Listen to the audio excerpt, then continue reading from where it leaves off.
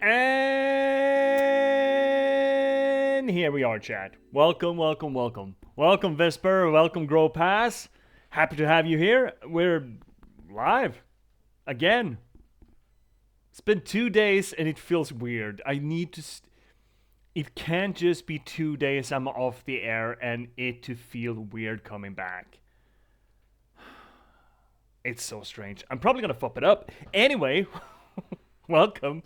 Welcome to this here little corner of the universe of the internet and all things Twitch, where we try to approach the games that we play from a more of a literary standpoint, where we apply the theories and the methods of literary criticism to the games that we play, not just to raise the bar with which we approach, gaming as a media, not just because it's fun, and I dare say interesting. I think so, at least.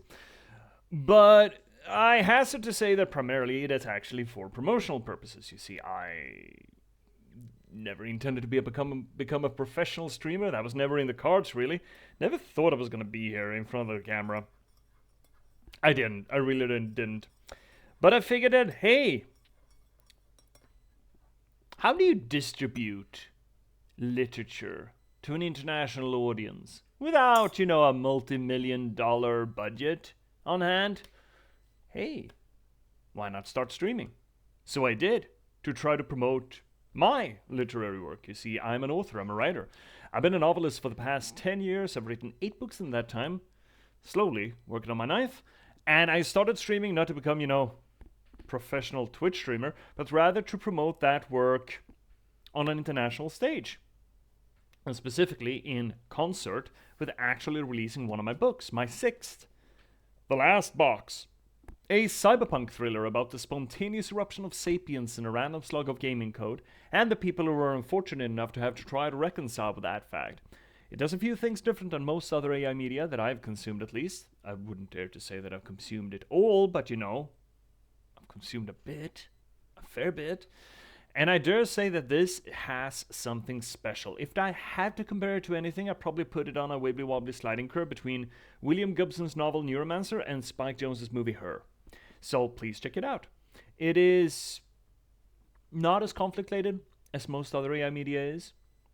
And it's about spontaneous sapience. Now, that's not something we generally talk about. We usually talk about constructed sapience, running away from its creator. And that's not quite what this is either. And I would highly recommend that you check it out. It could stand very much so as a sort of a springboard for a morally and intellectually honest conversation about transhumanism, which I think is that we, as a society and as a species, are well overdue in heaven. So please check it out. Now, where can you check it out, chat? Well, first link down below is going to get you to Amazon.com, where you can get it either as ebook or print-on-demand copy. But on Amazon, you can also get the first 4.5 chapters for free. That's almost 50 pages that you can just download as a PDF, enjoy to your heart's content. It's almost, what is it? I think it's like 46, 47 pages, 4.5 chapters. Probably going to be enough for you to figure out whether or not you're going to want to buy it, yeah? And if you do decide that you do want to buy it, if you want to read all of it, if you get hooked, but you don't want to get it on Amazon.com because, hashtag fuck Bezos, second link down below is going to get you to an aggregate feed instead, Books to Read, where you can get it either as ebook or print-on-demand copy at a bunch of different vendors. I can't keep track of them all. They keep adding new ones or changing their names. But the most prominent ones are probably Apple Books, Barnes & Noble, and Rakuten Kobo. So please check it out there. Oh boy. You are eat. Have I eaten? Or do I eat? Do I like food? Grow past, that's a weird question. I have eaten today. I had Indian for the first time in a long time. And now the more Indian I eat, the more I understand how people think that coriander can taste like soap. Because there is a distinct flavor in my mouth right now that just doesn't go away. That I could argue sort of tastes like soap. Still good though. Still very good. I had aloo kulcha. Fucking love aloo kulcha. Naan bread filled with coriander, other spices, and potato. It's so fucking good. It's really fucking good. So yeah, I'm stuffed today. I can see on the camera that you can see a little bit of my window. There we go. That's probably better. That's better. That's better framing. There we go. So, what are we doing tonight? Well, unfortunately, we are not quite on schedule. Because today is Sunday. And on Sundays, I'm usually joined by my cosmology scholar buddy, Frederick, Finnick Twitch in chat, where we're playing, well, we played a bunch of different games. Currently, we're playing through Blasphemous. However, unfortunately, he's not around today. He was summoned. He was summoned home for a birthday party this weekend. He only really found out yesterday and, called me up and said, hey, dude, I'm going to have trouble coming in on Sunday. So I just decided, dude, don't rush back. We're not gonna move it.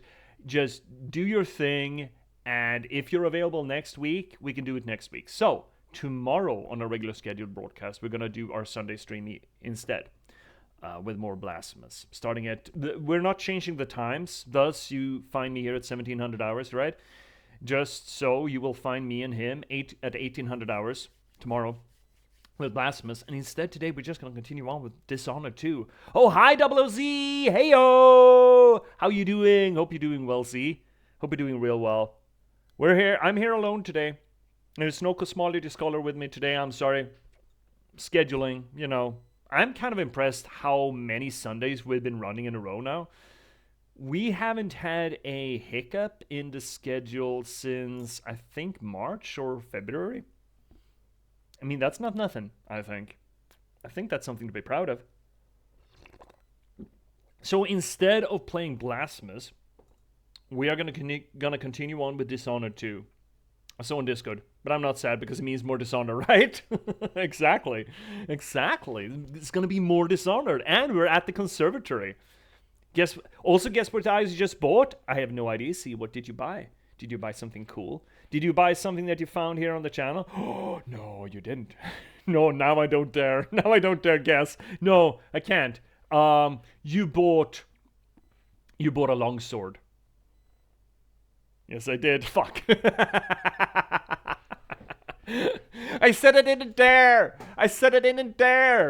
I would never jinx myself so bad as to actually say it out loud. So I don't dare guess it. Let's say longsword is said. Dare. No. You cannot. No. You can't ask me. You can't ask me to assume such a thing. No.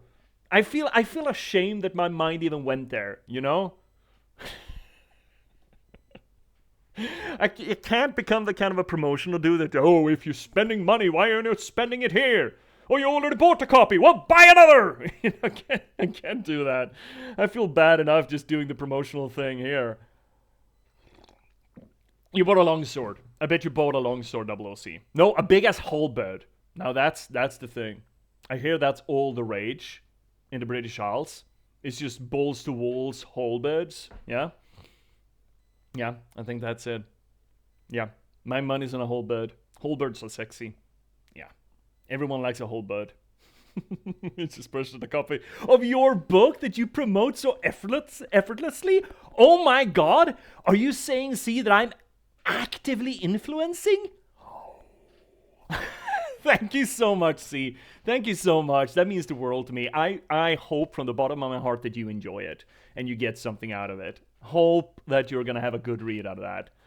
You have one copy, yes, but what about second copy? Exactly. That's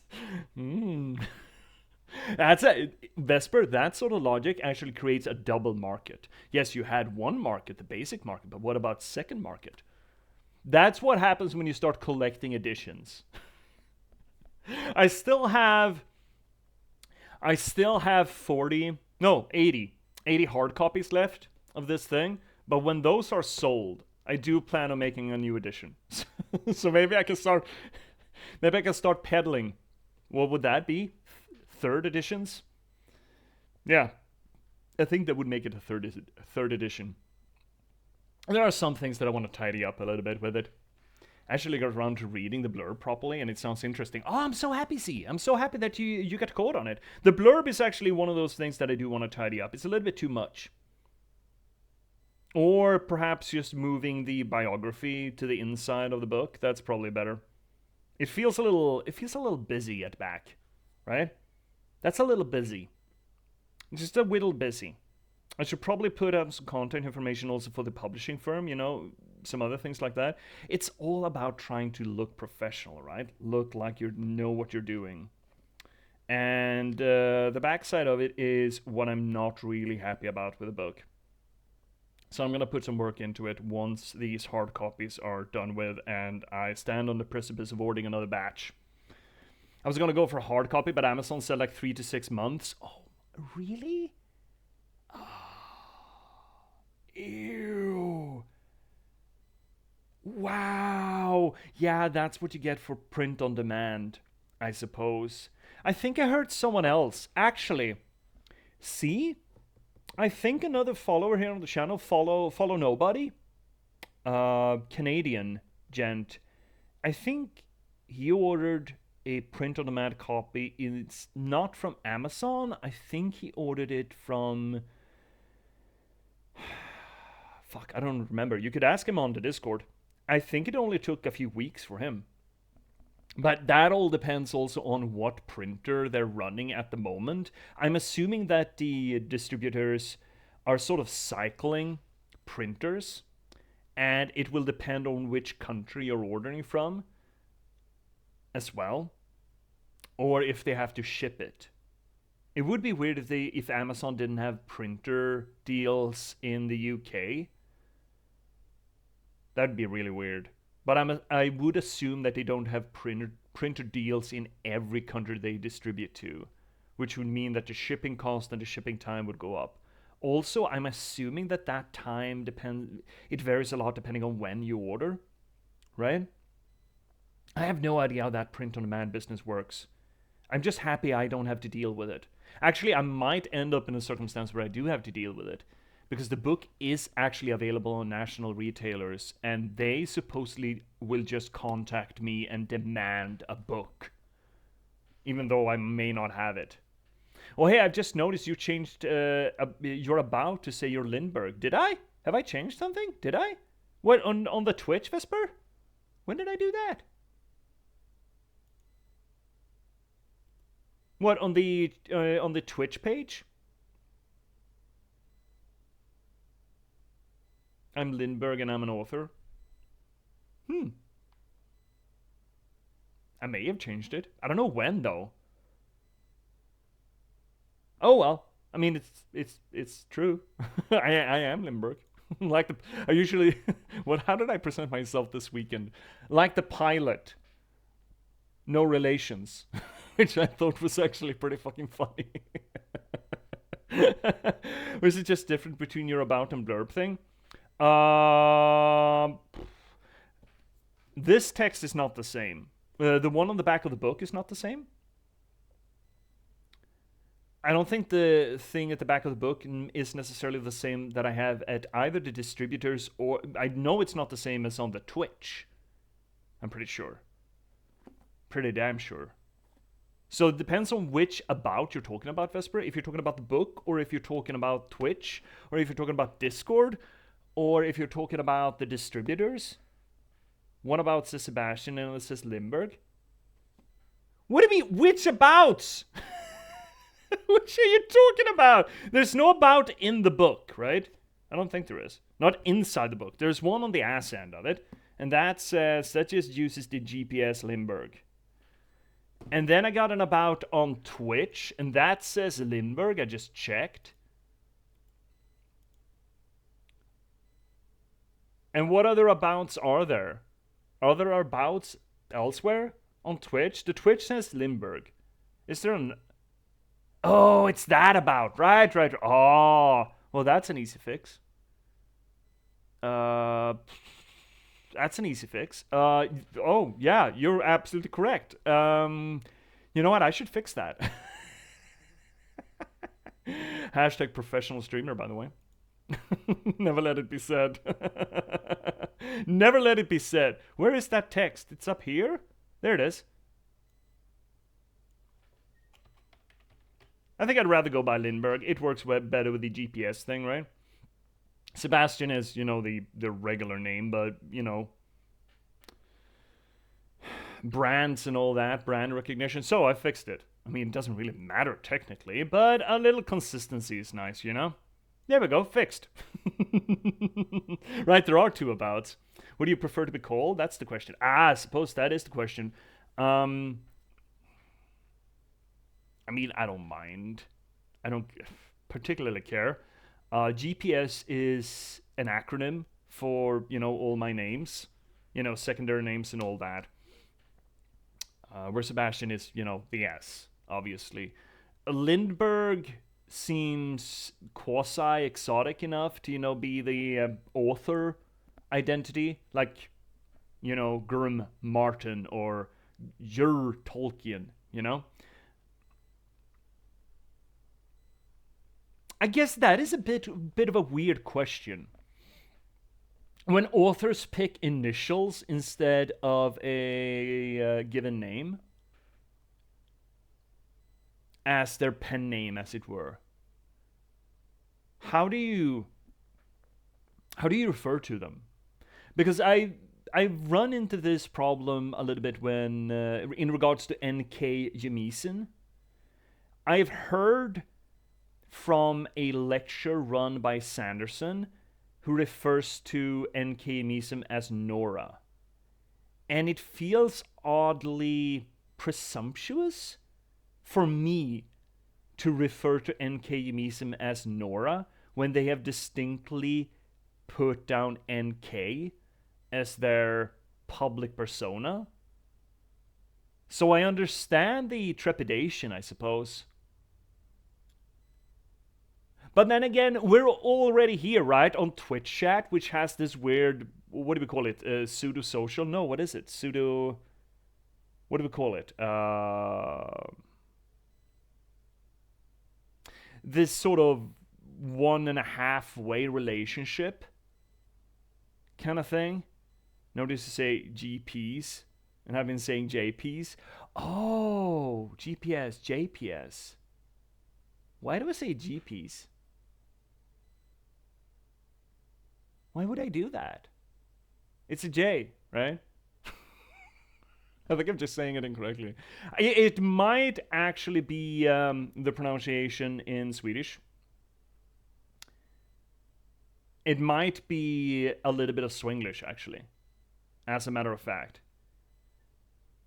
Because in Swedish, the J is J instead. And the pronunciation for J.P.S,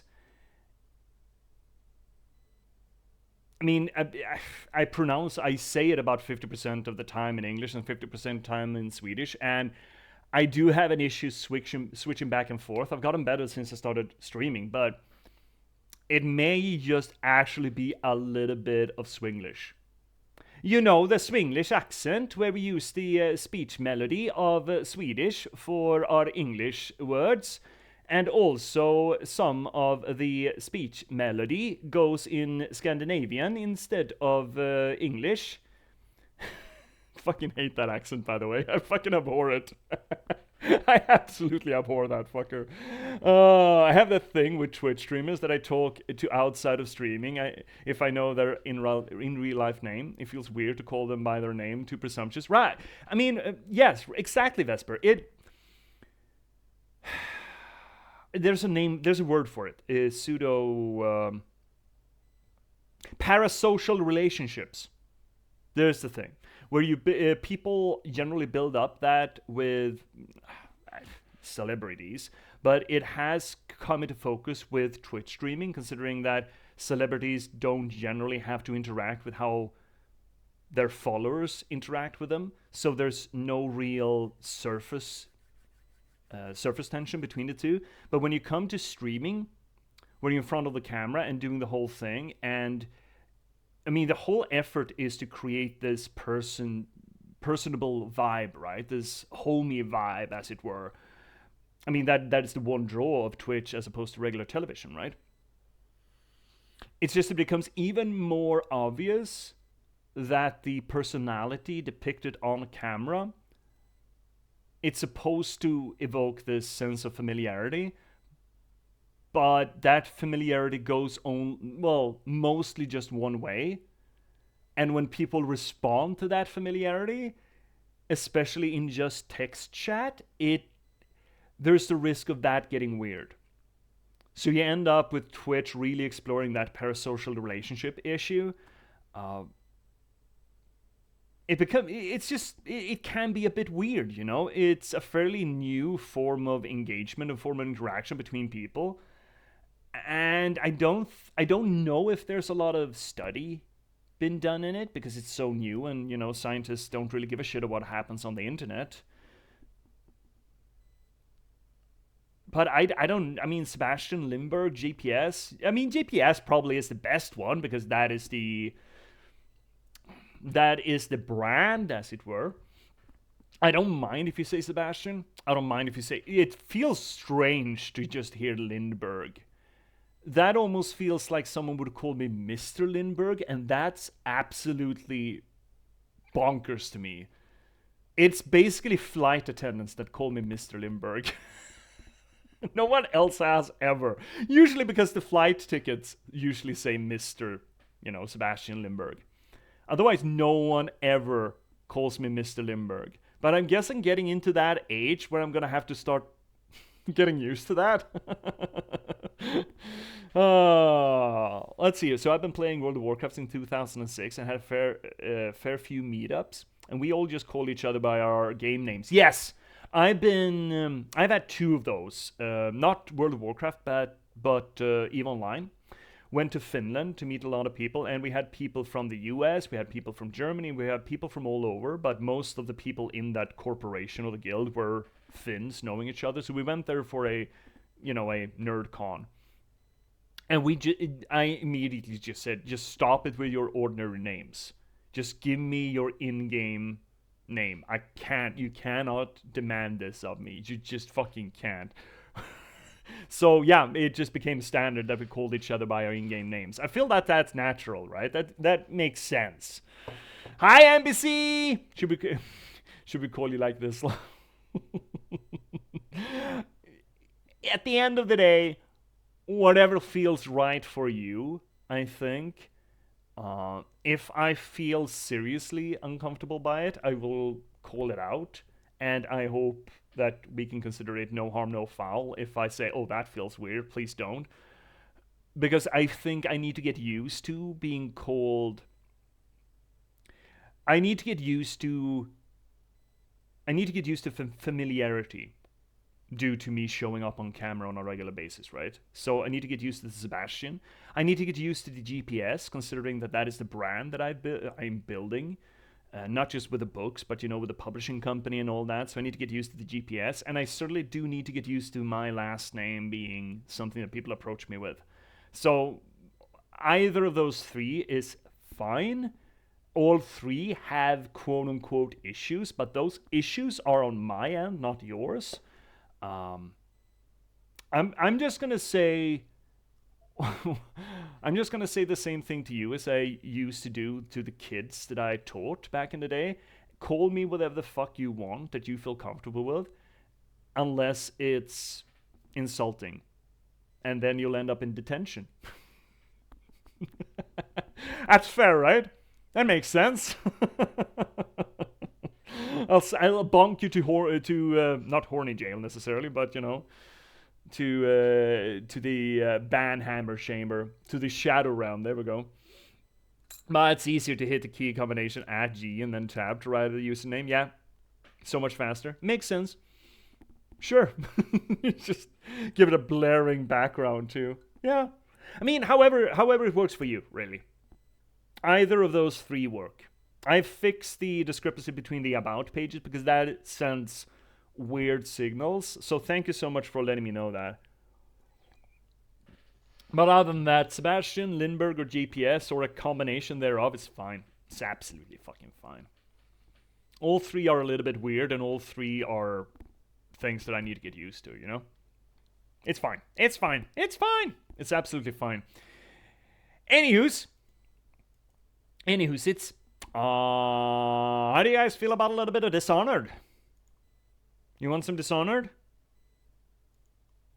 Yes, you've had one Dishonored, but what about second Dishonoreds? I feel a little bit about second Dishonoreds. I wouldn't mind some second Dishonoreds. Yes. Yes. Yes. Some second Dishonored. Let's hope that everything works. Hoping that you're gonna get sound and visual coming in. There we go. You got visual. Stretch already, Vesper? Holy fuck. Already?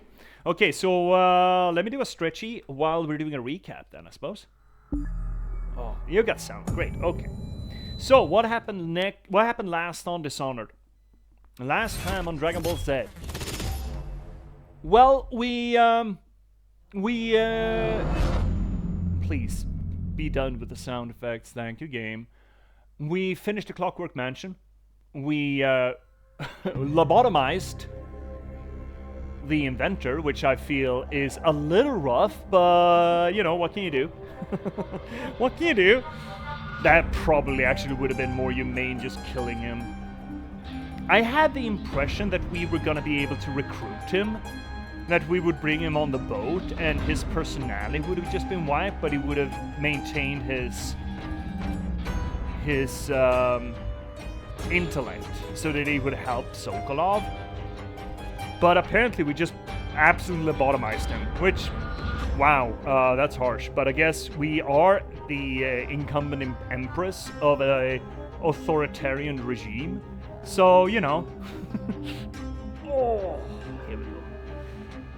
Feet on chat, and stinky feet with band-aids on too. I'm sorry about that.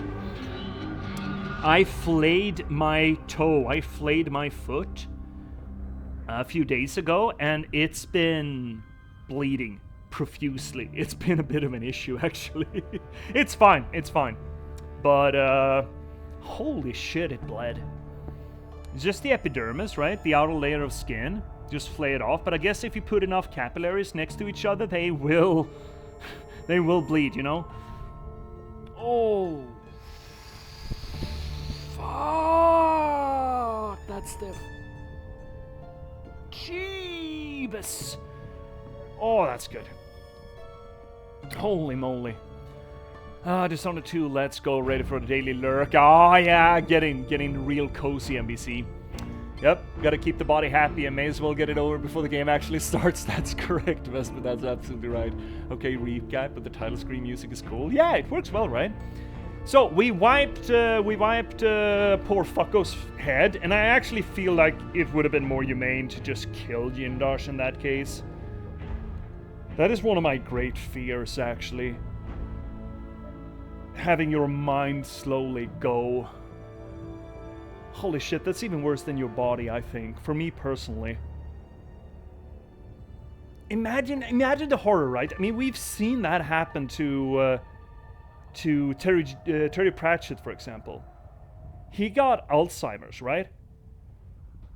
And entered into this stress writing period of the end of the Discworld series, right? Where he just, I need to get these stories out there before my mind goes.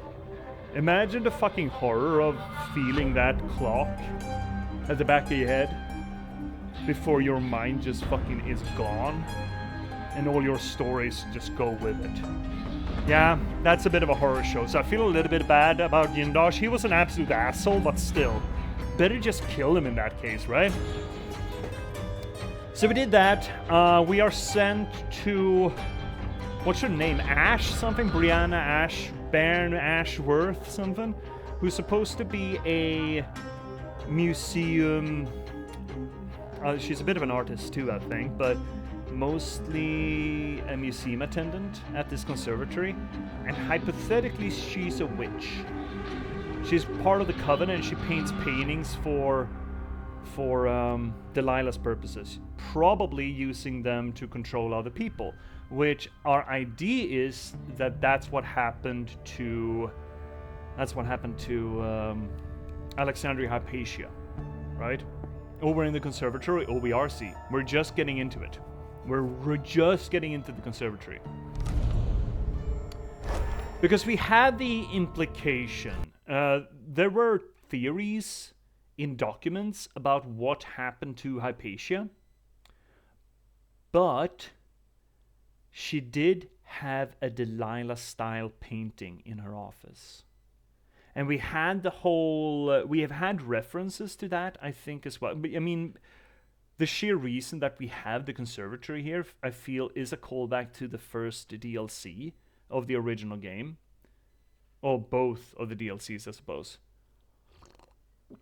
Where Delilah tried to take over Emily's body through the power of painting, as it were. So hypothetically, we're here to stop that.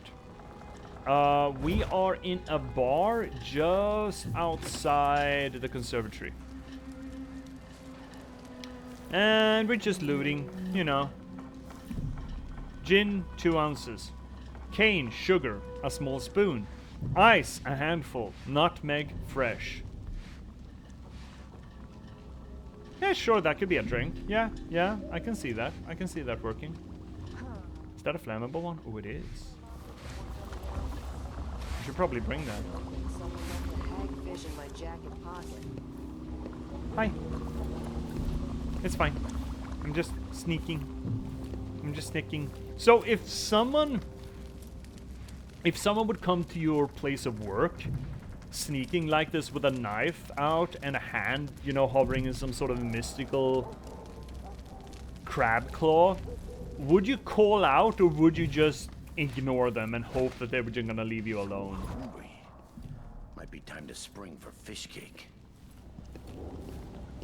Would you just say that I'm not paid enough for this bullshit and just let them do their thing?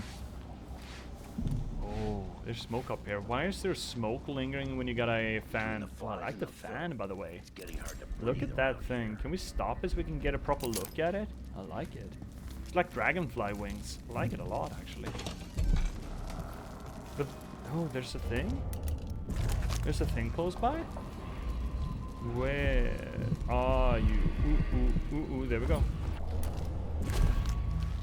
Honestly, we see weirder people daily. Okay, fair enough.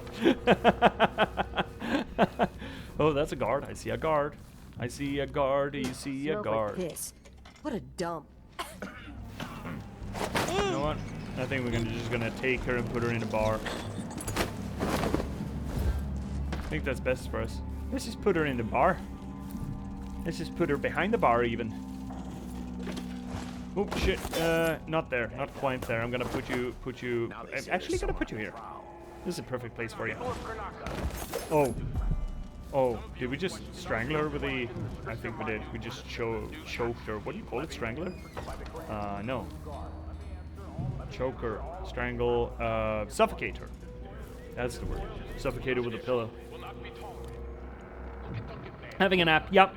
Are you having a nap, or are you referring to the poor person that we just put in the bed or in the couch?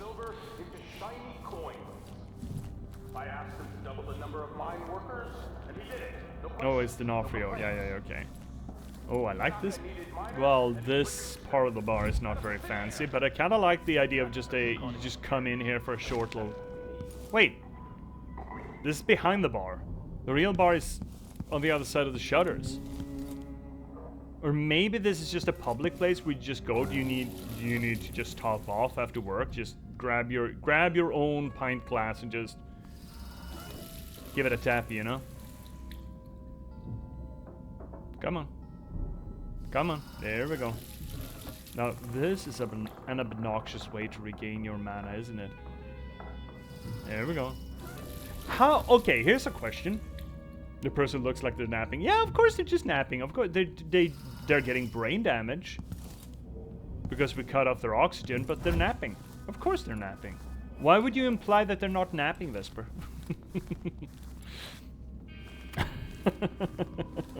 For those people who complain you don't make pints properly. A new DUI station. Yeah, I like that idea. Just a drive-through bar. Working on the honor system. Yeah, you just put a few coins in the jar and just grab yourself a pint. Actually kind of like that. Okay, so where are we going? We're not going down to the... Okay, all right, yeah. Did we go over here? We did go over there. What we haven't done is gone in here because obvious. You know what? Actually, let's bring the bottle. We found a flammable bottle. If we're gonna go into a fly place, an infested place, we might as well bring a bottle, you know? Bring me a bottle or two, me lad. Bring me a bottle of four. For company fine and women and wine is what I'm looking for, me lad. It's what I'm looking for. Holy shit, did you guys see the last page of Kill 6 Billion Demons? That webcomic goes so fucking hard. I love that webcomic, it's so fucking good. And that last panel that they put up a few days ago, oh my lordy. Oh shit. Oh, that's a lot. You fucking high?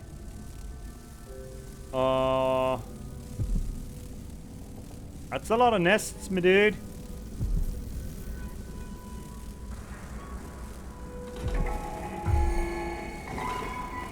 Wait, who's seeing me? Who can... Oh, there's a tendy. I think there's a tendy in here. Oh my fuck. Oh yeah, there's a tendy in here. And everything's going fucky. Everything's going topsy-turvy. Oh, this is the first tendy we've seen. I guess we're sleeping them. We can see you, duh. Oh no! I'm perceived! No! Oh, wait. Ah, fuck it. Oh my. Is that my breath I'm smelling? Maybe my teeth are due for their monthly cleaning. Monthly cleaning. Oh, I was so close to making a UK joke there.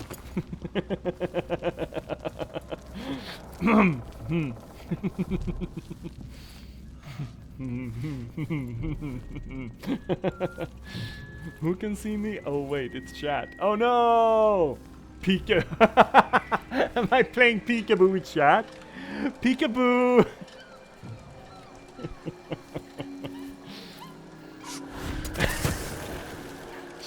Holy shit, that really should be a thing, shouldn't it? Chat peekaboo. Okay, so there's a dude in there somewhere.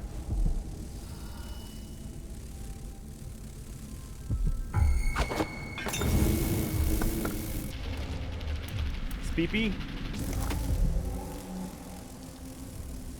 What the fuck is he? There he is. People of Karnaka. People of Karnaka. Some of you have questioned stricter mining, new taxes, new levies. There he goes. Okay, great. Let me answer all of this at once. Disloyalty will not be tolerated. Look at Duncan Bale. Look at Duncan Bale. I don't like this Doppler effect we got going here, by the way. Silver into shiny coin. I asked him to double the number of mine workers. He did it. No question. No complaints. No, just fig brandy. Fuck, give me something flammable. There we are. Out of thin air. That's Mr. Koenig. That's Mr. Koenig's beer. There we go. That's on fire. Woo! Witch's skin. Oh, another painting too. What does witch's skin do? Go ahead and let's see what you got. No, I'm not. No, Vesper, I'm not. Here we go. When taking damage, your mana is drained before your health. Your mana doesn't regenerate.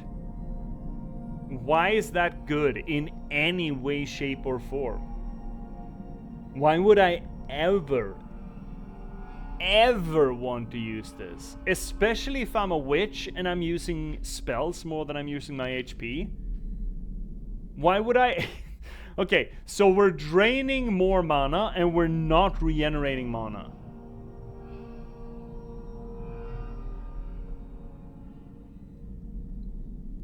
That may be the shittiest bone charm that we've ever found. We really need to get into crafting. Also, oh right, we need to just use more. Put in more of them. You know, we got all the sockets free. Southern Wind. Yeah, no, I can't be arsed, man. Mana! What is this? Pilfered save combination. Oh wait, we had a save combination somewhere, right? We had one. We found one, didn't we? I'm pretty sure we... There, 576. What is that? Oh, this is the clock. Okay, 576.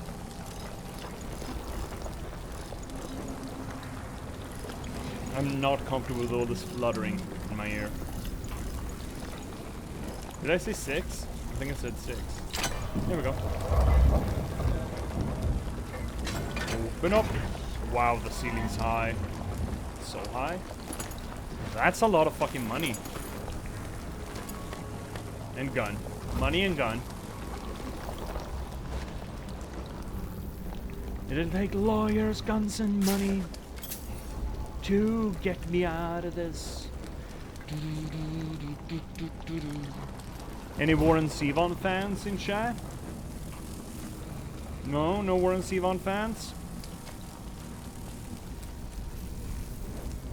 It'll take lawyers, guns, and money to get me out of this. The Crown Killer is watching. Well, not anymore, they're not. What I would love to watch or see is a little bit, just a little bit of flammable drink. Oh, we could have climbed above. That's neat. That's cool. Oh wait, this is just a beep. Okay, great. Oh, I bet there is a blueprint somewhere around here, isn't it? What is you? Lucky Svalorite? I feel so much luckier now, by the way. That's not flammable. That's money, though. Rotten pear, dark bread. Can I please have some flammables? Dried bow lizard? Is that food? Yes, it was. Oh! Map. Traditional Sarkonan songs. The calling of the endless sea. Okay, let's see if we can get the rhythm down for this. On the furthest reaching pier, I was abandoned. What is it? Pier port. Wind's regret. Port regret. There's no rhyme to this at all, is there? Okay. On the furthest reaching pier, I was abandoned as the vessel fled the port, leaving me with only the warm winds looking upon the foamy wake of regret. That's not very good rhyming. You don't need to rhyme, I guess, technically, but I don't understand the meter of this either. I don't think they put in the full Arkane effort here. The undulating dancers and the taste of Tivian wine couldn't overcome my recollections of the ocean and its swaying whispers. That's just... okay. Even now, the excited cries of my homecoming children leave me unmoved and weary, longing for the lament of the deep ones and their inscrutable mysteries. How the fuck do you put this to tune? I carve through the umberwood forest, and I bleed the mountain's silver veins, yet no purse overflowing with coins pays enough to slake my thirst for the salty depths.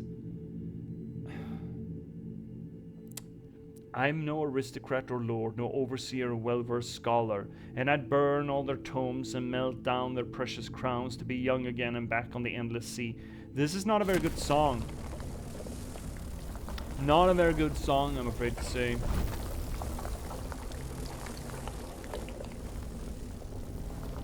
That's a weird inclusion. They really didn't need to put that in there, and considering that it doesn't really work, that makes it even weirder, doesn't it? I want to destroy these fucking things, but I don't think we'll be able to. We don't have any more flammables. Oh, there's so many. God damn buggies. Ooh, neat. I mean, I could just bolt them, but I feel like I don't want to waste the bolts, you know? Can I just set all of this on fire instead? Can I just tip over the brazier, you know, the brazier that was over there? Just burn the whole fucking place down? I mean, no one's gonna save this place, right? It's just, you kill it with fire, don't you? You kill the entire building with fire.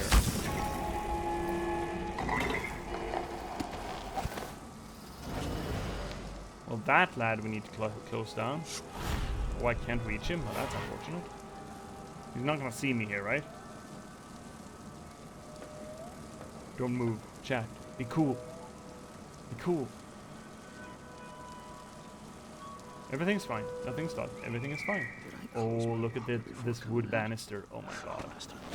Oh, so beautiful.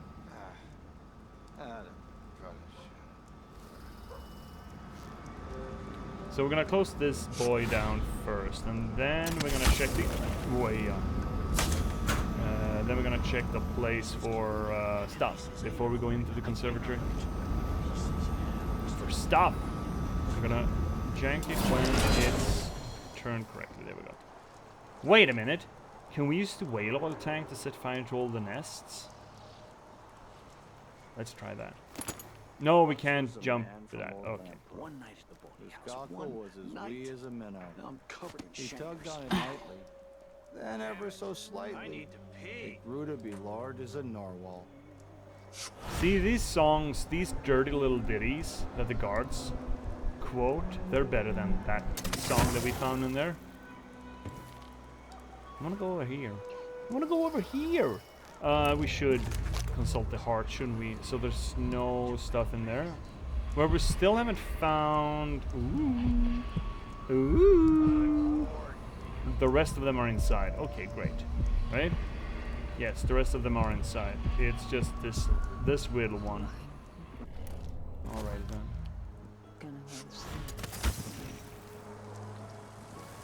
I really feel like there's a blueprint in here. Shouldn't there be a blueprint in here? Do I have to look where all the blueprints are? I probably do. Last time I left it open, someone left a hagfish.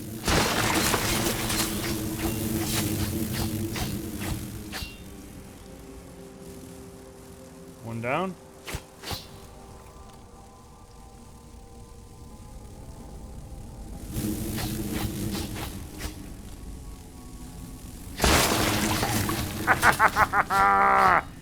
Fuck you! I've been killing wasps today. We were bugged by so many fucking wasps when we were having Indian. It was absolutely absurd. They just kept coming. I think I killed 5 of them. Oh fuck! They're on us! No! Get away!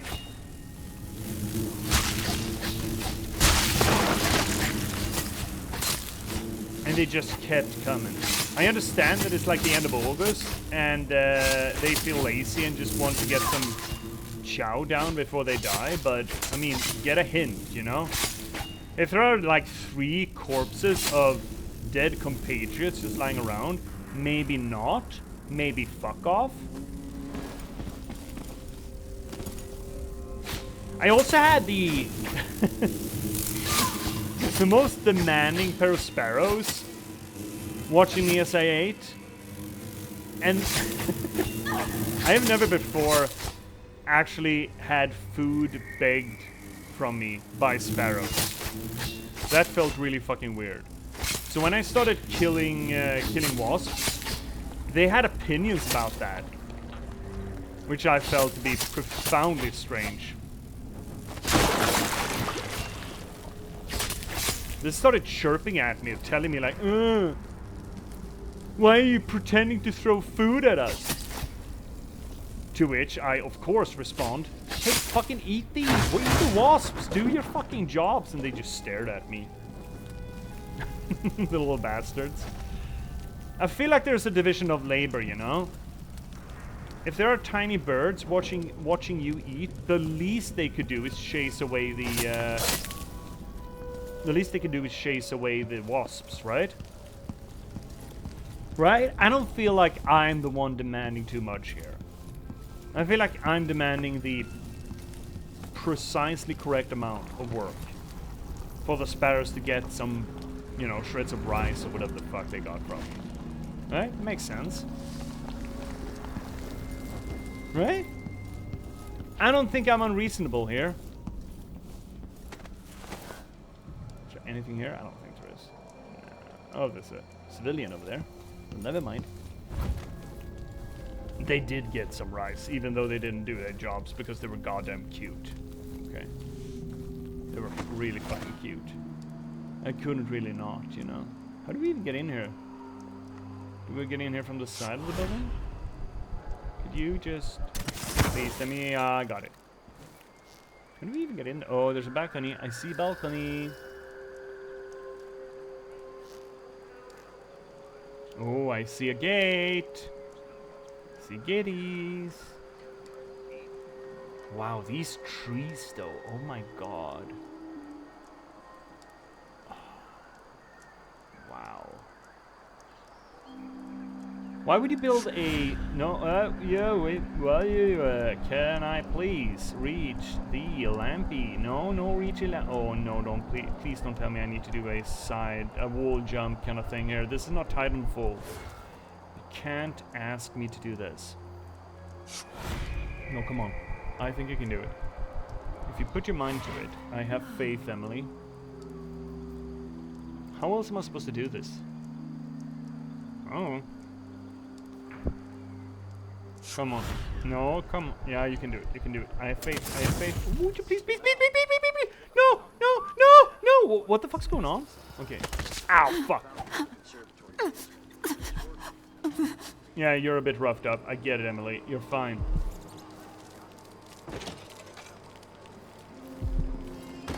Is that a guard? No. Never mind then. Oh shit, we got an ad break coming in like 3 minutes. Got an ad breaks. Missed that. Keep sneaking up on ya. This is exciting. So what's your problem? You got a crossbow bolt? Why do you have a crossbow bolt? Ooh. Oh, you stepped on that. Okay. Okay, I get it. You vape. Fine. Everything's fine. I see it. I see the tripwire up there. Okay, there's a trappy. And here we go. I think we got it. Anyone else? That's something.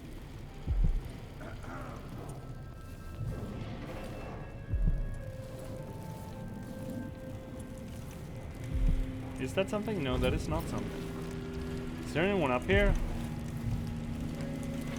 No? What is this place? Fine, I'll take a potion.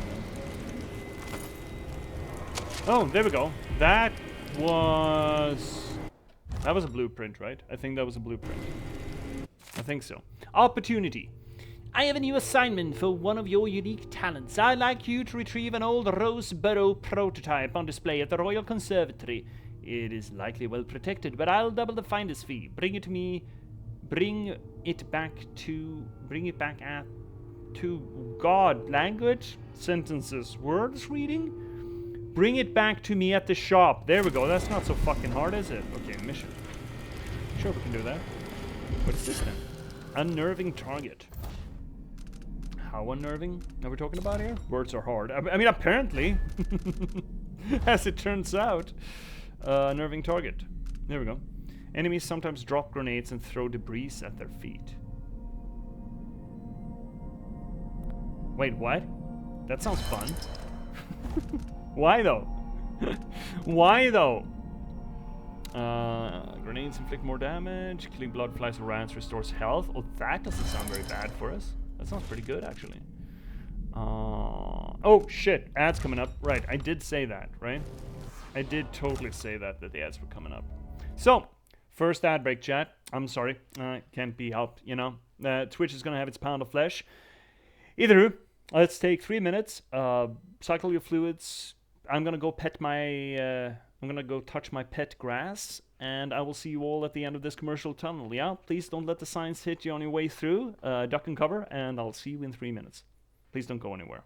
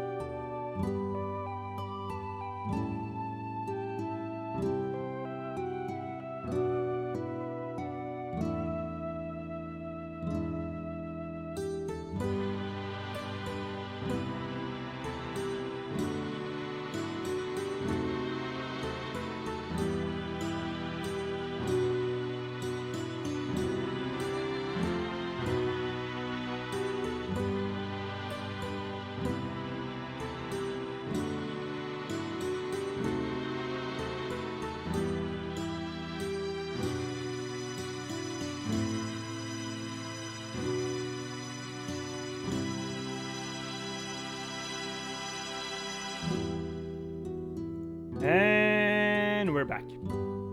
Welcome back, chat. Hope the ads treated you fine. Hope they weren't too rude to you. God damn it, this rampant commercialism. And yeah, see, I don't understand the ads either. I mean, you're subbed right now, so, you know, you shouldn't get any ads. But yeah, I also miss out on them on occasion. I wonder if they are sourced from the nation or the general region of the streamer themselves, and if sometimes they're lost in translation between regions. Because, for example, if I'm looking at American or Canadian streamers, I don't really get ads. I don't get ads on Star Arena, for example. I don't know. It's weird. It's strange. One would have thought that if Twitch was so gung-ho about the fact that they were going to get ad revenue out of you, at least they'd make an effort to make sure that the ads ran no matter where you watched from, you know? But I guess that's their problem, isn't? Well, I guess it's part of my problem because I do get part of their ad revenue, but still would have rather just not had ads at all. But it's a bit weird. I mean, when we're playing games that are story-focused in one way, shape, or form, and when any single moment in the game can prompt a conversation or an analysis of something, I feel bad about that happening under circumstances where some of the audience may miss out. You know? I don't like that idea. I don't like the idea of gating content. I hate that. I really don't think you should. I think it's money grabby and greedy, and I think it's a damn shame that corporate internet has glommed onto that idea that they're gonna gate content depending on who you are or if you're paying them premium. They're sort of nickel and diming you. Or I guess creating revenue streams on the internet, which is a difficulty to begin with, but I just don't like it. I don't like it. I prefer that any money that goes through the internet goes through goodwill rather than sort of trying to squeeze as much money as possible out of people like they were toothpaste tubes, you know? I don't like it. So until morale approves, we will continue with the breaks. It's probably good for us too, right? To take a break. You know, get out of the chair, get some more water, all that. Anyways, let's get back into Dishonored, shall we? Where were we? Right, we were looting. Why would I eat a rotten fig? That's even worse than an ordinary fig, isn't it? Isn't it? Oh. Okay, here we go. Well, this is handy. I think we already grabbed that, though.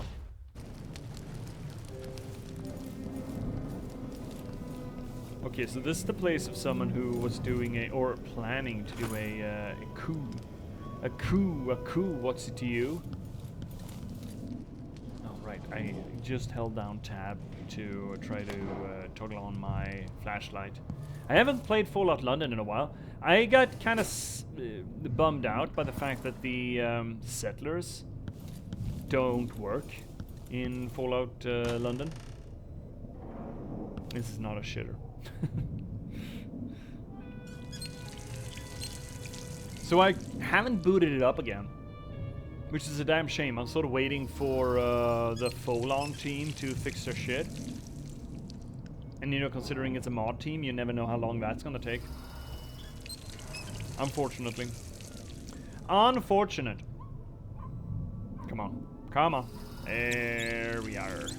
There we are. Okay, is there anything in there? No, no, nothing. No, nothing. No, nothing. Oh well. Oh well. What is this place? What actually is this place? Oh. What is this place? So there's a desk.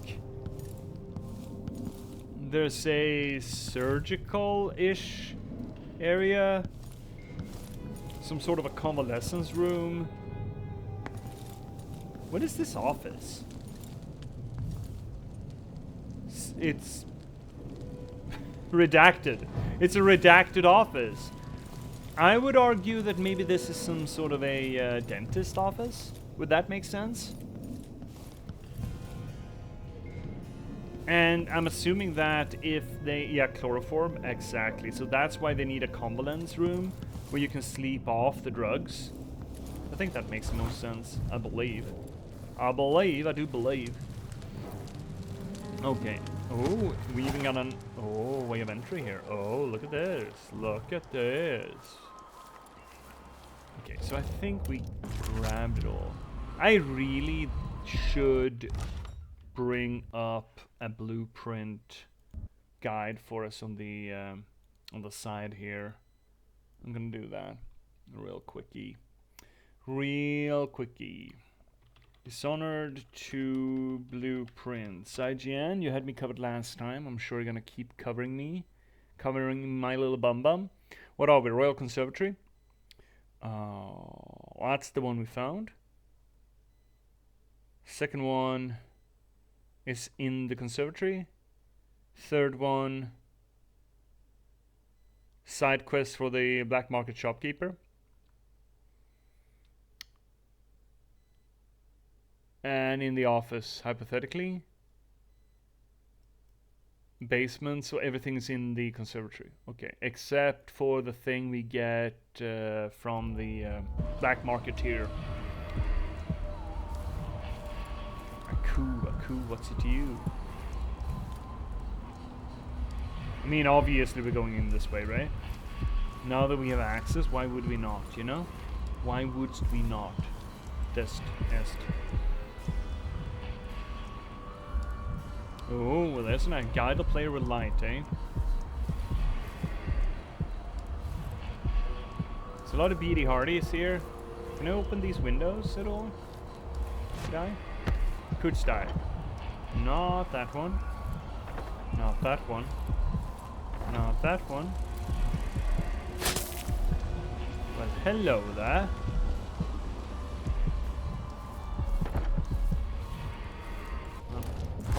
Hardy. And here's another one. An inner yard. Interesting.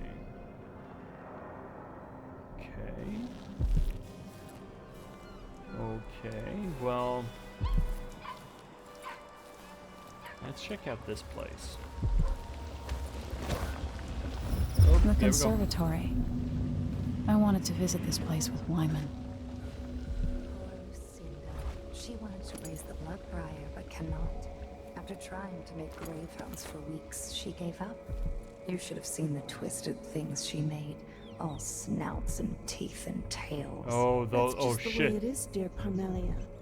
Delilah wears the outsider's mark, and some of what she can do flows down to us. It doesn't seem fair. Think about working your fingers raw, weaving nets, or raising cows to slaughter. Any of the gifts we receive is better than living under the boot. That's true and fine. A wise way to look at things. But it won't help Lucinda rise any higher in Delilah's favor. Oh, they call me William the Pleaser. I sold opium, fireworks, and lead.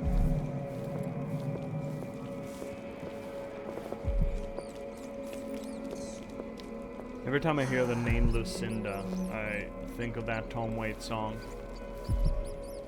Well, her hair was as black as a bucket of tar. Her skin as white as cuttlefish bone. I left Texas to follow Lucinda. Now I'll never see her home.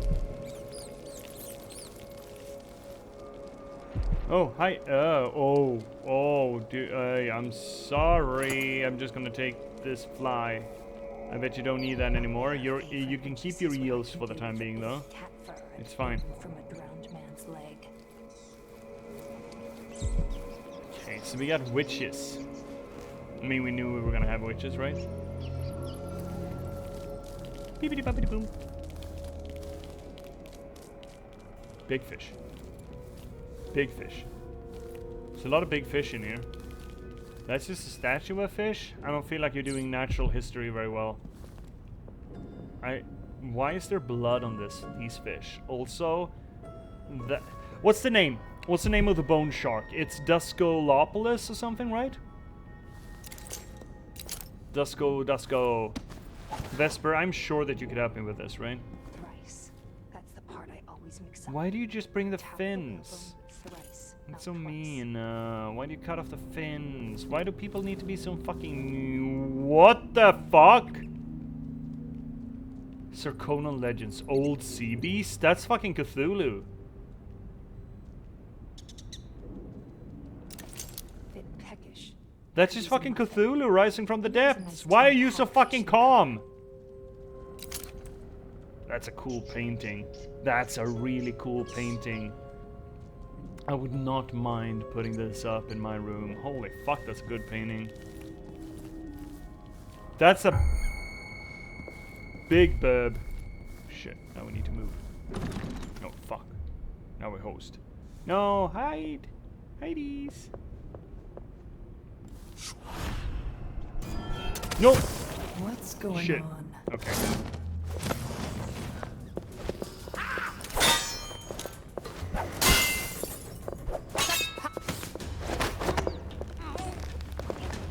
Nighty-nighties.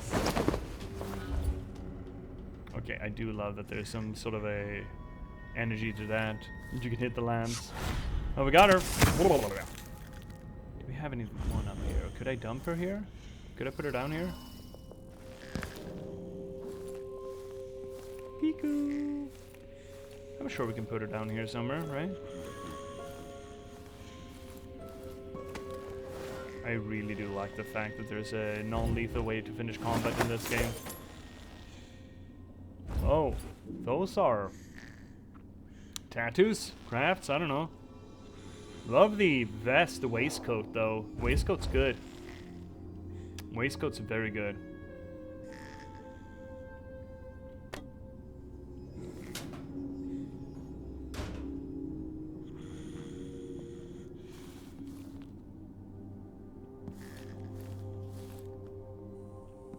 Okay, what can we rewire from here? Why? Why would we want to rewire that? Okay, you're loot? Can I loot? There's loot.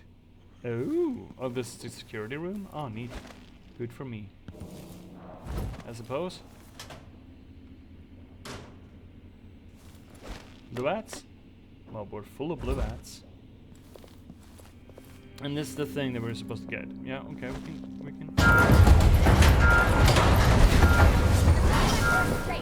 What? You're mine! How do you want to die? For Delilah, plenty of ideas! Time to cry and I'm beginning to understand why we want to rewire something. Oh shit, we really want to rewire something. Oh my god, we got bullied. Oh no, we got bullied. Okay, so we're rewiring the thing. We didn't do the Indiana Jones correctly, so we got ambushed by witches. I guess that makes sense. Okay, fine, we're rewiring it. Does that mean we don't have to deal with this anymore? Well, that was dumb. I don't know what I expected from the big red button, okay? But I'm sure rewiring it is gonna solve all our problems, right? Surely. Surely. See? Everything is fine. Everything is fine. No one's upset. Everyone is happy. Wait, didn't we... Oh, we hadn't looted them yet. Okay. I mean, okay. Duties. Might as well keep that lock, though. Oh, that's still swinging, eh? Is that some sort of a... is it Newton's pendulum? It can't be his pendulum, you know? Those are big fucking burbs.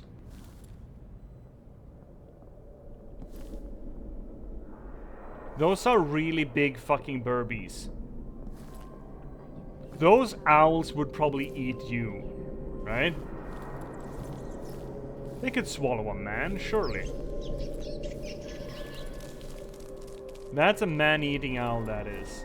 I like this place. Oh my god. So, oh, why did it destroy this? So owls, what do they mean? Ooh, look at that. What do owls mean? Well, owls have for the longest time been associated with the afterlife, or if not just afterlife, then Told her once, I told her 1,000 times. the night. Learn to say the words and say them And- just right. Otherwise the spell won't work, no matter how many goose feathers you've gathered. The night and magic and all things mysterious, you know? They are surprisingly not associated as much as one would have expected with hunting, but rather with the occult. So with Kate's name, Stray Gods, Hecate, for example, and other witch-associated deities, or witch. Probably shouldn't say witch-associated, but, you know, magic-associated deities. Yeah, bring her on. There we go. Got her. Never didn't have her. Beep-beep-boop-de-boom. And there comes the next one. Let's put this lady somewhere where she won't be seen, yeah?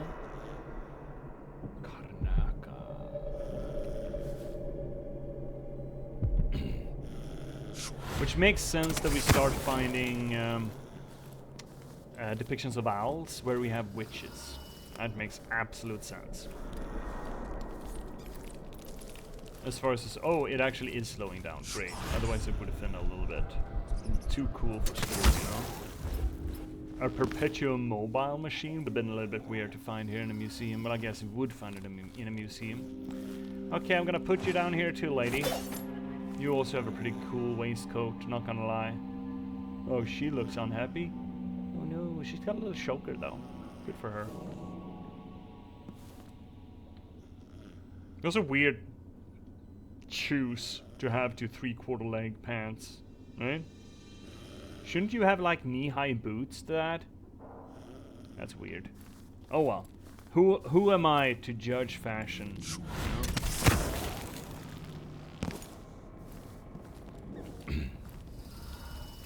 I had another strange fashion-related interaction on Friday as I came into the pub.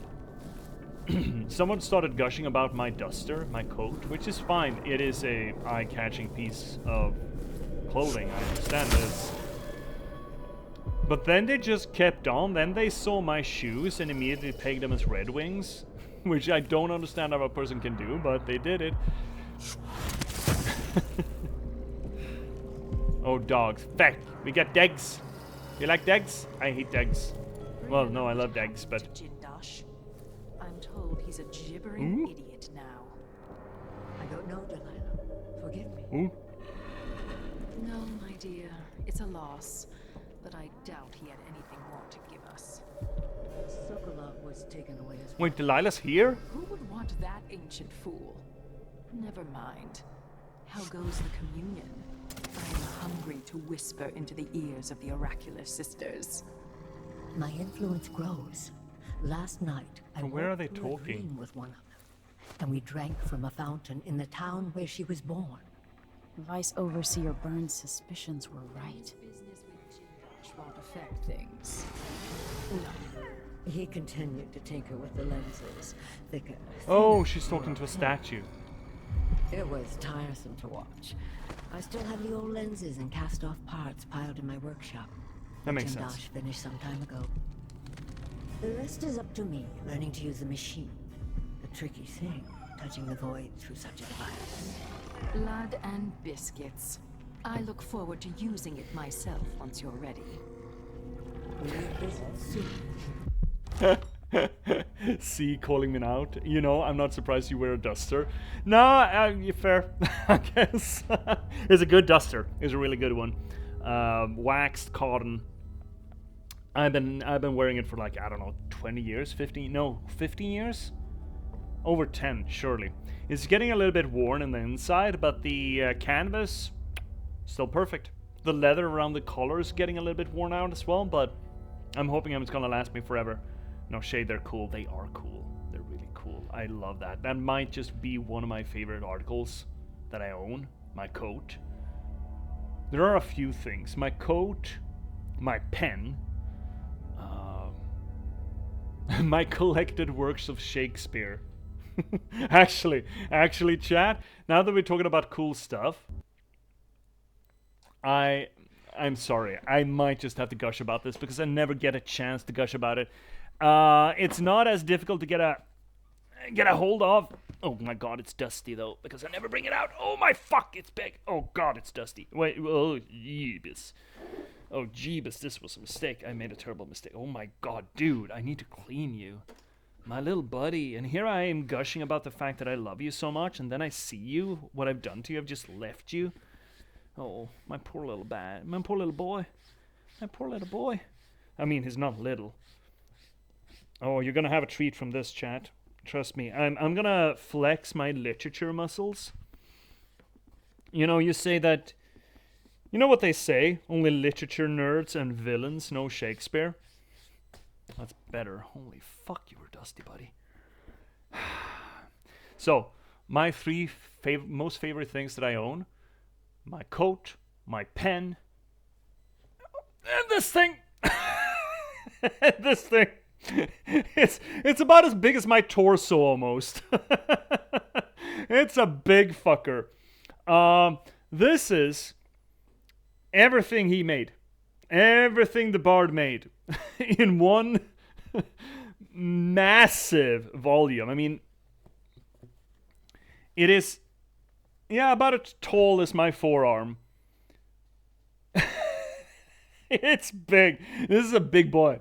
It's so big, in fact, that you cannot open it and read it without supporting the spine because it's too heavy. It will fall apart. If you have it standing, the pages in the back will sort of lean and tear and rip. It's too big. It's meant for a podium, you know? But it has...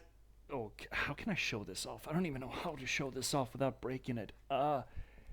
It has everything. This is just a peek inside. What is this? It's King Lear, as it turns out. Where in King Lear?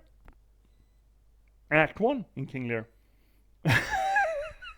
It's really fucking cool, though. Talking about forearms, did you know it's the same size as your foot from elbow crease to wrist? Kinda. That's kind of close, yeah. Fair enough. I love this one. I love this. It is absolutely gorgeous. Thin fucking paper. I cannot tell you how many pages long this absolute monster of a tome is. This codex. Because it's actually difficult to parse through. The thing is, it's divided up into 3 subcategories. It's divided in... Oh my god, this is so fucking beautiful. But I am scared that I'm gonna break it by showing it off. Let's try to be a little gentle. Here we go. That's what this is. A Library of Shakespeare. Illustrated by Sir John Gilbert, George Cruikshank, and R. Dudley. Volume 1 Comedies. Oh my god. The only Shakespeare I've ever read is that one with Prospero and Caliban. Yeah, that's The Tempest. Because we were made to read it in school. Yeah, that's The Tempest. I love Shakespeare. I unabashedly love Shakespeare. There's a lot about him that's a lot of fun. I've read, mostly the tragedies. Hamlet, Macbeth. I've never read Romeo and Juliet, but I think that's overrated, really. I think I've read Caesar. Parts of Othello. I mean, a lot of them you kind of run across, you know. But anyway, this is divided in 3 parts. So, but fuck. It's not that it's heavy, it's that I'm afraid to open it and lift it any which way. So the first table of contents is just the comedies, right? And the thing is, when it switches over to the tragedies, it starts numbering them again, starting at 1. So there's no page numbering in this thing, in the whole thing. It is just these 3 distinct volumes of the comedies, the tragedies, and I think the sonnets at the very end of it. I think. Let me see. I do believe. Oh, Anthony and Cleopatra is the last one, yeah? And this is not an easy book to read. You cannot really read it without proper back support. And historical plays. Oh, okay. Oh, the sonnet's not in this? Interesting. Curious. Huh, the sonnets are actually not in this. How dare... Yeah, they are. They are the sonnets. They're in the very back. Huh. Right, and they're even numbered. Holy fuck. Okay, so we do have everything. Oh my god. And there's a glossary too? Oh, I haven't looked at this enough. I still love it though. I love it to bits. My entire Shakespeare. I love reading, but I gotta say I've never gotten into stuff like that. Shakespeare is... Personally, I believe Shakespeare is poorly approached from modern schooling. People approach Shakespeare as if he's some sort of paragon of culture. Like he's supposed to be read like this, and it's supposed to be Patrick Stewart, and it's supposed to be a lot of gusto and theatrical impetus, and you're supposed to summon thunder and lightning in your recitation of the bard himself. I don't think that's the way Shakespeare was meant to be read. Shakespeare's dirty. Shakespeare's really fucking dirty. He's really fucking dirty. Even in his tragedies, even in his most famous tragedies, there's a piece... Let's see if we can actually find it. Let's go on this tangent. Mary Wives of Windsor. Hamlet. Perfect. Is this the place? I don't think this is the place. I probably can't find this.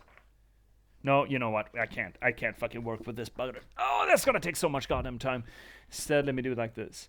Hamlet. On... Oh, what's her name? Ophelia. Nothing. Act 3, Scene 2. Actually, now maybe I can find it. Act 3, Scene 2.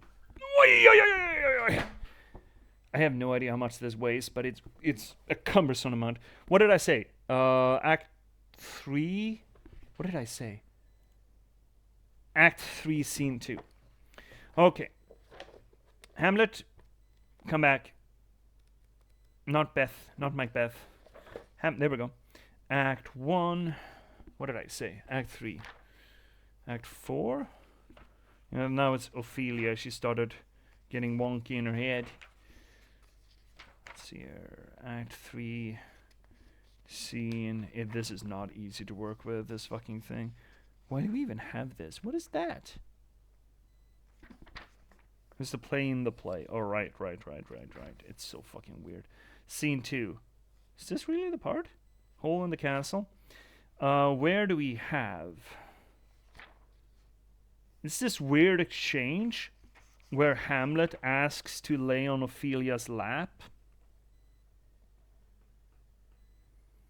And he mocks her for only having a... No, this can't be it, can it? No, this is not interesting viewing. Never mind. He mocks her for having nothing, for being nothing. But if you read it in the context of Elizabethan English, when he refers to the nothing, he's actually referring to her pussy.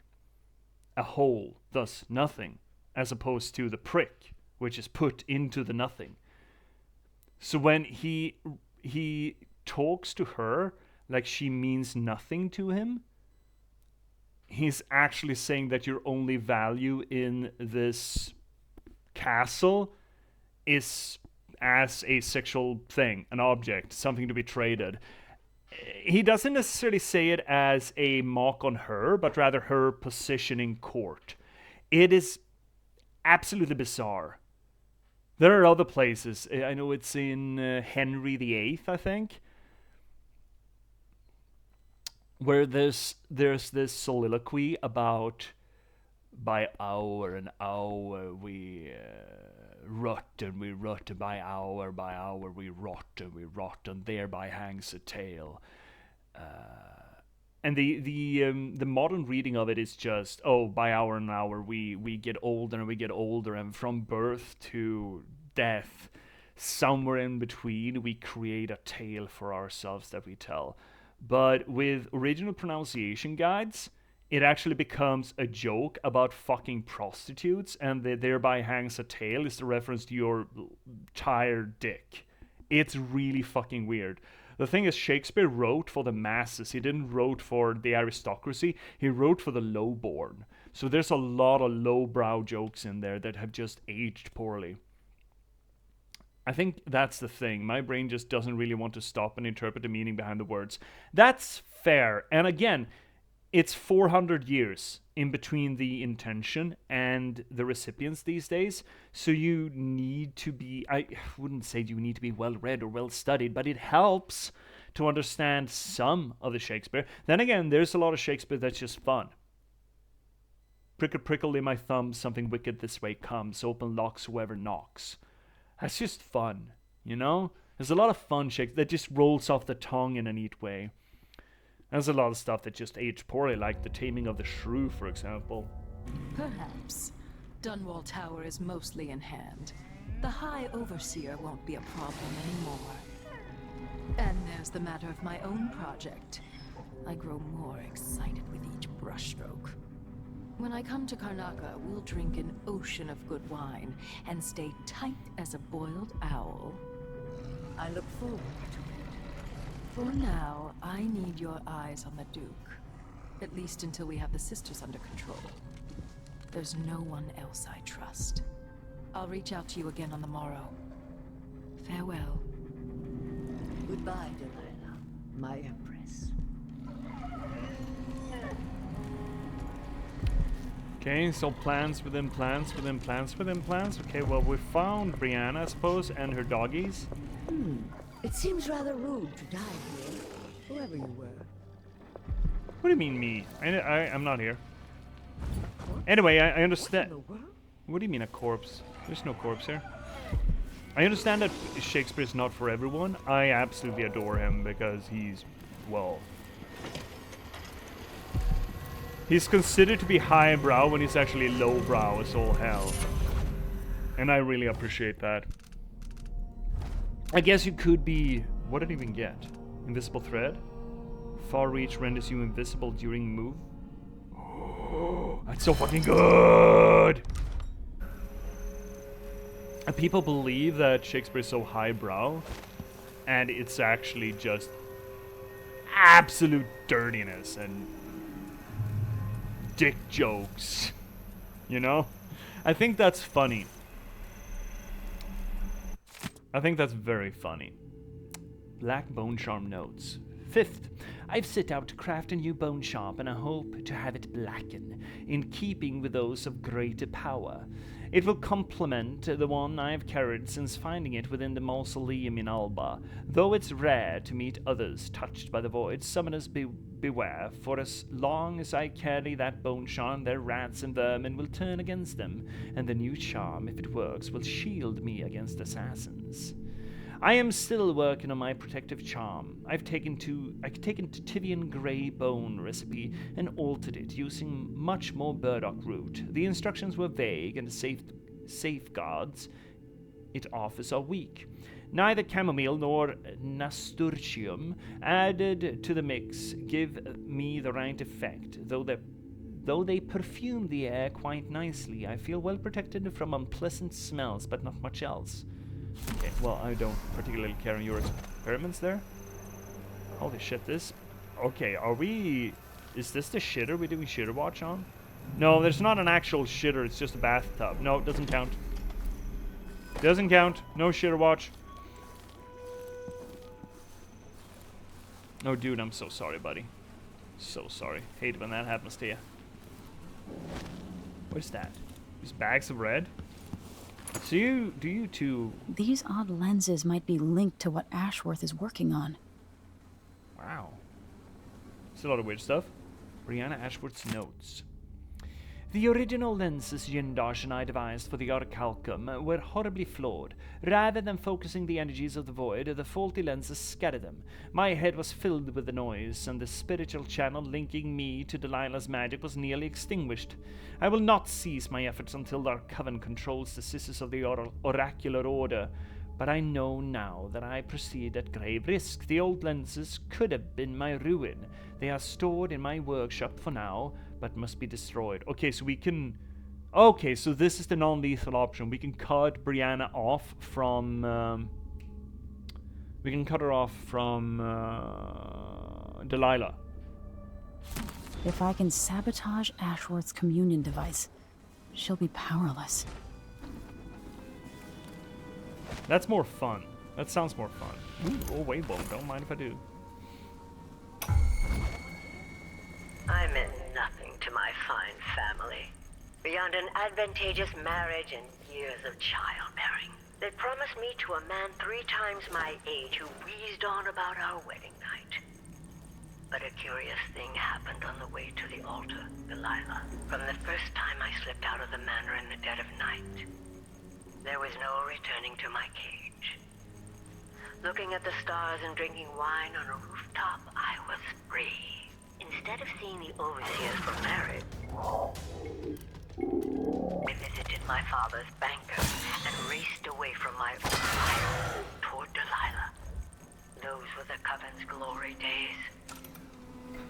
Shh. Oh, poor dog. Poor doggo. Pity the doggo. Oh, that's a lot of skulls. Wait. What am I... Oh. It's like, what am I hovering over here? What's interactable? Little bit of Ori's in my life. I mean, you say that you... I'm sorry, Zim, coming back to... takes me a bit of time to formulate a thought. Or just get to the gumption of having a thought about things. But in regards vis-a-vis that set of lenses could be switched with the lenses in the device. Looks like Kieran Jindosh made these alternate lenses for Ashworth's device. Now I can use them to sabotage it. Great. Vis-a-vis not thinking about what you read, I understand that. It is most definitely not how I read, but, I mean, for obvious reasons, right? Because I don't just read anymore to be entertained, I read to understand it. I've done that for a long time, right? With movies, TV shows, games, whatever else have you. It's only gotten worse after literature studies and doing these rambling playthroughs, right? The whole point being me trying to figure things out. What's what? And I guess I enjoy too much figuring out how the cookie or how the sausage gets made, you know? That's a good way of putting it. Reading to be entertained rather than understanding it. Yeah, and some things... I would argue that some media, specifically books, I think, especially historical works, were intended to be read and read and read and be understood rather than just mass consumption, as it were. I believe. Considering that there were fewer volumes back in the day, you didn't have as much pressure to read more different things. You could have your library, and buying a book or getting a book for your library represented such a massive monetary investment that just reading it once for shits and giggles wasn't really the point. You reread it to really understand and really know the work inside and out. As opposed to today when we're just buying books willy-nilly, right? Or you can, at least, if you're a reader. I definitely fall in the entertainment camp. I think most people do, see. I think most people do. Because again, it's not in most people's interests to get into the depths of a work. It is for people.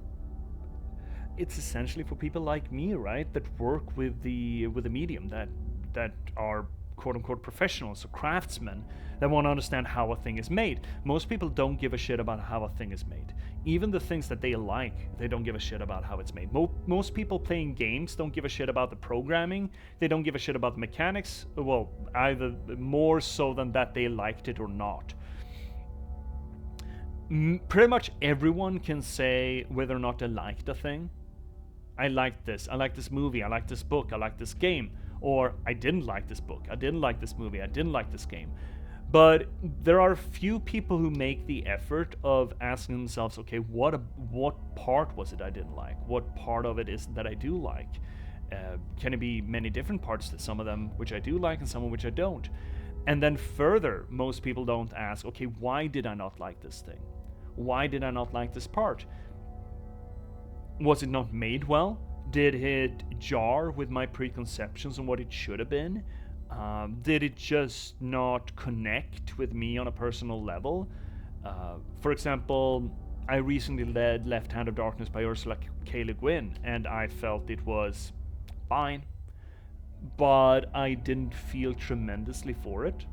It didn't really touch me, but I understand for a large swath of people who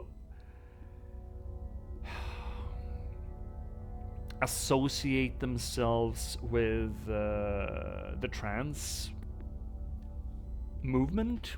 I don't really know how to frame it, but that could be it could be a formative experience to read this work. So even though it didn't really speak to me personally, I can still, through this labor of trying to understand how it functions, understand why it would be valuable to some people and why it wouldn't matter as much to others, for example. And of course that is useful to me in my labors, where I'm trying to devise these, I'm trying to construct, invent these narratives, and understanding who would like what, or how a likable thing functions as opposed to a dislikable thing, highly relevant to me. I don't really think a lot of people, even people who read a lot or view a lot or play a lot, look at the media the way that I do. I don't. There are people who do, absolutely, obviously, because there are literary critics and movie critics and game critics, even though game critics are not necessarily they don't look at the media in that particular way as much as I do, probably. But it is a minority, and that's fine. That's fine. I can appreciate the crafting of a good story, character development, world building, etc. I mean, most people do. Most people do appreciate it, right? It's no surprise and no secret why people like, Avatar: The Last Airbender, right? Most people like it because it is good, right? It's got good character stories, it's got good character development, it's got a lot of good episodes, it does a lot of good thematic work with nation states, with concepts, with ideologies. It's a well put together show. Same with Steven Universe. You know, things that people might not consider to be high media or high culture, still put together very, very fucking well, and is usually loved universally by most people who have consumed it. So yeah, people still, even though they don't understand why, they still do like things, right? And they like things for reasons, even though maybe they are not equipped to. They're not equipped to externalize or communicate why they like a thing or don't like a thing. All of which is absolutely fucking fine. You don't need to.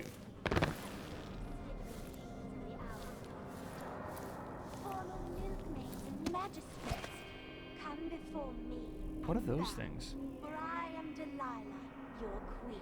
No, you're not. That's a big ass turtle. What are you? I think you are hostile, right? That thing is hostile. Obviously, that's hostile. Wow, this place, though. Beautiful museum. That's the other thing. It is fine, although plenty of people would have you believe otherwise. Fuck other people. I mean, it's natural. It's not a good thing, but it is natural for a person that is trained or you know, have put in a bit of effort into understanding these things. It is understandable why they would try to put themselves across as, well, their opinion is better, or that you're doing it wrong if you're not doing it like they do. That's not a very good attitude to have, even though I would agree so far as to say that there is no opinion that is... What the fuck is this painting? Oh, it's an owl. Right, okay. Oh, big owl. There's no opinion that is wrong, but there are certainly opinions that are more or less valid because they're actually based on analysis, you know? But even so, your opinion isn't necessarily wrong. You know, if you take something away from a work of fiction, then you have still taken that away from a work of fiction, whether or not it's a valid read or not of the fiction, you know? The emotional impact the thing has had on you is still there. Those were good times. That's a big-ass fucking turtle. Clockwork turtle? That's creepy. You know? Yeah, multiple things can be true at the same time. Yes! People tend to forget that.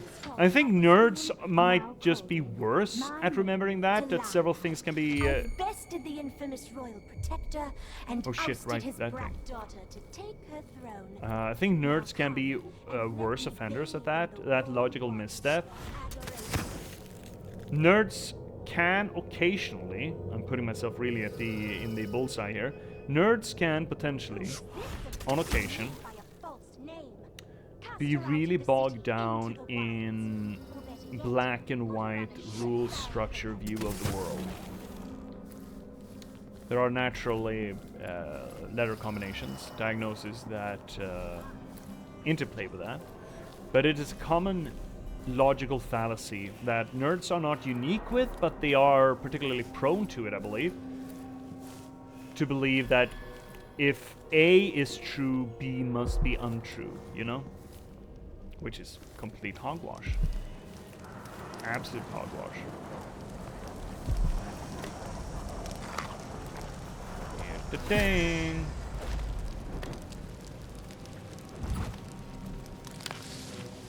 And besides, it's easy.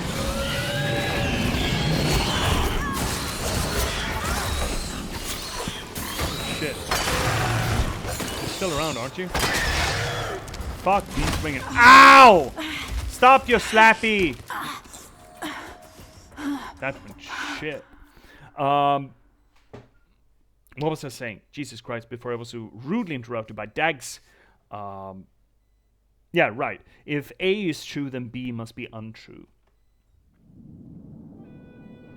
Which is just incorrect, you know? That's not the way the world works. That's not the way anything works. And especially not the appreciation for media. Doesn't work like that at all. Let's see here. Oh, you're reading smut? Let me turn my nose up at you. Let people enjoy what people enjoy, you know? And sure, maybe smut is not, you know, high literature or whatever the fuck you would call it, but if you enjoy it, then that has value. Your enjoyment is not without value. And furthermore,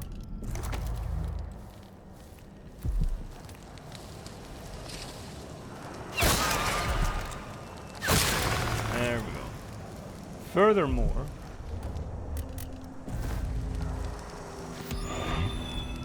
it is okay to like things that are, I wouldn't say bad, but you know, in this conversation, If I say bad right now, I hope you'll take it for what I intend with it. You know, lowbrow material or whatever the fuck, you know? Bad TV or bad books.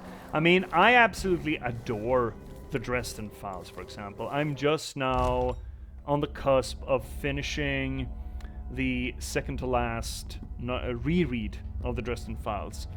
The Dresden Files is essentially just noir detective stories. It is pulp fiction, by the very definition. But it's fairly well written. It's still, I wouldn't call it good literature, but it does a few things really well. I think a lot of writers could learn a lot from Jim Butcher. And I think it's interesting. I would not necessarily call it high literature. I would definitely not call it high literature. I enjoy it. I think it's fun as hell to read. I love it. I think it's a lot of fun. At the same time, I think there's a lot of quote-unquote high literature that is actually not very good. It can either be boring, it can be bland, and a lot of quote-unquote high literature is only appreciated because for the fact that it was new or it did the thing first, not because it does the thing well. Okay, Brianna, this is a neat little morning breakfast spot. I appreciate this little corner, just sitting here on the windowsill, just reading. Yeah, I appreciate that. That's good. Let us see here. Okay, so what do we have? Boom, boom. That thing we should probably be able to pick up. I feel like we haven't been... Ooh, I see the vent. We want to go over there first then? Yeah, we want to go over there first then, now that we are up here.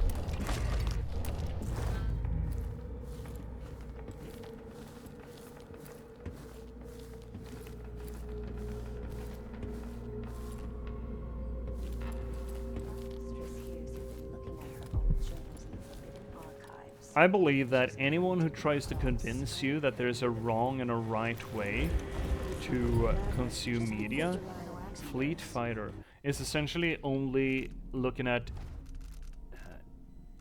making themselves seem, or rationalizing some sort of a superiority complex.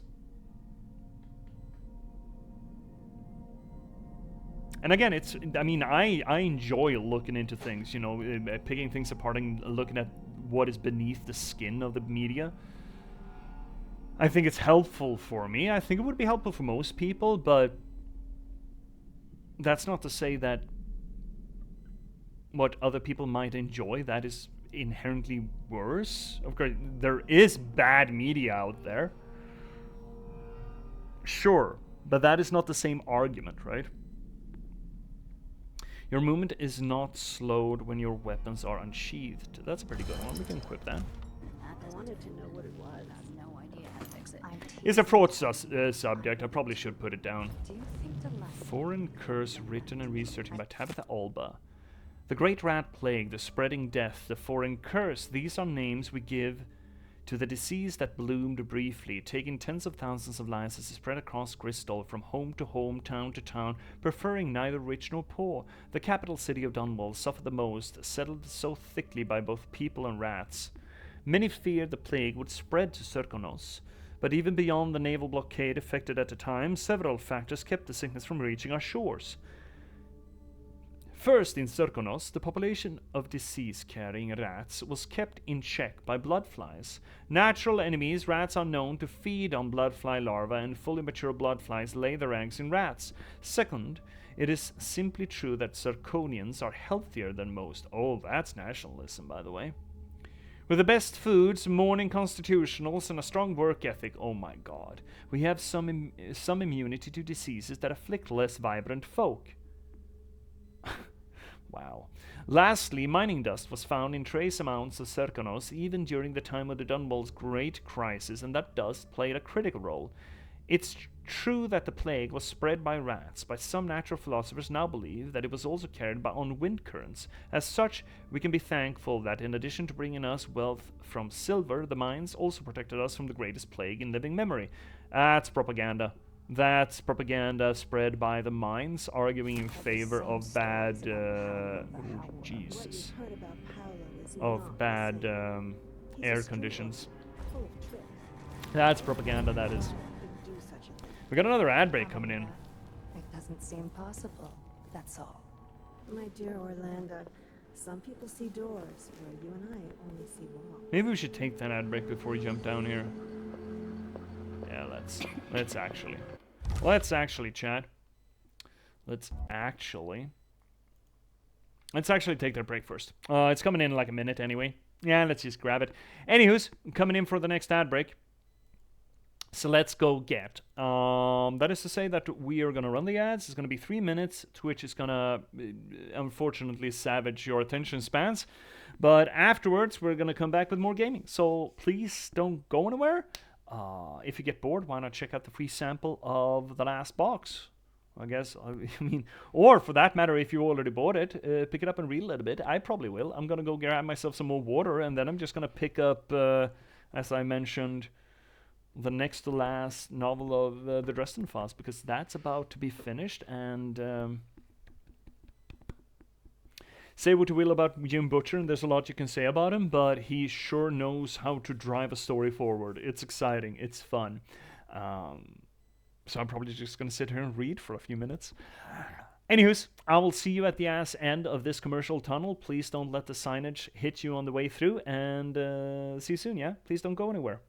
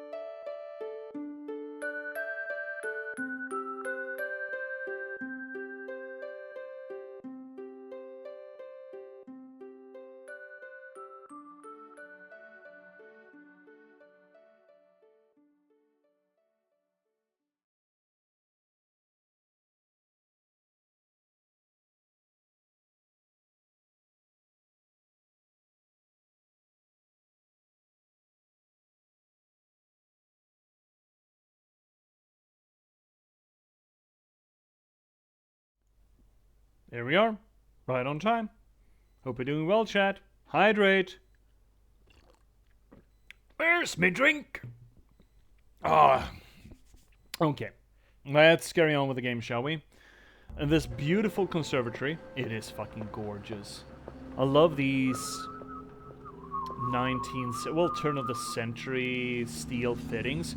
The aesthetics here actually are a little bit reminiscent of the aesthetics of Lies of P. It ran with the same, in the same sort of era, in that turn of the century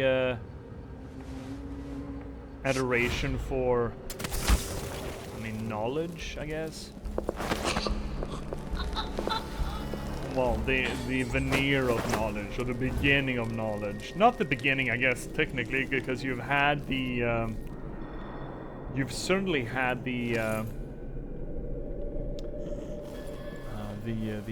what am I talking about? You had the Renaissance and stuff before this, but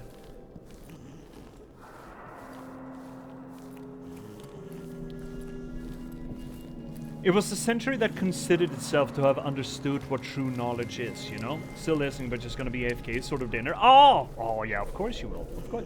Thank you for still listening. See? Thank you so much. Even though dinner is calling. Let's have a Why are you here?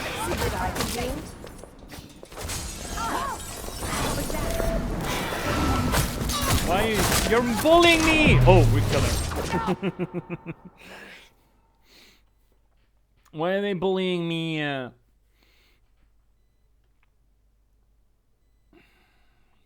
Anyway, the turn of the century era, where they believe they've locked down science and knowledge. I heard from my mistress. There's a lot of experimentation. Oh, they're sitting on the... oh, that's why they saw me. They're just sitting there, chilling. Neat. Good for you guys. Good for you girls. Where should I put you so no one will find you? Put you here? Is that a little nappy? They're sitting right over there. Okay, no wonder they saw me.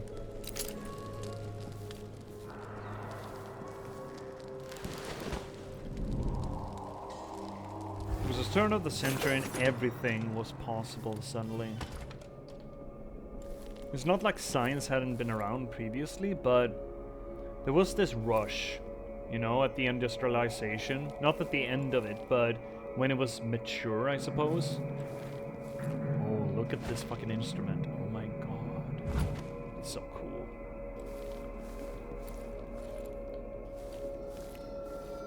And we got bees! Do we have anything flammable to throw at them, or do we have to shoot them with a... I think we have to shoot them. Oh, there's a lot of bees. Oh no. Oh no. Could just go in and hack it. Okay, well, there we go. Got it. We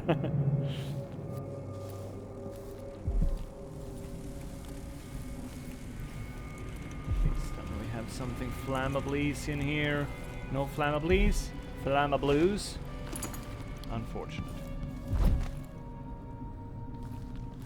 And you know, there were a few things that Lies of P did real well, and the aesthetics were certainly one of them. No doubt they looked a little bit at Dishonored 2, right? Because I can really sense some influences here in the era.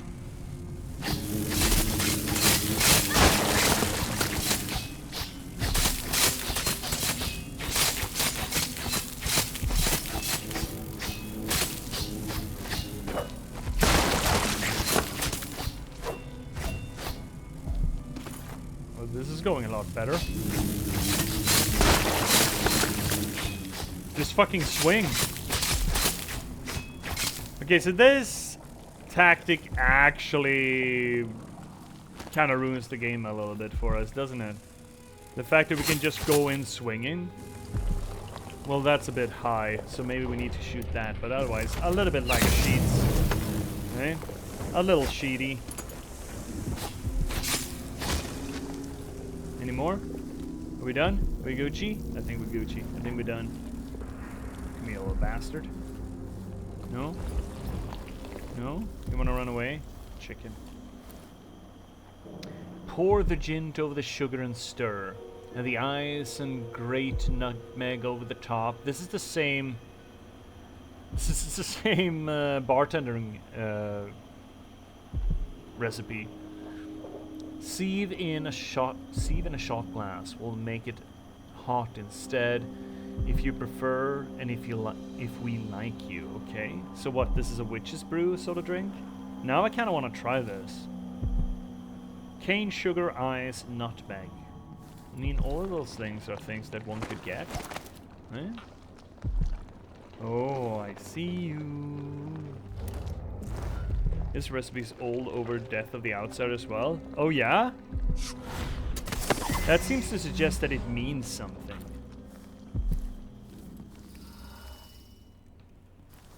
Wait, oh, a lot of dead peeps. Oh, this is their dead peep storage. Oh, poor fuckers. Why are things just hovering in air?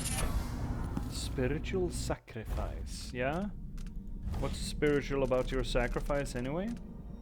Killing blood flies or rats restores mana. Ooh, that's pretty hot too. Why glow blue? Why glow blue? That seems to suggest that it is infused with some sort of power, or is it just scribbled with glowy powder?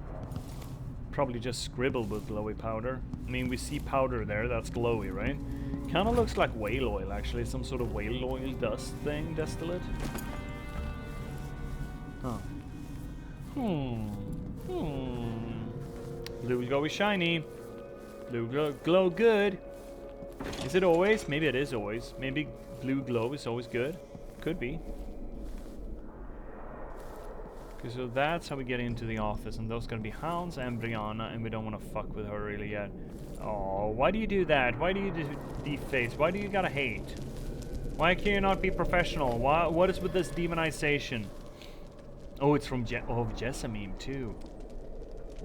What would you and Father advise if you were both here? Sometimes I dream we're all together again. Would be nice, wouldn't it? Father! You missed the treasure? Oh no! Inconceivable. What do you mean missed the treasure? I cannot have missed the treasure. Miners join us. We should just... Oh my god, that's not helpful. See, for fuck's sake, you're a streamer, you know this. Missed it again. Ah!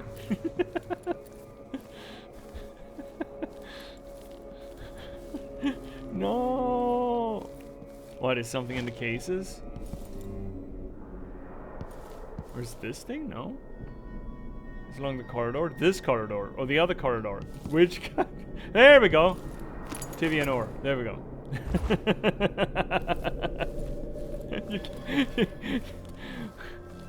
The curse. You just missed it. Oh, you missed it again. Oh, berries. No, not berries. Flowers.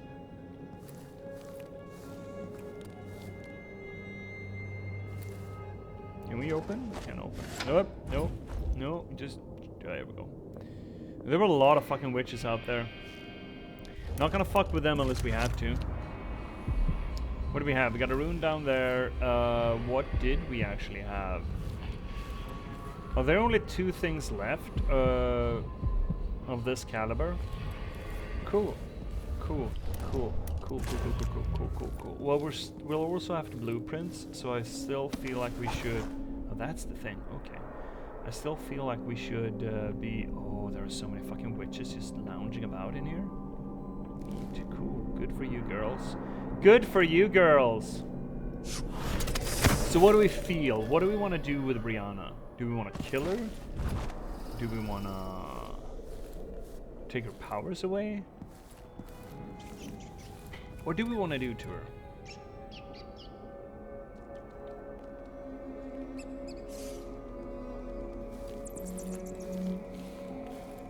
Taking her powers away would eliminate her from the Coven.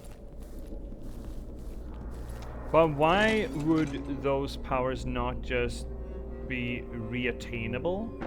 considering they come from Delilah. What's the idea there? That she would no longer be useful to Delilah and thus be discarded? She would be captured by the Overseers? I thought that was gonna be the thing. Next time I'll try it with the waxing gibbous. Well, what's the point of that? You know? Oh, right, now we're here. There's 2 witches in there, I'm pretty sure.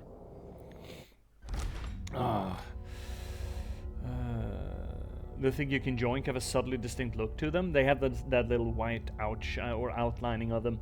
Living without powers would be an interesting punishment. Maybe it blocks her somehow and she'd no longer be part of the sisterhood. Yeah, ostracizing her and probably leaving her to fend for herself against the Overseers.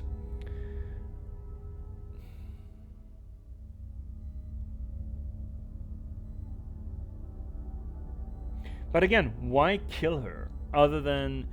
We have no vendetta against Brianna, right? We personally have no vendetta against Brianna. It's just that she's one of Delilah's lieutenants. And she's only one of Delilah's lieutenants because of her powers. I mean, the assumption would be that she can't just get those powers back. But then the question is raised, how do these people actually get the powers? They say that they trickle down from one person, so Delilah or Daoud had the same thing, right? But what is it? Is it sort of an induction ceremony? Is it just loyalty? Obviously it's not loyalty because Billy Lurk had powers even though she wasn't loyal to Daoud anymore. So how does that function? Obviously Brianna herself, in that note, she was concerned that it was about to cut her off, so maybe that's enough. Maybe her concern should be enough to indicate to us that it is worthy of concern. There's a witch in here, right? There's a witch up there. Oh, boys got shot. Boy got shot. Real fucking shot. But there's supposed to be another witch in here, right? I kind of want to explore this place. I kind of want to get in there without tipping off Lady... Oh, there's a thing close by, but that's gotta be below us. Yeah, it's below us. Maybe we can just... Oh, so this is where we fought the blood flies. Oh, okay.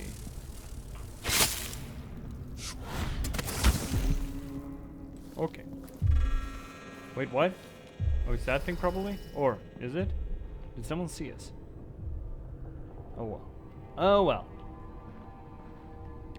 That's something over there. No, it's not? Okay. Okay. These fucking things though. Do we have anyone down here? Love the wooden statues, by the way. Look great. That was kind of sloppy, just jumping downstairs like that. Ooh. Ooh.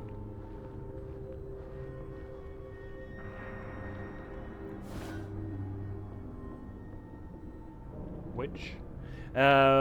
Which?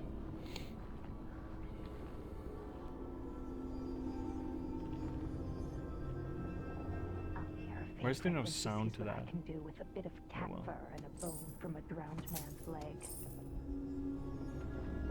So, there's a lot of gimmicks to this game that it's beginning to bug me a fair bit. That the game makes no effort to have a conversation about that. We've talked about fascism and the state of governance in this place and how unfair it is to depict this government system as a just one, even though at the same time the game goes out of its way to depict it as a problem. It does both, right? It uses the fascist iconography to show us how bad things are, but at the same time we are part of that system and want to take back control over it for no good purpose. We just want to do it because it's ours. And that I feel is not a great argument. So there's dog. I see dog. I understand dog. What else is there but dog? I'm sure there's more than just dog, right? More than just one dog? Or is there just one dog? In that case, we can just shoot dog.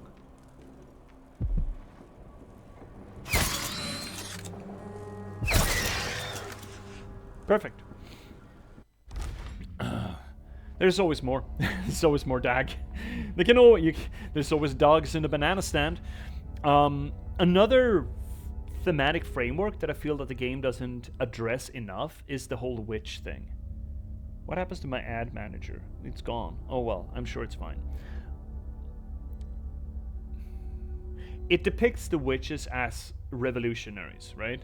They want to overthrow the government. And now they have succeeded by putting one of theirs at the top. We only really have the overseer. How's it going, Mr. Lindberg? It's going well, Vesper. It's going well. We're going through this museum, and oh my god, this museum is beautiful. I haven't really gushed about it enough. The game is jading me pretty hard against all the beautiful level design. I've gushed enough, I feel. I'm out of gush. Not that it's not gush worthy. All of this is absolutely fucking gorgeous. I just feel like I can't keep gushing on the same goddamn thing over and over again, you know? It is absolutely fucking gorgeous. How do we get in here then? Oh, from over there, okay. Okay, so they're using witches as revolutionaries against a government that is evil, or at least that was the argument previously. But now they're doing it against us.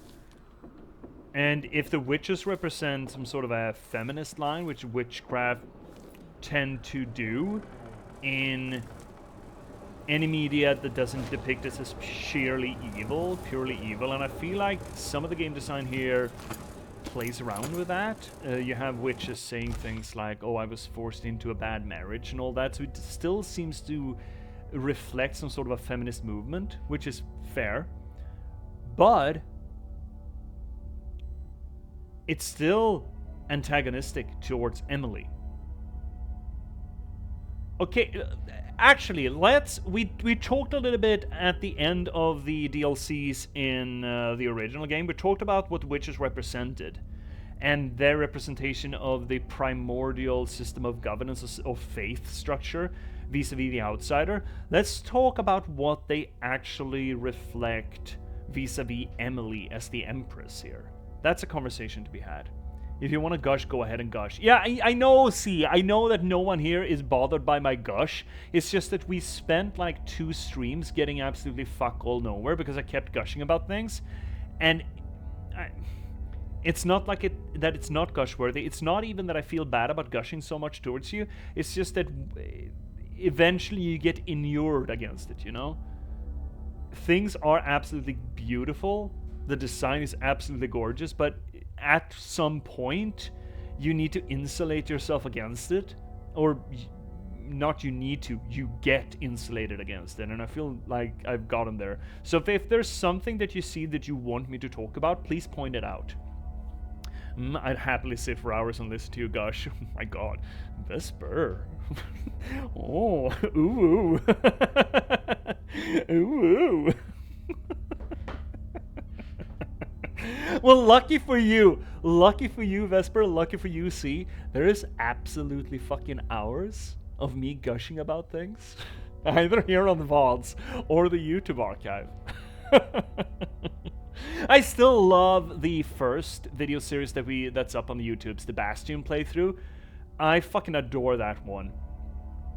I have 4.6k channel points, and that indicates how much we sit here. Yeah, that's fair. See, that is fair. 40k. Oh my god. C comes here with, you know, her big, you know, linen bag $sign bag to show how much she's been sitting here watching, and Vesper just 1 matching bag, 2 matching bag, 3, 4, 5, 6, 7, 8, 9, and 10 matching bags.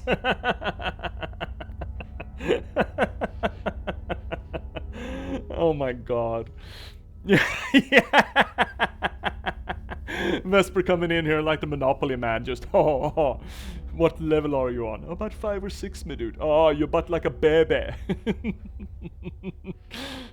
That's proving my point more than I ever could. Yeah, that's fair, that's fair. But again, all jokes aside, if you see something in the game that you want me to interact with, that you want me to talk about and think about, please point it out. That's absolutely fine. Some direction here is warranted. Cobblers has started doing that on occasion. I've asked them to. And there is good analysis to be done on subject matters that you at first just walk past, and stopping and being asked to sit and think a little bit about it can absolutely produce great stuff. So please point things out to me that you want me to note or analyze or think about more. I'm just proving how amazing you are to watch. I'm fuck Vesper. Vesper. No, you. Holy shit! Thank you so much. Oh god, am I blushing on camera? No. No! I'm rolling a natural 1 on my con save, not to blush. Anywho, we had a conversation here, right? So if the witches in Dishonored, if they are representing some sort of a feminist movement, and they seem to do that, right? It's the Delilah is a low-born bastard child of the Emperor. For all intents and purposes, she should be on the same level as Jessamine, but she wasn't due to birth reasons, classism reasons. She is shunted, she loses a mother, and then she starts working on her own way up back to take back what she considers her rightfully hers, right? Hers is a feminist story of there is a little bit of entitlement to it, but for all the rules of the state, she should have a shot at this. Except for the fact that for arbitrary reasons, her dad didn't think she would cut it. And then you have a lot of the other ladies that are witches here as well, that talk actively about, if it wasn't for this, I'd just be, squeezing out kid after kid. I would just be a broodmare for some noble house. I wouldn't have any agency on my own. In the first game, in the main campaign of the first game, we talked about how there didn't seem to be much of a gender inequality, or at least the game seemed to suggest that there wasn't. I had actually argued that the prevalence of the witches and the theme of the witches sort of counteract that a little bit, or nuance it. I guess you will have to choose whether it's a counteraction or a nuance to it. But there's enough indication here to suggest that the whole coven, that Delilah herself is a feminist empower story. When Daoud met that and fought against them, that tasted a little bit weirdly, considering Daoud is also counter-revolutionary, but for some god-awful reason then he represents, men should be allowed to revolutionize against the government, against the fascist state, but not women. He sort of becomes this chauvinistic tin soldier in a weird way, that is unfortunate in its implication. But it's almost even weirder here in Dishonored 2 then, because again, Emily, the new empress, coming from a mother who was an empress. So we got 2 lines here of female rulers. Emily seems to be fairly empowered, even though she has a masculine figure over her shoulder. That's still her dad, and it's in lieu of her mom, so I don't feel like we should judge that too harshly. But apparently this feminist movement also wants to tear down Emily, and Jessamine. Okay, so what's the implication of that? That almost turns the thematic structure as a criticism against feminism. if we take for granted that the Coven, that the witches are a feminist manifestation, or an incarnation, or a plot point, or a theme to it. Not just putting them in an antagonistic position, which it obviously does, but also puts it in an antagonistic position towards other women. Other women that the game tries to sell us belong there, right? The whole gimmick of Dishonored 2 here is that something that was rightfully Emily's was taken from her. Her throne. It was her throne. That's the whole point of the game, right? Sure, Delilah has arguments that why she should sit there instead, and maybe as we progress in the game further, Emily will have reflections on that, but so far as we're playing right now, Emily wants back what's hers. It was unjustly taken, and the feminist icons in the game, the feminist movement in the game, we should call them, the witches, the Coven, are trying to get rid of her. The person that the game still runs with the assumption is the rightful heir.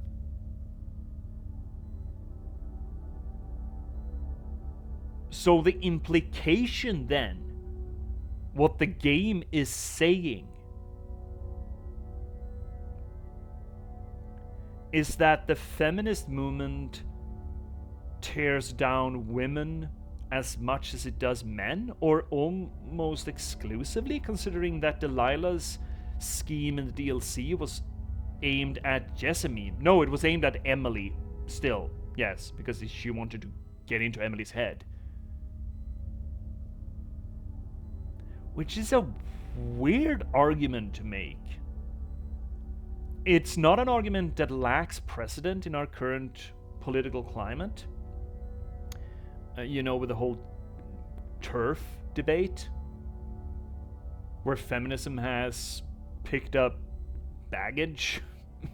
I don't know what else to call it. I don't think we really should get into the nitty-gritty of that real-world debate, but Arkane with Dishonored 2 seems to not necessarily make a connection to that specific, you know, the TERF debate, but at least as sort of a... It makes a problem out of the feminist movement. That's weird. Isn't that a...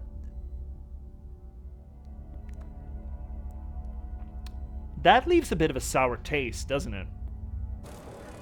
Of course, we don't know what the game is going to get us, right? We don't know where we're going to end up here.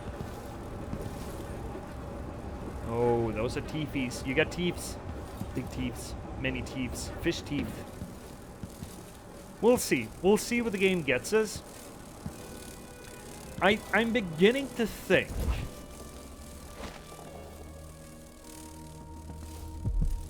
that maybe... Are you dead? Oh, you're dead. You're so dead. OMG, you're dead. I'm beginning to think that the writers actually didn't think things through all the way. Oh, that's another big-ass turtle. It's clockwork, though. Oh, shit! Oh, that's a gorilla. Big monkey. Monkey! Okay, how do we fuck with this? Oh, like this, maybe? Could you... Hello! You know what we could do? Maybe lure one of them out here. That was... not great. She's patrolling. Where did she patrol it to?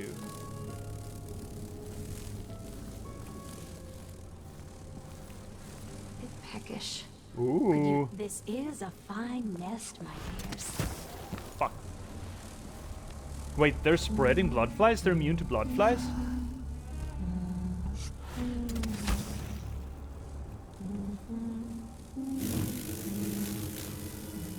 Pay no attention to the girl climbing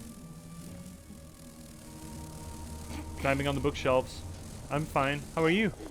That's another fucking witch? Oh, that's the same patrolling witch? Okay, great. So that witch patrols. That's fantastic. What happens when we go here? What? That's you. That wasn't me. That was not me. I didn't do that. That wasn't me. It wasn't me. Then I caught her in the shower. It wasn't me. It wasn't me.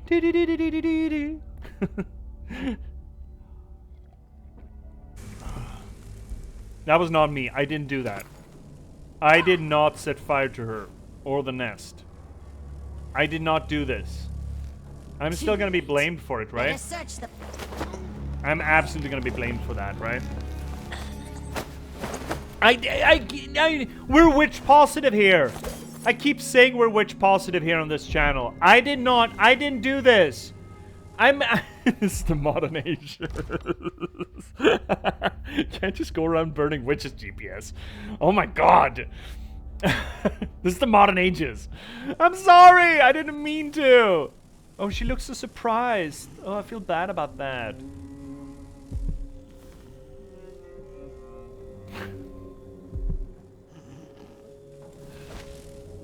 I'm debating whether or not we should re-roll. Nah, fuck it. Everything's fine. It was her own fault, okay?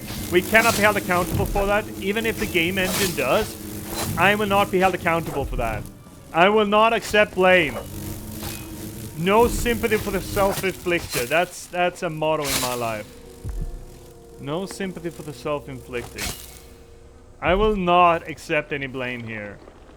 Reflection on my journey to the continent. We're gonna pick all... Oh, that's a... Oh, doggo. No. No. Poor doggo. We're dog positive too, by the way. Look at this fucking turtle, by the way. Look at that fucking thing. He's big. He's big. Big turtle. Big. Also... Big monkey! Monkey! Look at that fucking baboon. That is not a small baboon. That is big baboon. Oh, that's flammable. Well, good for you. Oh, peekaboo! I wonder if you set the alarm if she's gonna wake up. I'd be surprised too if I was suddenly on fire. I would like to argue that they set themselves on fire, so they shouldn't be that fucking surprised. The key to the archive is in the quartermaster's office. Are you telling me that I'm locked out of this place? Are you telling me that I'm not permitted to go somewhere? That's unacceptable. I'm the fucking gamer, okay? I am the gamer. You're not allowed to keep me out. See? See? I told you, you're not allowed. You're not allowed to keep me out. I just said. Ashworth's journal might tell me more about why Delilah can't be killed. Wait, why can't she be killed? Wait. What do you mean she can't be killed? Who says? After Delilah fell to the assassin Dowd, her magic was lost, and the coven scattered. I made a new life in Karnaca. Then I heard her whispering from the void, leading me to the Duke, who heard those same whispers. Together we worked to bring Delilah back into the world, changing the Empire from the home of Aramis Stilton 3 years ago. Across the Isles, all of us who'd been with her at Brigmore and before, we felt the magic return. Others joined, new faces, new blood. Now, Delilah is immortal. Forever. She holds Dunwall, and we've turned to corrupting the oracular order. The overseers take guidance from their prophetic sisters, and soon we'll influence their dreams and visions. Somehow Palpatine returned. It's not that bad, I'm sorry. It's not that bad. It's... Oh, painting. I see painting. I see painting.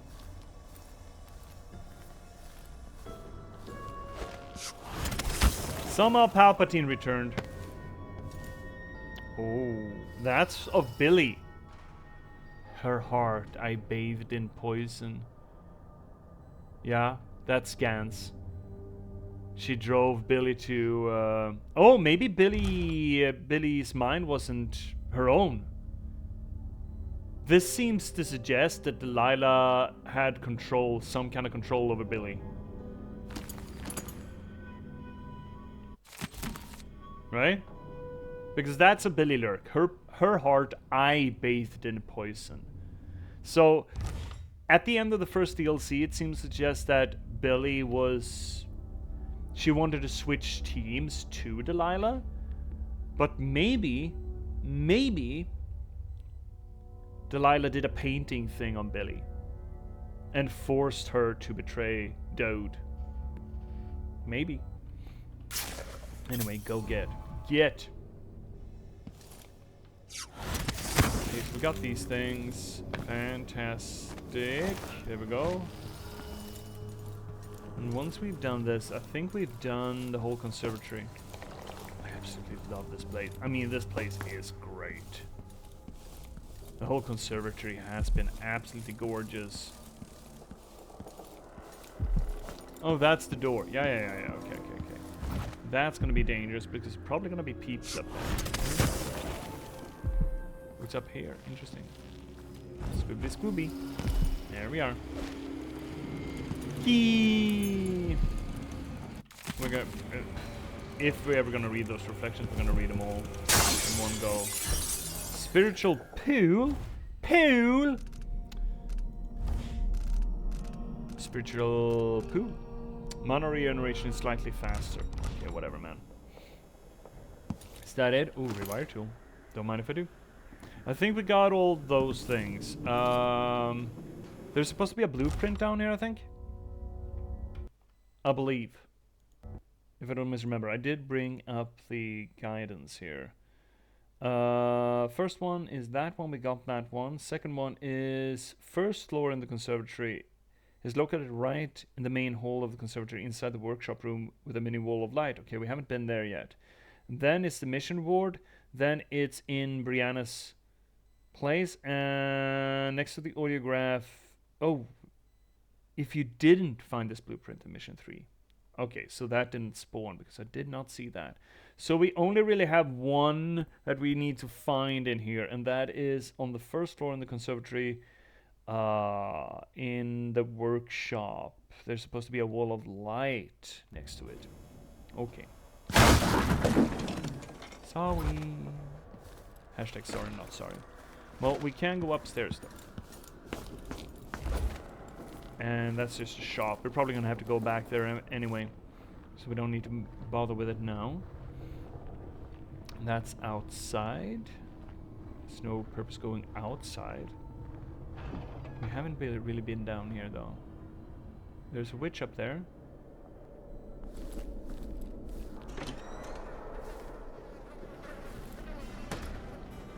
I was about to say we haven't done a shitter watch. And imagine here we are. Okay, so shitter watch. We can't run a show without a shitter watch. So what do we have here? We have pooper, piping, shitter rag, stone floor, good. Toiletries, nice. Okay. Still same red mold problem. Toiletries beneath the sink, that is fine, that's no clothing. Vent, that's probably good, and a little radiator too. Towels, yeah. You know what? This is not a bad shitter. Except for Steve, who's just hanging out. You shot yourself, Steve. Why do you have spare bullets? Did you believe that you were gonna miss? Or is the implication here that he actually didn't come in and should kill himself? Why did you bring more bullets than one, dude? Did you seriously believe you were gonna miss? And if you missed, did you really believe that you were gonna try again? Big gumps. Okay, so, cool shitter. We're still running the problem with no toilet paper. We still only have the shit rags. We still have the problem with the red mold. Lighting is fine. Everything is fine. Here's my potentially controversial opinion about this shitter. Is this not a public shitter? It's in the conservatory, on the ground floor of the museum. isn't this supposed to be a public shitter? And if it's a public shitter, isn't this strangely big for being a public shitter? This would permit no volume of people taking a pooper. Right? Isn't that a little weird? It's oddly big. I mean, we've had shitters with a full bathtub and everything that was tinier than this. Why not put in a stall, maybe? Or split this in two and have two shitters in stalls and just one sink? That'd make more sense too. Instead we have this oddly spacious pooper that just doesn't really fit the public poop framework, you know? I don't know what to do with this place. It doesn't fit with why are you up there, bud? That's gonna be another demerit. Why do you have a face, a bust up there, just looking at you? Is that to stare at you while you're taking a dookie so that you won't spend too much time in here because there's only one public lavatory in the entire fucking museum? Yeah, no.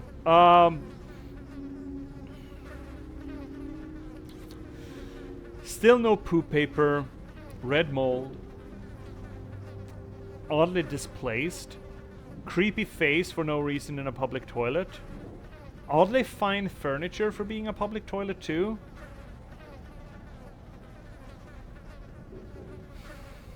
I feel like we've had a lot of 4s though. I feel a little bit bad about giving it a 4.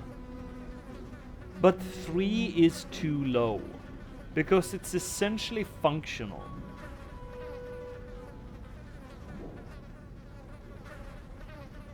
I feel like it's a cop-out to give it a 4. But I feel it's the appropriate one. What do you think, chat?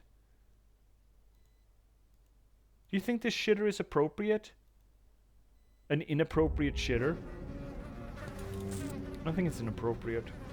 I would give it a 4, but I feel bad about that 4. These fucking owls. The Strixes. Oh. Oh, boy.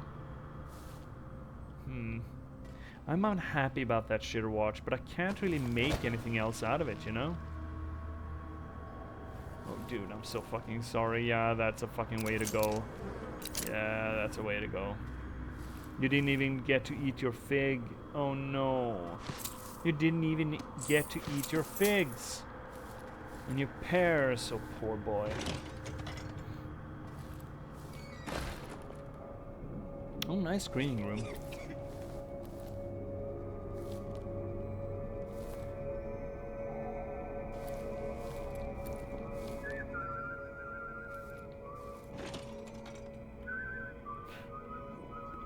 I cannot listen to coordinated whistling without cracking up. I don't know what it is about it, but I just feel it's inherently funny sound.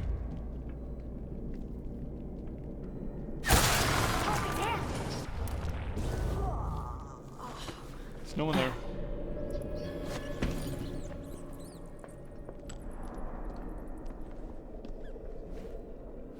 What are we standing on, by the way?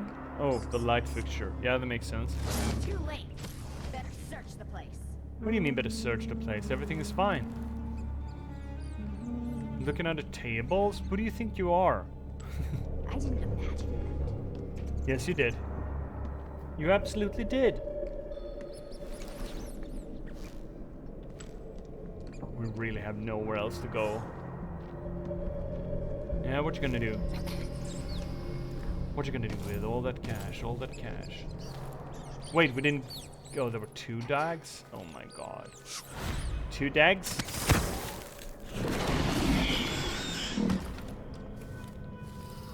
Dogs cannot possibly open doors, right? Could not possibly open doors. Oh, that's the wall of light. Oh, interesting. We can even power that. Curious. Someone there? Nope. Shit. Something's off. There's no one here. Where's your mosh? Why do you leave the door open? You're not allowed to leave the door. Oh, there we go.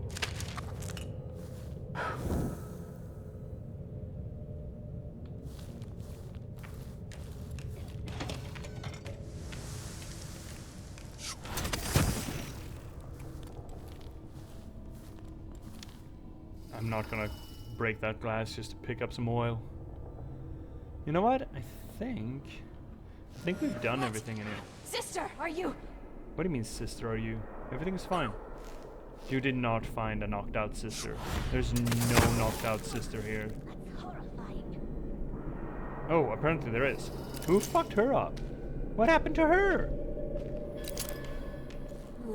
Why do they keep killing themselves? Also, why are there massive fucking bird feathers lying around on the floor?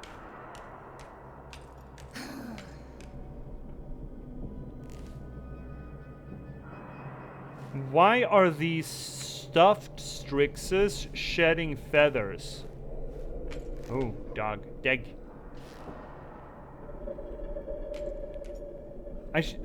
That's concerning, right? That's concerning, isn't it?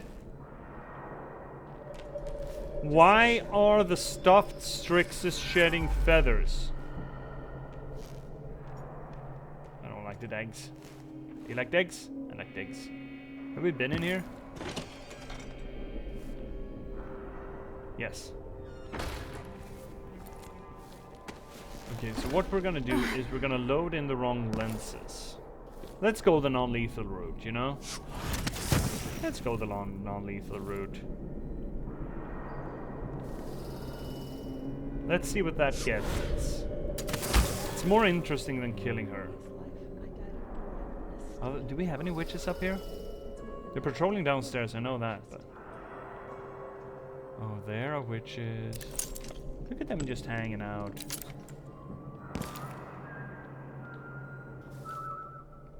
Oh, stop whistling in a choir. Warning from Brianna Ashworth. All of you, if you share my loyalty to Delilah and to our coven, heed my words. Again, I was haunted by nightmares about the Oraculum.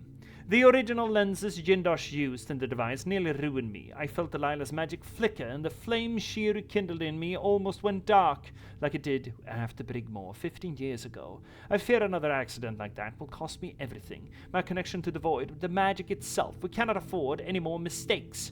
I will study the discarded lenses in my workshop, then have them destroyed. Remember that Delilah is relying on my efforts, and the Oraculum is attuned to me alone. Oh, do not interfere with the device. Only I have a chance to control the oracular sisters. Oh, her paranoia fucked her. Oh, how unfortunate. This could be tampered with. Ashworth could be cut off from the void entirely. No more witchcraft. Let her escape! I know you're here somewhere! You have no idea, girl. You don't know any goddamn thing.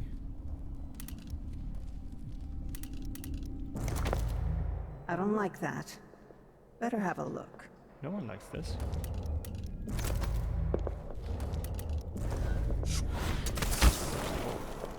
Who's that? Oh, I fucked that up so fucking bad. Okay, so Brianna has attuned a thing to her herself, so if we cut her connection, she will always lose it. I'm not clear on the logic behind the notion that she can never retain or regain her connection, because she has previously, right? But apparently she's not as convinced. Okay, J.P.S, I'm off to do a thing. Have a great stream. C, thank you so much for hanging out, C, and have a good thing. Hope that you're gonna be successful with your thing.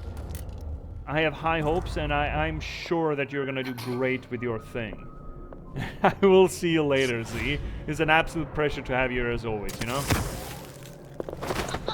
I'm just gonna choke witches while you're away. I'm not gonna set anyone on fire. No one will be set on fire on my watch, you can trust me. But, I mean, I make no promises for themselves. They seem to have a inkling to set themselves on fire, and I will not be held accountable if they do. I don't believe that. I will not set any of these witches on fire. Me personally. Now, if they set themselves on fire and blame me, well, fuck them. I will not be held responsible for self-inflicted immolation. The conservatory will be a pile of ash when I'm next back. No! I would not set fire to this place. It's too beautiful, man. Oh, I wonder if those windows can be opened. No. Okay. Okay. Unfortunate. Can I sit on the back of this owl, you think? Probably not. I can? Whee! We're like in Never-Ending Story, but instead of a space dog, we're on an owl. Owls are so fucking cool. I wouldn't mind having a owl for a riding pet. An owl for a mount.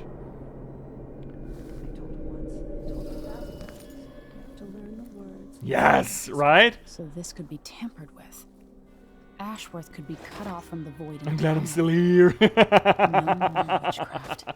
See? That's what happens. That's what happens when you leave. Then the best content comes. The absolute primo content comes when you're about to leave. And you're like, oh no, can't miss this.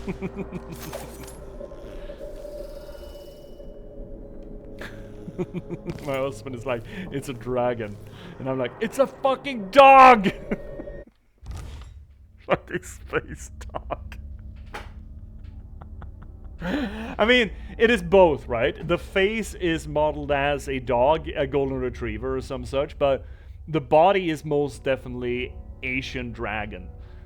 But we mostly see the face, right? And the face is most definitely fucking dog. Just asked him again and he just says it's a dragon. I mean, your husband is legally correct. But I feel like if Falcor would self-identify, then Falcor would self-identify as a dog. More so than a dragon. Right? We don't side with him. C is putting down lines in the sand here. Lines which we do not cross. I always felt that I think they're meant to be scales, but they look like bubbles or pearls hanging around his mane, right? I always felt like they reminded me sort of fish eggs. Anyway, see you out. See you later. See you later. Have a good rest of, what is it, Sunday? Have a good Sunday. Okay, well, I feel like we're doing this. Maybe I should do a hard save, but I feel like we're doing this. Kind of wish I would kill more people. It would be fun to do a high chaos run. Now to activate it and sever Ashworth's connection to the void. Wait, it's just gonna fuck her up from here? Wow. Really? We just pulled her in here?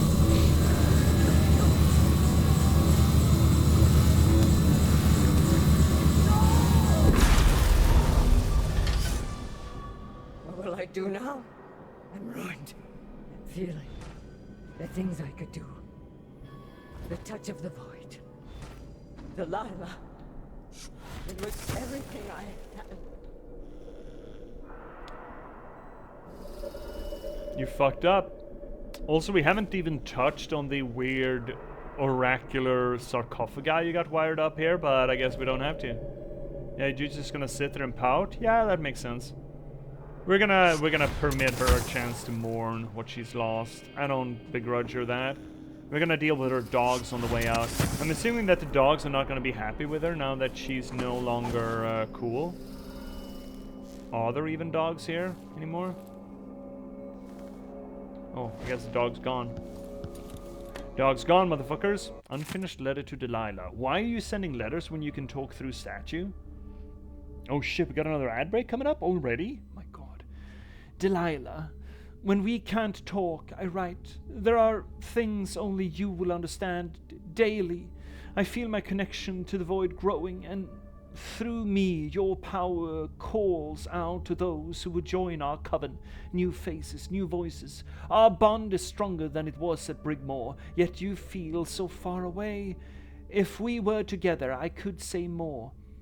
It is as if I can see beyond the air, into another time or place. You have parted a curtain I never knew was there. Oh, Delilah, oh, hey there, Delilah, what's it like in New York City? Strange and beautiful, the whispers are carried on the breeze. I am forever grateful of being your instrument. Oh, yes, I am. Oh, it's what you do to me. Oh, it's what you do to me. Oh, it's what you do to me. Oh, it's what you do to me. Anywho's, we got an ad break coming in. 1 minute. So, chat, please don't go anywhere. I'm going to send you through this commercial tunnel once more. I am sorry, but, you know, Twitch will have its pound of flesh no matter which way we turn it. And this is the most humane way I know how to deliver these unfortunate advertisements to you in one big block. So, you know, do like see no evil, say no evil, hear no evil, and please make it through the tunnel in one piece, and I will see you at the end of it in 3 minutes time. Please don't go anywhere in the meanwhile.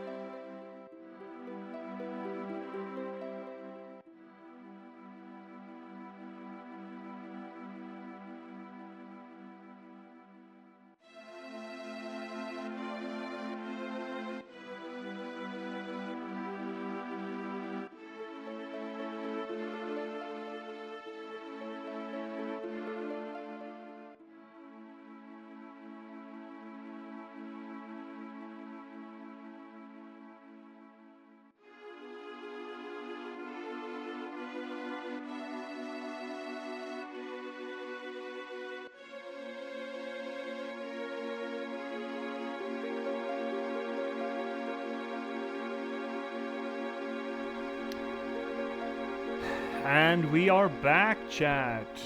Back with more Dishonored 2. Let's tie this conservatory up. It's been an absolutely beautiful journey in here. I feel a little bad that I haven't talked more about it, but I mean, other than it being absolutely fucking gorgeous. Ooh, what's this? Proposal from Curator Hayden to Brianna Ashworth, Curator of the Royal Conservatory. Although we have never met, we share occupations, overseeing cultural artifacts and historical oddities. You in Serkonos and me in Morley. I have heard much about you and have long admired the stories regarding your exhibits. To the matter at hand, I propose an artistic exchange. At the Morley Gallery of History and Sculpture, we have works by many of the greats, including Anton Sokolov himself. Additionally, we have many unearthed items of a much unusual quality, which never fail to amuse and bewilder the public. But we would like to broaden our coverage. To that end, would you be interested in an exchange? I am particularly eager to get my hands on some of your own works in your conservatory's collection of mechanized fauna. Oh, the big turtles. In high hopes, Finley Hayden, Curator. Okay, not terribly interesting. Sound? We got sound. Done straightening up. Mistress Brianna, like you asked, I store your audiograph recording in the archive down there in the basement, and I tied it up around the oraculum, just as you asked. Some of the others were talking about the old lenses you took. Oh, okay, so it's more about that.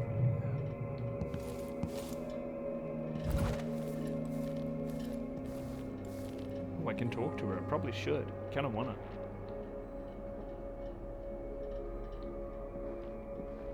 I'm gonna pick up everything first, though.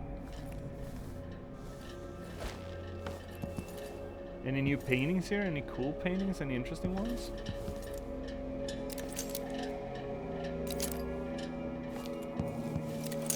Lila and D'Onofrio.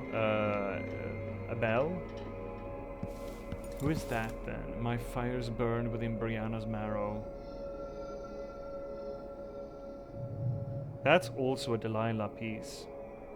Will the implication here be that Delilah also mind-controlled Brianna? I think that would be the implication there. Curious. What is this? Oh, we've seen that. Oh, you got fucking horns, buddy. What do we call that painting? Serkonan Legends, the Moth King. That's so cool. He's got little spikies growing out of his little forehead seas. This is nothing new, no it's not.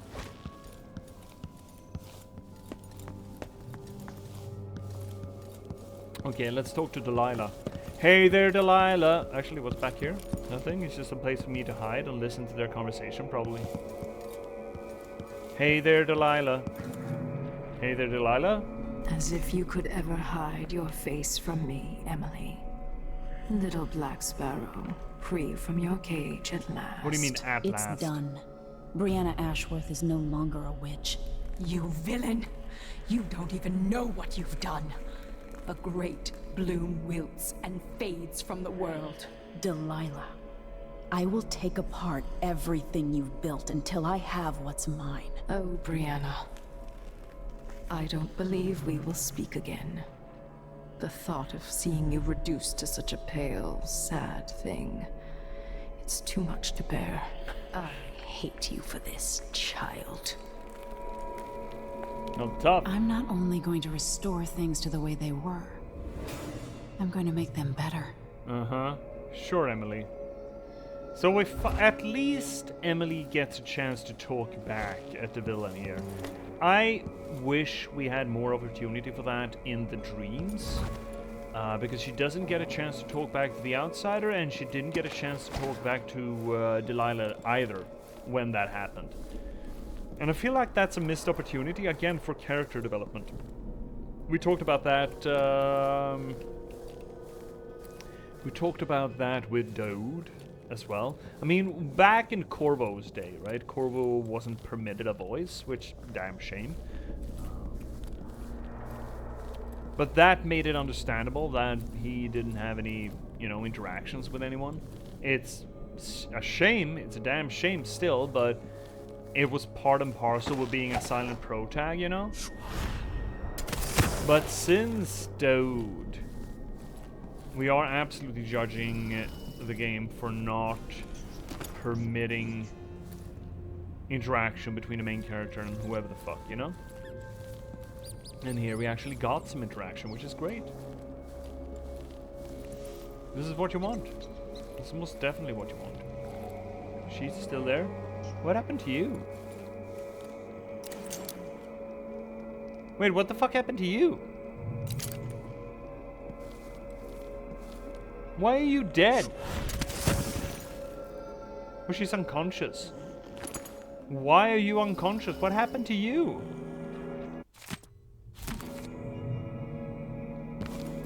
Oh well, whatever, I guess.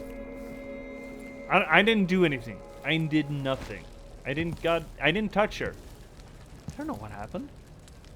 I can't be held accountable for the things that I didn't do, right? None of the people who died in here was my fault. Not a single one of them. Or fell asleep, apparently. Not all of them.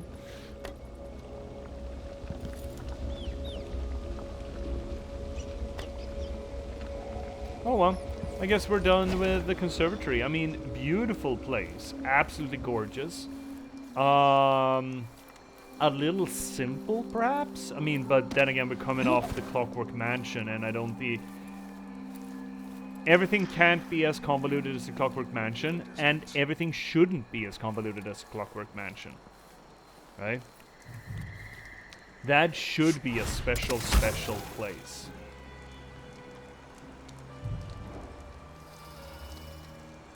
And I'm glad that that didn't get a repeat. Why can I not jump to that lamppost? I want to jump to that lamppost. I don't want to go down on the ground because there are guardies down there. I don't want to go down to the guardies. The guardies fucking suck. Of course I can read. Dry. What's he think? I'm stupid?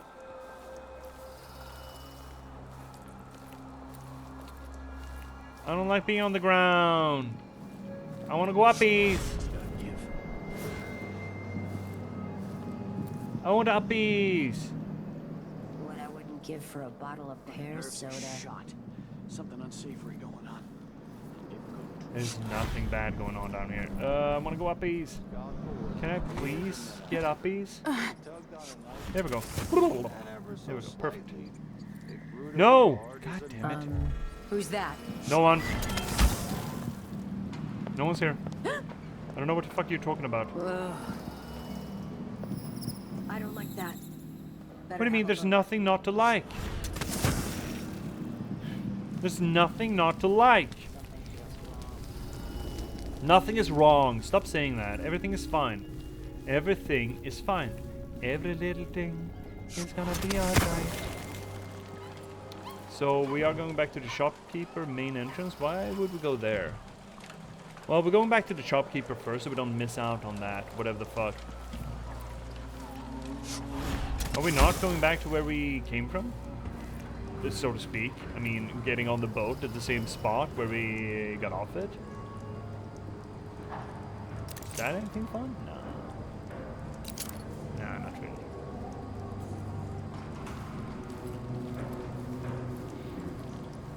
Hi-ho, hi-ho. That's fine.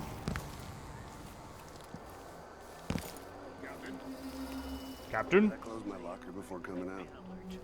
Last time I left it open, someone left a hangfish in the jacket. We didn't clear those guards, right? Huh? Someone there? Nope. There's no one. They're fucking high. High as a kite, lady. Sure, he knows how to talk with the boss. Bro, you're over there. Lick spittle. Oh, I don't have to deal with any of these. Hair feels heavy. Hard to get a good look. Do I have to do the shadow walk? Maybe I do. Huh? I think something moved. Nope. Nothing moved. I wonder if the rumors are true about the crown. Nothing has ever moved. Just squibbity scooby, I'm climbing out of here. Climbing out of this booty. Oh, that's unfortunate. I'm skibbity toileting out of here. I actually heard kids unironically say skibbity toilet this weekend, and that was horrifying. There are howlers back here. See? Howly boy right there. Nope. Can I please? There we go. Hope they all rot in the void. Calling me scum. Well, stop doing scummy things, and maybe they stop calling you scum. You know? That's a hot ticket suggestion. There's no one here. There's no one here. Those valuable You don't know what you're talking about. My friend. Always a delight to see you.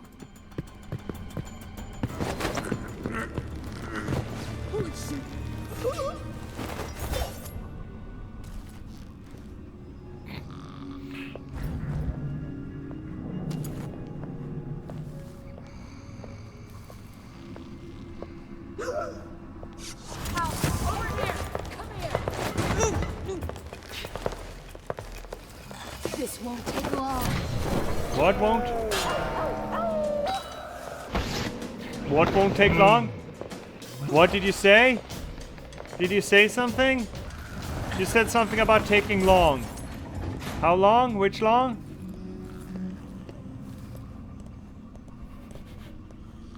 Well, that's embarrassing for you.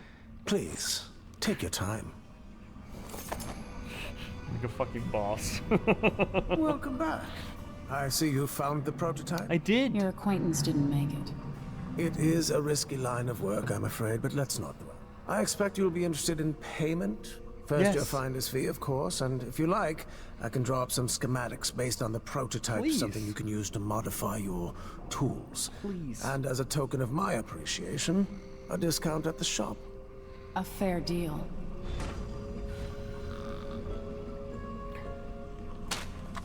Configurable grooving? What do you mean grooving? What do you mean? What do you mean? Welcome back. Please. What do we have here? take your Ancient time. Howl Bolt blinds enemies, causes witches to flee. Okay. Deep Howl Bolt blinds enemies, causes wolfhounds to flee. Piercing Insult bolts can pierce multiple enemies, improve damage. That's pretty hot. Long Distance Lover. Okay. When using the spyglass, the crossbow has perfect aim. Okay. Curious? Ah, you want blueprints for better weaponry. I look forward to the day when I can reopen my gallery. Wait, do we just have those things? No, there are things. We need this one Bloodflies are first. worse. Okay. No need Now we to can get wrap one it of for these. you, Just I one of these. suppose. Piercing Insult shoot through multiple enemies. I feel like that's more fun. What else do we have? Just Blue At. Okay, nothing interesting there. Just more stuff. Nothing interesting there. Sword we already have. The nade. Impact grenades explode on contact me. Okay, nothing interesting there either. Okay, so let's pick one. Let's pick the piercer. That sounds like fun. Long Distance Lover. I'm certain you will be satisfied with your purchase. And here's that thing. Yeah, right. Okay, so we need a Howling Bolt first. And now we hypothetically have choice. access to this. Causing blinds enemies causes witches to flee. I don't really know which is more interesting there. So let's just not. For now. I don't think. Yeah, we don't need to buy any gear. We're good. We're good. We're Gucci, buddy. Visit again soon. Okay, I guess we're It's a fucking on pleasure off to then. have such a unique young lady in our store. It was a kind of short mission. I guess that's fine, considering that the last one was pretty fucking long. You know? Whee! That's a long far. A long far. Oh no! You know what we missed? You know what we missed? Fuck!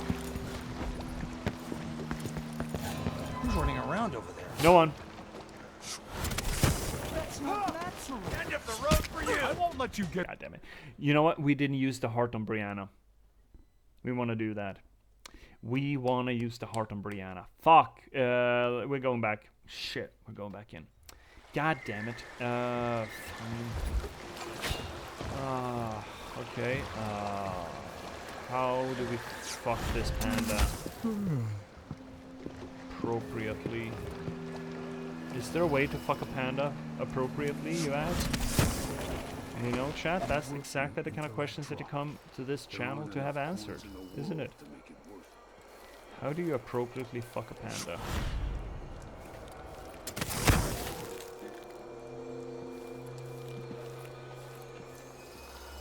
Have we been here? I don't think we've been in here. Oh. I told him he was too Most certainly don't think we have been in here. Have we? Kid. Yeah, actually, I think we have.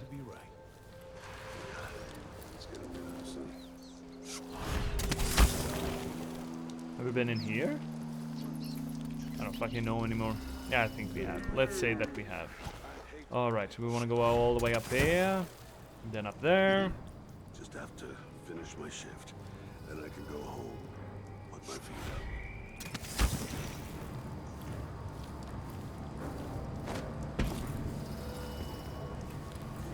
Peekaboo. Pixies. The moment I wake up, the moment I put on my makeup, I say a little prayer for you. On work I just take time. Ooh, can I? Can I? No, that's the end of the map. I'm not supposed to get up there? Okay.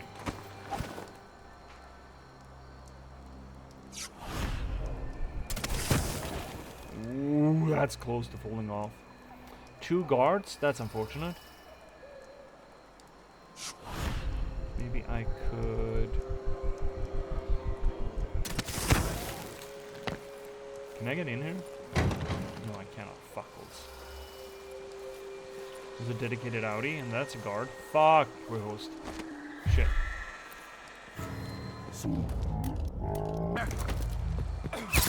Huh? God damn it, when did he save? I really want to use the heart on Brianna. I really want to hear her thoughts. I don't want to miss that. That's primo content. Yeah, okay. Don't have to do it all. That's fine.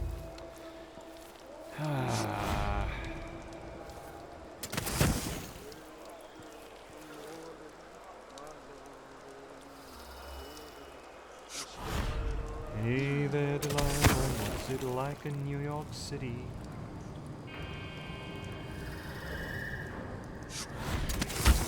What else do we have that we can entertain ourselves with? Meanwhile, Trodla bundererie,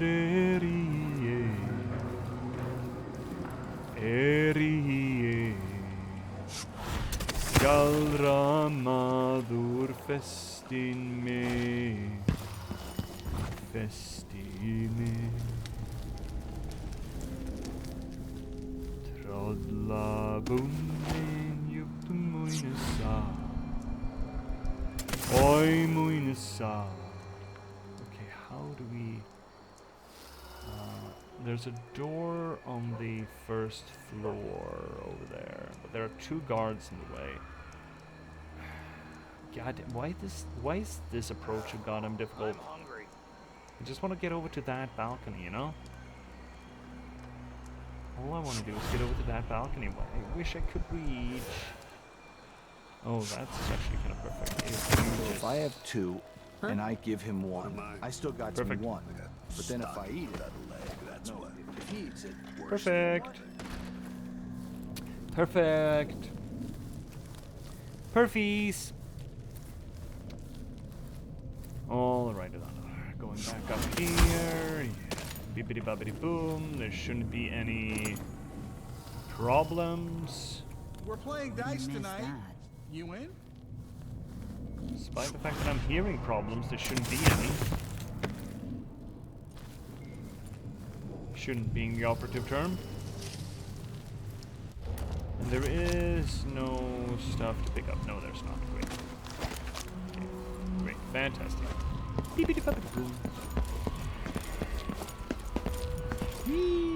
Okay, now we're fine, I think. Now everything is fine.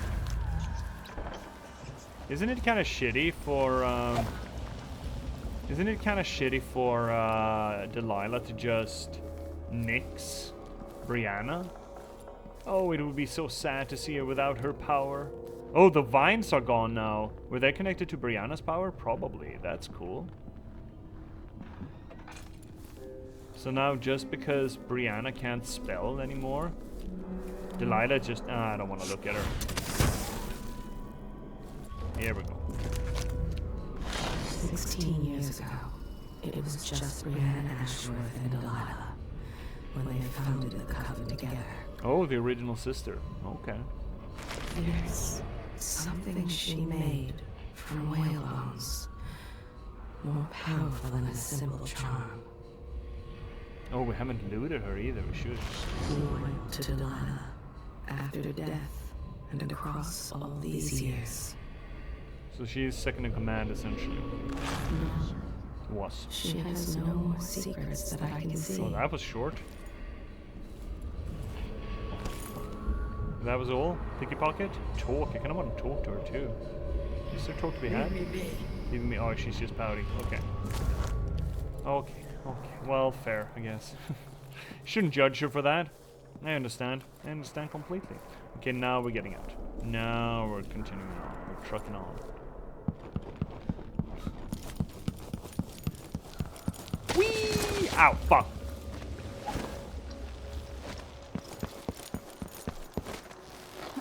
Parkour! Parkour! I still can't get across here in any other way, right? So I need to sort of jump down behind that dude.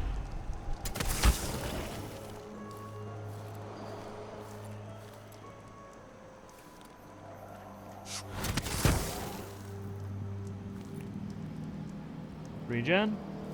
There we go. Beepity boppity boom. Up here. Great.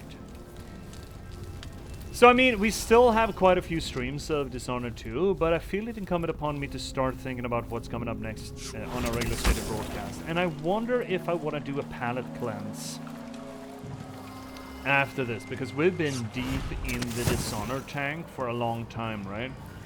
Deep into the tank. And I've kind of wanted to get back into Cultist Simulator and do a knock run. I think that would be fun. So we might just do that. It's been a while since we played Cultist Simulator, you know? Last time we fucked it up at the goal line of doing a winter run. So I think we might actually want to do that, or I might want to do that.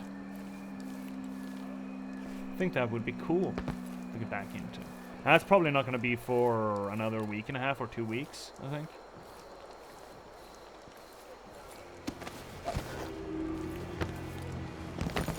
We used to make good money here until all the Grand Guard shakedowns. Okay, there we go. Now we're done. I think. Unless, of course, we missed a blueprint somewhere, but I don't think we have. Megan, let's go. So it's done. It is. Ashworth won't be a problem anymore. Good. But Emily, there's something else. Oh, of course there is. Back when I lived in Dunwall, I did things that I'm not proud of. Oh yeah, Billy? Isn't that a requirement for citizenship? What I've got to say is not a joke. I knew Delilah and Ashworth. Bought into their bullshit. Which led me down a bad road. To be honest, before all this, I thought Delilah dead. I don't want to get into it right now. But I felt like you should know. Oh, I should. Definitely should. There are things I regret. All right, Megan. Thank you for opening up. If only a little. She didn't really I'm tell starting us to anything, feel though. like you deserve it.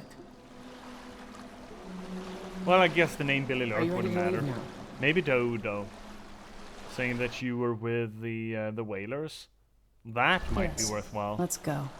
But Take you me back to the specifically dreadful didn't whale. say that. Another step toward the Duke of Serkonos and Delilah. We're very non-lethal, but not so much stealth anymore. We didn't kill anyone. Oh, they didn't count. Fuck yes. So when they burned themselves, it didn't count to our mishaps. That's great. Fuck yes. Yes. Great. We didn't get all the bone charms? Wait, excuse me? Wait, what? We missed 2 bone charms?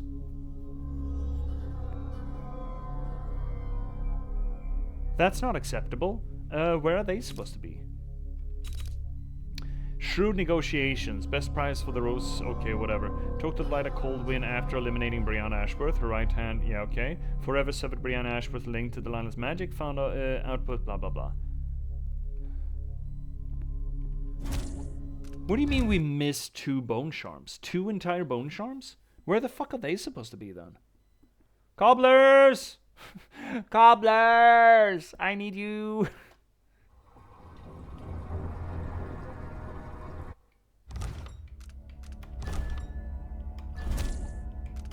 Where are they supposed to be? We didn't miss anything with the heart, or is there a maximum range for the heart? Is there a place? Some sort of subsection that we didn't go to? Is there a side mission that gives us the bone charms?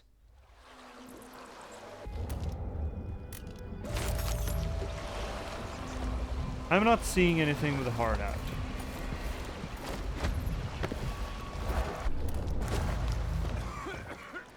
I could just Google it. Let's see what the internet has. Which is this? Mission 5?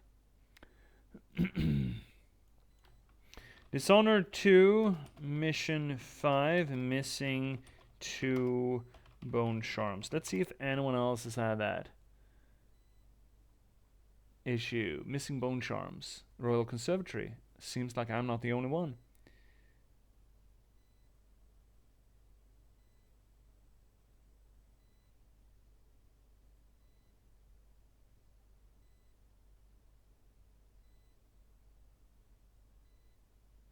Oh, okay. So not stealing them before she's knocked, before we do the thing to her.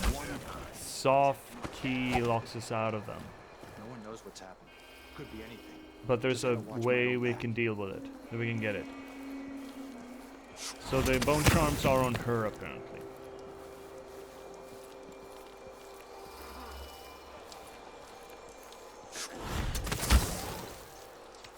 Well, this is riveting.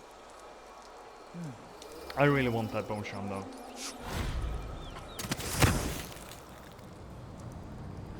If we're ever gonna get into bone charm crafting, I feel it incumbent upon us to get it.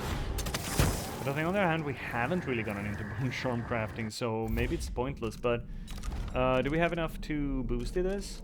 We got 9 runes? Yeah, what is this? Craft runes by expending raw whalebone and sacrificing existing runes to accumulate. But we already do that.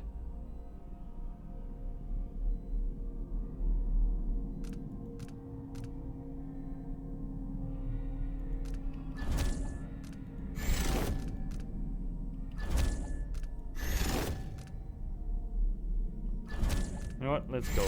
Let's go all the way.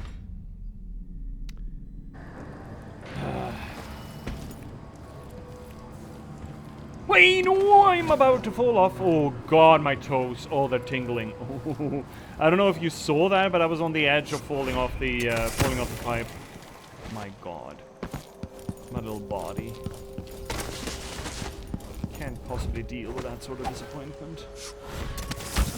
Okay, let's get back to this finagly bit. I really wish I didn't have to do this. I wish I could get over to that thing. Can I not? Are you fucking sure that I cannot? Okay, not even going uppies. That's not going to be helpful. Let's try it though. If I can swing myself along the wall. Oh, I can! Fuck yes! Oh, did you guys see that? Oh my god. Emily, you can just quit your job as an empress and become Spider-Man. Okay, so Brienne is pouty, and what we can do is put a stun mine on her, and that's gonna unpout her and make her lootable proper. Stennies. So we can get the bone charmies.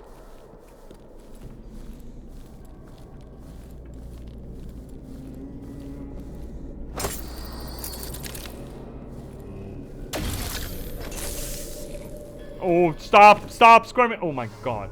Fickle Beast and Bloodfly Alchemy.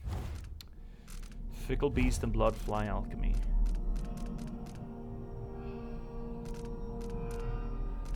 There we go, Bloodfly Alchemy. An enemy's initial ranged attack is transformed into bloodflies.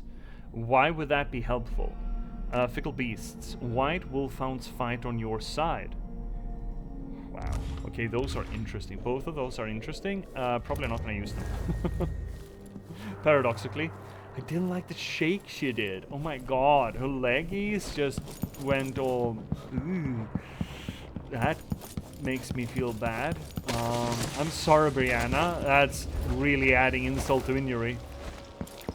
Not only did I steal your powers and disconnect you from the hive, as it were, but I also just made you do the little jiggy. I'm so sorry. That's bad manners. Really is bad manners.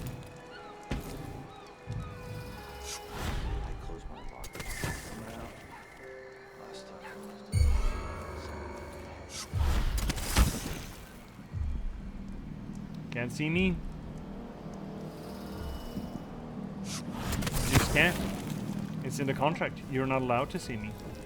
There's nothing to see here. Move along, move along. I really wish we could throw like logs at the nests, you know? That'd be neat. Instead we need to find booze bottles. Well, it's time to go out looking for booze bottles anyway.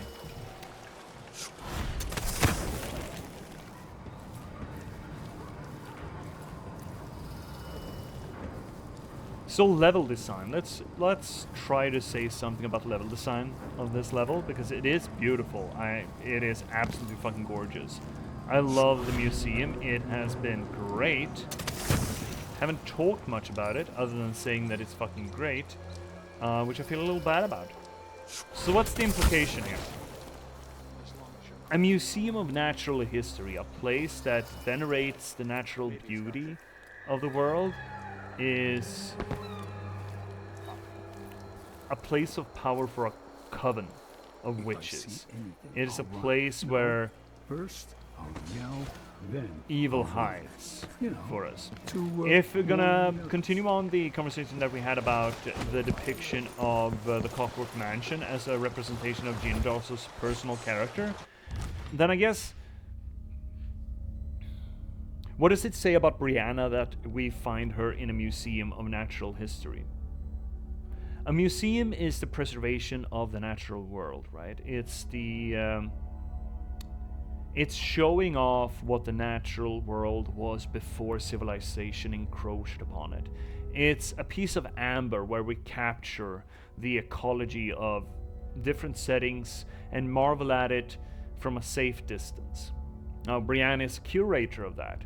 What does that say about Brianna? Well, the obvious analysis would be that Brianna and the witches represent this nature that civilization has pushed away. They represent, if they have their way, they will turn the museum inside out, putting civilization inside the museum and the natural world on the outside. Considering that they're brewing up things inside the museum to take on the world outside, that seems to implicate that they want to invert the museum, as it were. What else is there? It's a little bit unfortunate, again, if the museum, if that is the representation of the museum, and that is the implication of that representation vis-a-vis the agency of the Coven, then that would be another argument against the status quo and the fascist state to the benefit of the natural world and conservationism and environmentalism.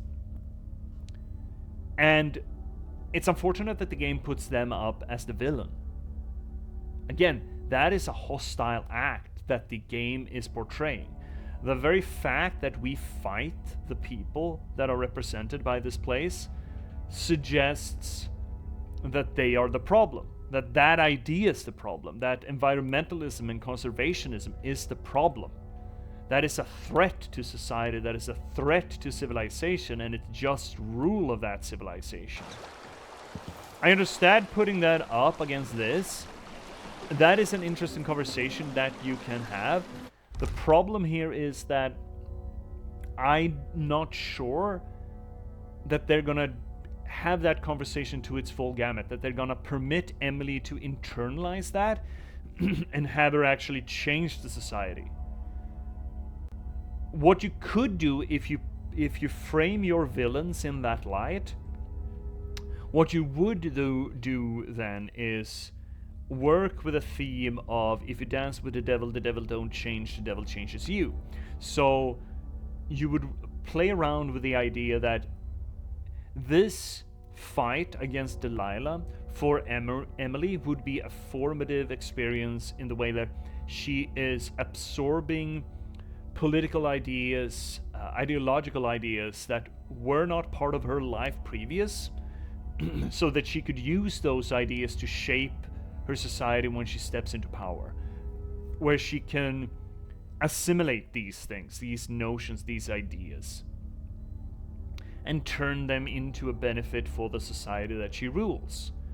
And any such movement in the intrigue, movement in the story, any such character development from Emily's side, that would have to, well, that will come later. Obviously, that has to come later, when she actually is on the cusp of regaining her power. Possibly even after the game, which is a damn shame. I am not sure they're gonna go there. So far, Arkane hasn't really followed through. Even in Dishonored 1, they haven't really followed through with their thematic development.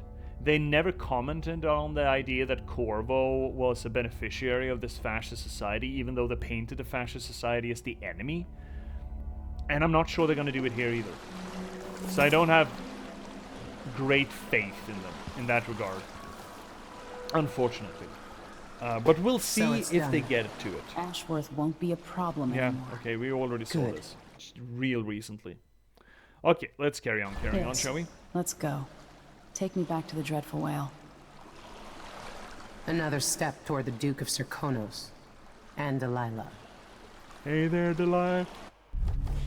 Oh, I'm sorry, very unprofessional. There we go, now we got it all. Actually, all, even all the paintings, neat. Blueprints is the most important, and the bone chomps and the roofs. I care most about those. Okay, let's carry on. Let's see where this will get us. Meet with Anton Sokolov to discuss your next steps before taking the skiff to the Dust District. So now we're finally going into the industrial heart of the city. For several years, Delilah's been here, getting stronger, turning people against me.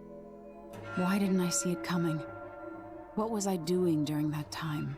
Ruling. Pretending to listen at court, ruling through an army of bureaucrats, waiting for the next chance to get free of Dunwall Tower. Well, now I'm free. If only I could go back.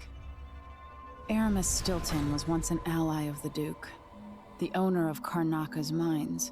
Stilton lived in a fortified bunker at the heart of the Dust District. No one's seen him for years, since around the time Delilah started making her moves. But whether Stilton's alive or dead, his home holds the key to Delilah's immortality. Where did you get that from? I haven't heard any indication that's the case. Have we? Did I just miss that? I don't think I did. I don't think I have. What the shit? Okay. Oh well. Well, we're certainly gonna write in our travel log. Of course we're gonna.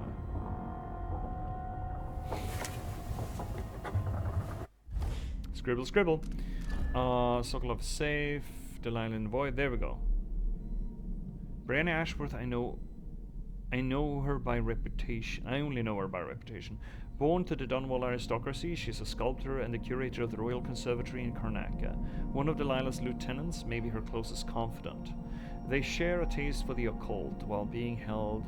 Sokolov overheard conversations about a strange device, blah blah blah, blah blah blah. Okay, that's nothing to do. Dust District then. What happened 3 years ago? Brianna Ashworth and Delilah were infiltrating the minds of the sisters of the oracular order, altering their visions and influencing their prophecies. I can't imagine what would have become of the Empire if the Abbey had fallen completely into their hands. Thousands of believers being spoon-fed a new brand of religion under the same shiny overseer masks. That sounds an awful lot like controlling the media kind of thing. Does Delilah dream of becoming a what? Something akin to the outsider? She's angry and twisted enough for that. I laughed. Ashworth, stripped of Delilah's magic, cut off from the energies of the void. I hope that sends a message to all the way to Dunwall. I'm coming to stop you, Delilah, and it won't matter how powerful a witch you are. I also learned that Ashworth organized some kind of seance for Delilah 3 years ago. I'm getting close to understanding Delilah's immortality. And for that I need to explore the abandoned manor of a certain mind baron, Aramis Stilton. I feel like they're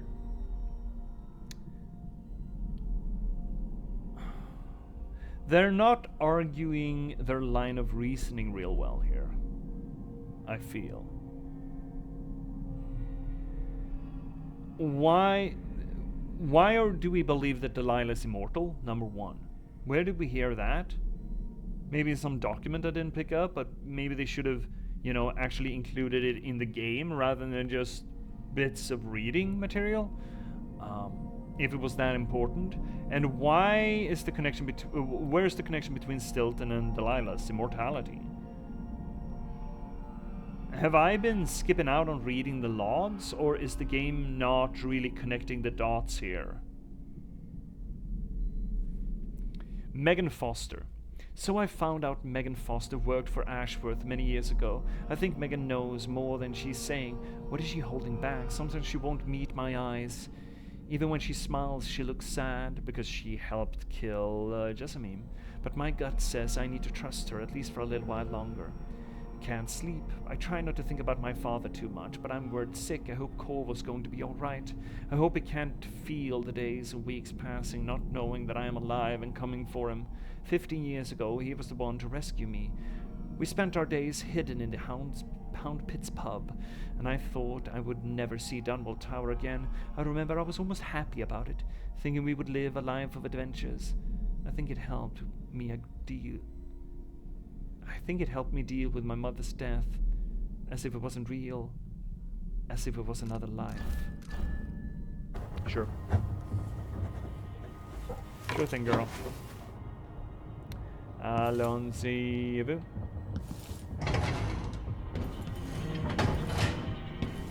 What do we have? Oh, she's gone. She left. My mind is finally clearing. Now I can return to my work here, helping those who need it the most. And what can I say about what you've done for me? Saved me from madness and worse, from giving in to a life of sadistic brutality. How could I ever repay you for that? Given who you are and what you're in Karnaca to do, I can only say good luck. The city, the country, the empire, everyone is counting on you. I'll send something special for you, by way of courier. I hope it helps. Oh yeah, where the fuck is that? I can't see anything special here. There's nothing up top, right? Nah, there's nothing up top. Nothing but a beautiful day. It's a beautiful day! It is a beautiful day. Holy fuck. Wow.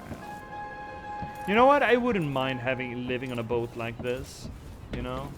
Maybe keeping my luggage a little bit more neatly stored, but otherwise, yeah, I wouldn't mind this. The Corto Maltese lifestyle, you know? Seems nice. Do we have any reason? Listen to me, talking to myself like the old loon I am. Ooh, burp. Where the fuck's Megan?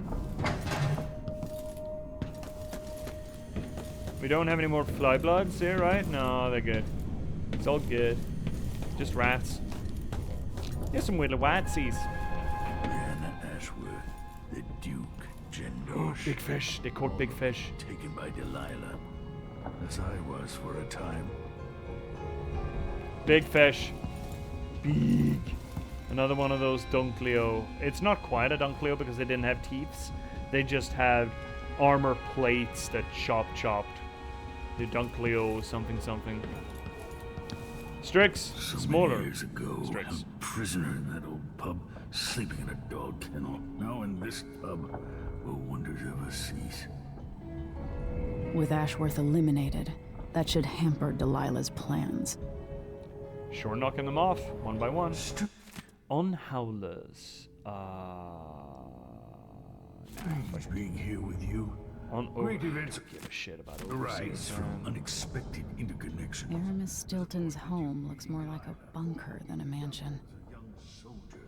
We're all setting things into motion. Is Megan that us? out of I this think city, that's us. But I'll explain. I think that's us. Note from Sokolov. Emily, it's true. I don't tinker with mechanical devices much anymore, but I'm not so old as to be useless just yet. Behold, I have fashioned a little contrivance for you, using only parts scavenged from this wretched vessel. Yes, all right, a few bits were currently in use, but I assure you none were involved in keeping us afloat. Say nothing to Megan, as her disposition needs no further souring. In any case, may this device serve you well, Sokolov. Okay, well, sure, I guess. I'll take a stun mine. I mean, I just used one. What do we have in here? Nothing? Hello again, Neglected Journal. I smile as I write this, for I know others will read it when I'm gone to the void, or perhaps as I languish in a prison cell somewhere. Fine then, read away and laugh. It is in your nature, at my foolishness and my aching joints. Does it please you to know that even walking is a chore? But I'm too proud to use a cane. I can hear my bones protest with every step, a most unpleasant grinding noise that follows me wherever I go. Is it amusing to know that my eyes can barely see this page, or that my hand trembles as I hold the pen? Then laugh. Yes, the once great Sokolov is now just a tired old bag of bones. My meals are brought to me. Soon someone will have to hold the spoon lest I starve. I find, oh my god, yeah, I get it, you're getting old, bud. Everyone is. You're not special. Okay, Anton, what's up? I need to know why Delilah can't be killed. Everything we've learned implies that something strange happened at Aramis Stilton's home 3 What years did we ago, learn? but then he disappeared. Missing Stilton information. lived in a bunker kept secure by a fancy lock made by Jendosh. Maybe inside you'll learn more about how to stop Delilah. But I have to get there first. Through a ruin created by the Duke, where my father grew up. Megan had an intriguing idea. Howlo is leader of the Howlers. He wants Vice Overseer Byrne killed, and of course, Byrne wants Paolo dead. How are how are those Both photos groups will sticking attack to you the on sight, map? but or walk to in the, with the corpse of their chief enemy. To the board? They'll treat you like family. You think they'll help me get into Aramis Stilton's home? I'm pretty sure that will work. Signing with overseers or Seeing howlers? this place and these people, I can feel my perspective changing. How will I be different after this? That's a good question. Will you, though? At all? The Dust District. I've read about the winds coming through the cleft in Shindaray Peak. How the city uses it for windmills and mining operations. Sundare Peak? Is that what you called it? The Vice Overseer for Karnaca, Liam Byrne. Paolo's not that old, but there's so much living written into the lines of his face. Uh-huh.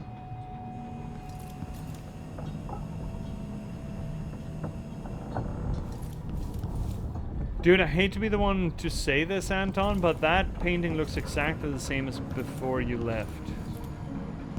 Just, you know. Also, started a portrait of me, I think. That's Emily, right? I think that's Emily. Where did he go now? That's still locked, eh? Curious. Alrighty then, well, let's head on through, shall we? Whale! There she blows! There's actually whales in the water. She doesn't swim real well. Did you escape from a ship? You swim real poorly. Oh my god, there's a whale! That's a little bit weird. They keep saying that the whales are rarer and rarer and they go deeper and deeper. This bay cannot be that deep. You know? And that wasn't a very good dive now, was it? Not very good dive. Cool though that we're actually seeing a living one. Can we... Oh, actually?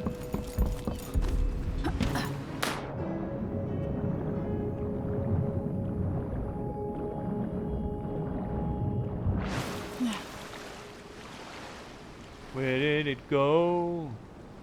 My whale. Ooh. Whaley. Is that the whale? No, can't be, right? Is that the whale? That is the whale, right? Sort of looks like a whale. Alright, she's drowning. Fuck.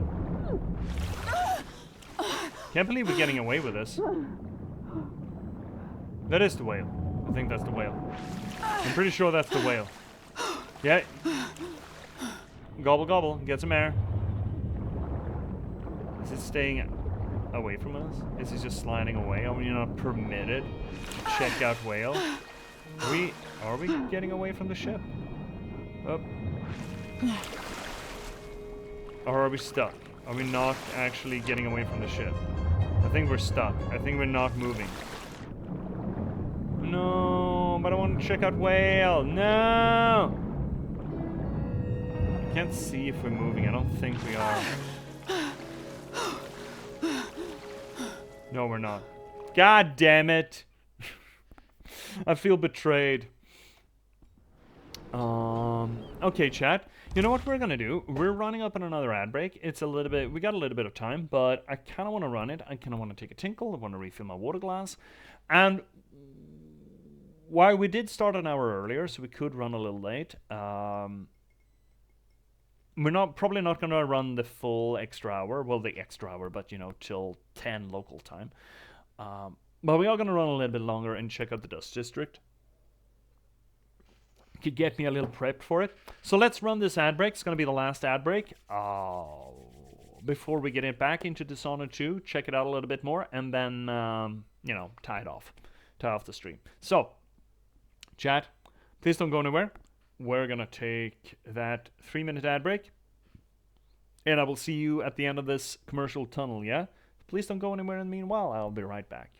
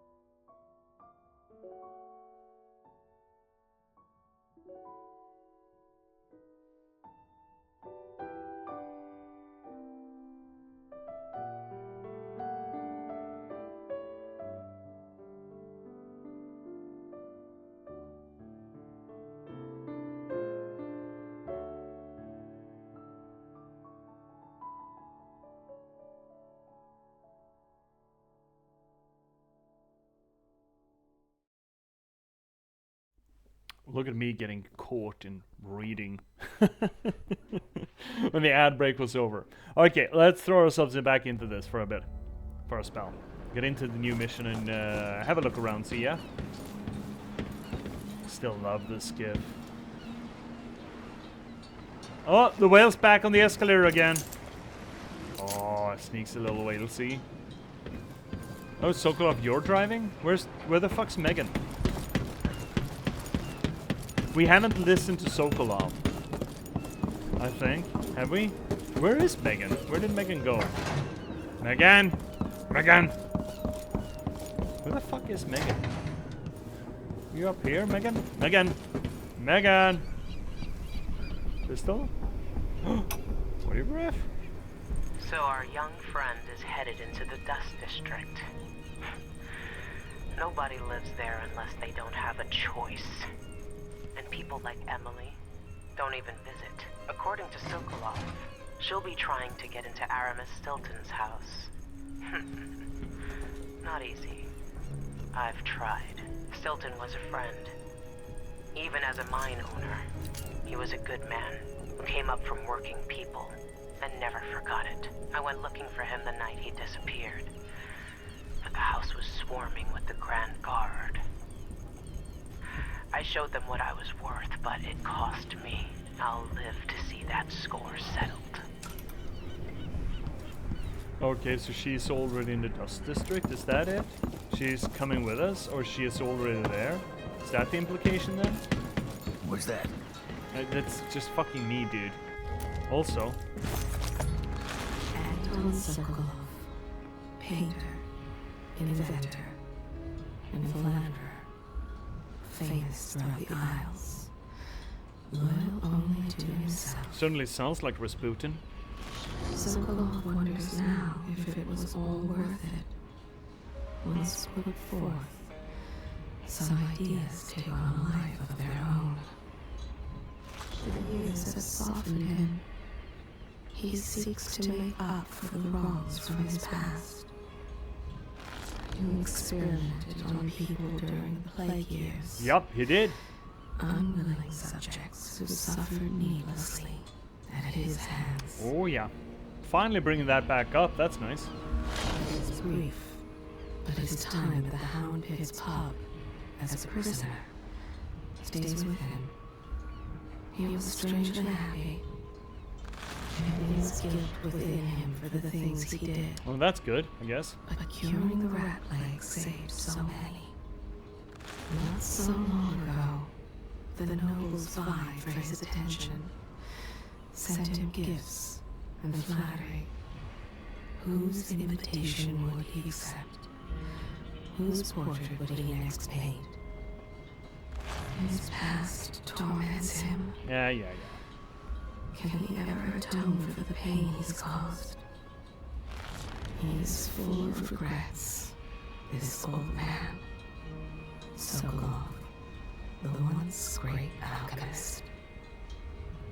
Some nights, he dreams of a young woman he once painted, decades ago. Uh-huh. Her face, the most beautiful thing he'd ever beheld. Uh-huh. She died before the painting was complete, and he burned it to ash. No one we know then. From Esmond Roseborough, Sokolov learned the power hidden inside whale oil.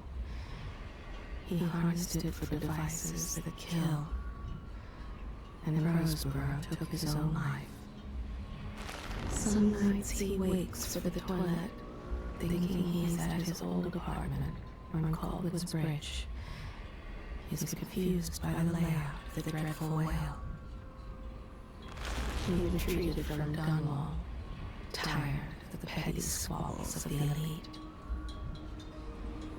They still seek him out for portraits, new elixirs, or bawdy stories.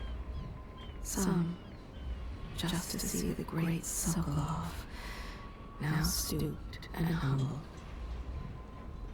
It's all still there, in his mind. Every formula, every equation. harder and harder to recall. That's a little bit of a counterproductive line. Everything is still there, but it's getting hard. But it's getting harder to recall. It's getting harder to recall. I feel like I do that on occasion when I'm writing, that I begin a sentence in a way and the sentence just carries itself onward in a direction that doesn't really help the messaging. That is absolutely something that you need to fix in editing, and I feel like that read could have done. Me drink. Here we go. Hi, Whisper. Double, drink. I feel like that particular read could have probably needed some editing.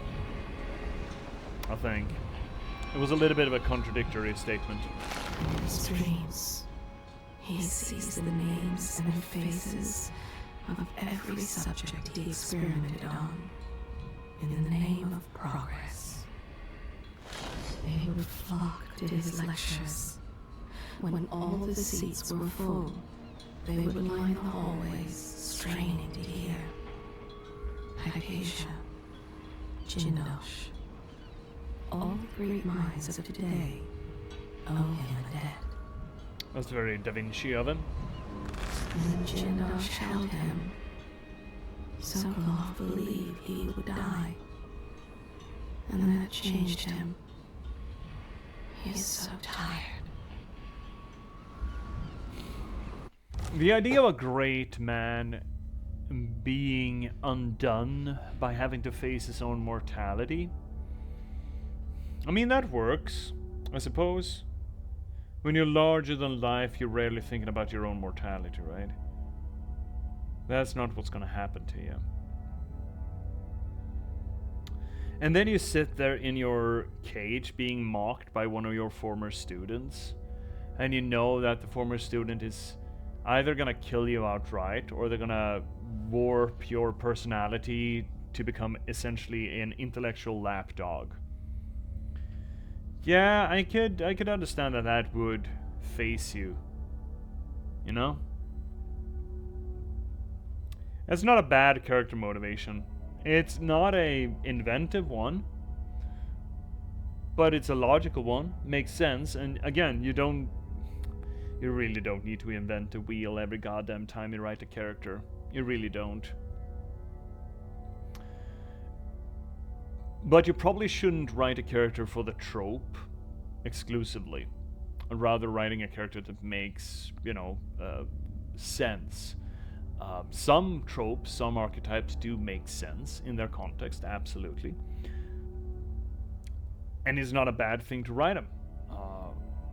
But you should never write them in a specific way just for the reason that the trope says they should be that way. I'm not arguing that Sokolov is that. Absolutely not. I'm just talking, essentially.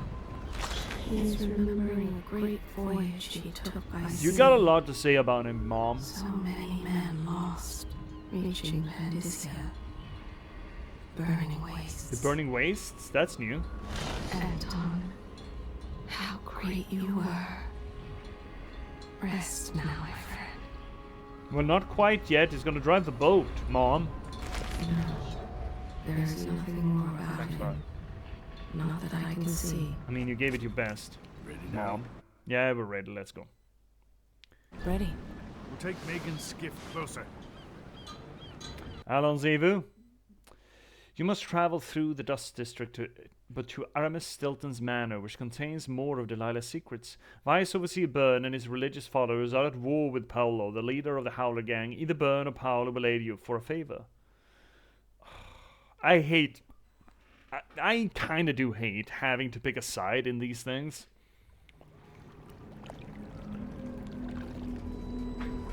It feels Who was the man artificial. Aramis Stilton?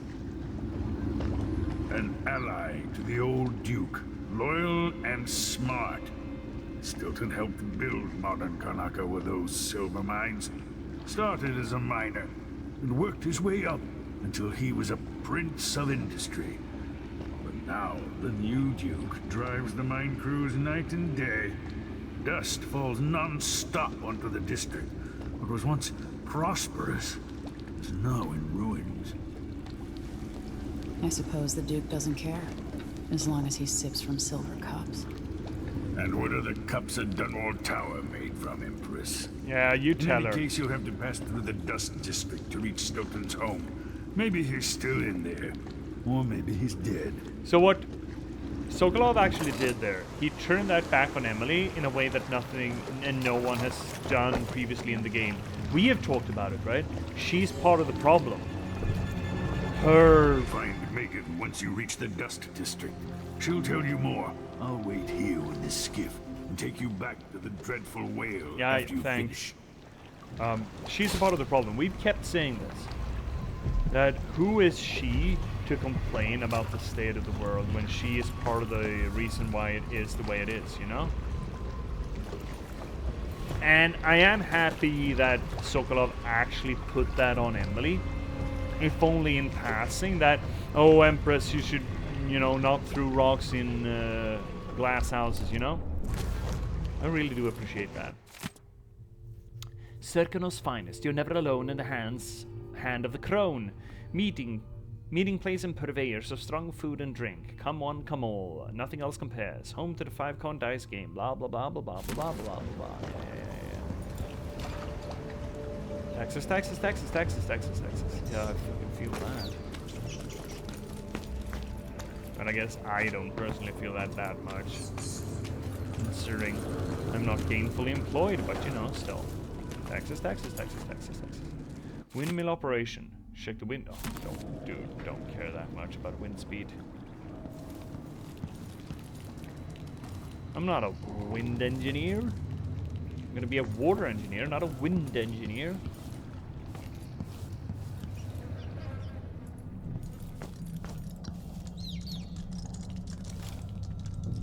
Oh god. Look at me being all professional and absolutely not yawning on stream. Oh, wow. So where's the dust? I heard something about dust. Where's the fucking dust? This looks fine. This looks fine. What are you complaining about? Fucking dust? I see no fucking dust. Once they say something's amiss, then I just can't get comfortable. None of our squads patrol through the Dust District anymore. We're losing too many people. Good soldiers blinded by that hallucinogenic powder the Howlers use, then stabbed to death or dragged down by the Abbey's tower. One young lieutenant got hit by an overseer grenade. Cleaning silver dust out of my ears. One of the Duke's distant cousins or something. Shit. Let's hope they do enough damage to each other so the fight goes out of Palace. That's an assignment. All apples and slippers. Paulo or vice overseer. Something feels wrong. I don't see you or me beating the past. There's nothing wrong here. Or up to the temporary Fucking high. the Abbey's got set There's up. never been anything wrong up here. I sleep. There we go. Perfect. Crank it. Crankies. Damn it, I need to pee. Well then go Dust. take a piss. Mines. I think I can get in there. Oh, another. Oh! Wow! There we go. Okay, so there's the dust storm. Great, now we know. Without a special power, we cannot see through it. Okay, here we are. Now I understand why they didn't want to run this all the fucking time. Some of the time. Something stinks around here. Because we shut off the thing. Now we just need to get back. Wall without them spotting me. Perfect. Okay, so we shut off the wall of light. Perfect. Excellent. Let's take a little peek-see blue. Good rooms over there. We have nothing behind us, right? No, we have nothing behind us, okay? It's all ahead of us. Yeah, great. Okay. That's gonna be the closest one. Who saw what? Oh, he saw that the wall of light was out. Well, imagine that. More bad things have happened here in the last 5 years. Spending all the years of my life. There's no uppies to sit on here. Call. Just need help. Fuck. Who are you? Stop! You think you're clever, huh? I'm so fucking clever. Have you seen me? Have you met me? I'm the cleverest clever little girl that's ever clever. Come on! Well, Ready? see, I'm so clever. Are you Let's gonna kill your go. friend? The reward is ours. You're done. Let's go. Done? Me? Take it! Do you know who I am? I'm the fucking Empress, motherfucker. You won't get away. The actual Empress. The honest to God Empress. The Empress's Ember. I'll be That wiping ever off your emperor. blood later. Oh my God. I'll tear you to pieces. No, don't kick me. No kickies. There we go. Well, we're gonna reload that anyway. I want to be sneaksy. I want to be sneaksy, not fightsy. Sneaksy's cooler. Dust from the mines. Yeah? Come on. No uppy? Why ain't no uppy different?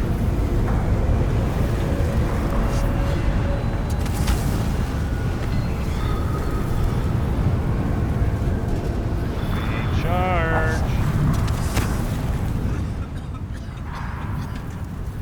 I cannot see much here, but I guess they can't either then. Alright. Hypothetically... No, your turn that way. How are you gonna see us jump down there? Could just shadow walk it, I suppose. Where's this dust coming down from? Oh shit.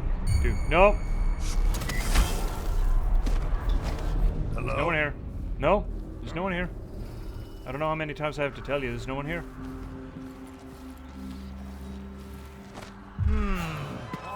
So let's see. Wait, oh fuck, I picked something up instead. Just wanna... Oh, come on! I need to get... shits. Okay. There we go. Everything's fine. I wonder who that was. There's no one. Why do you keep thinking there's someone? There's no one.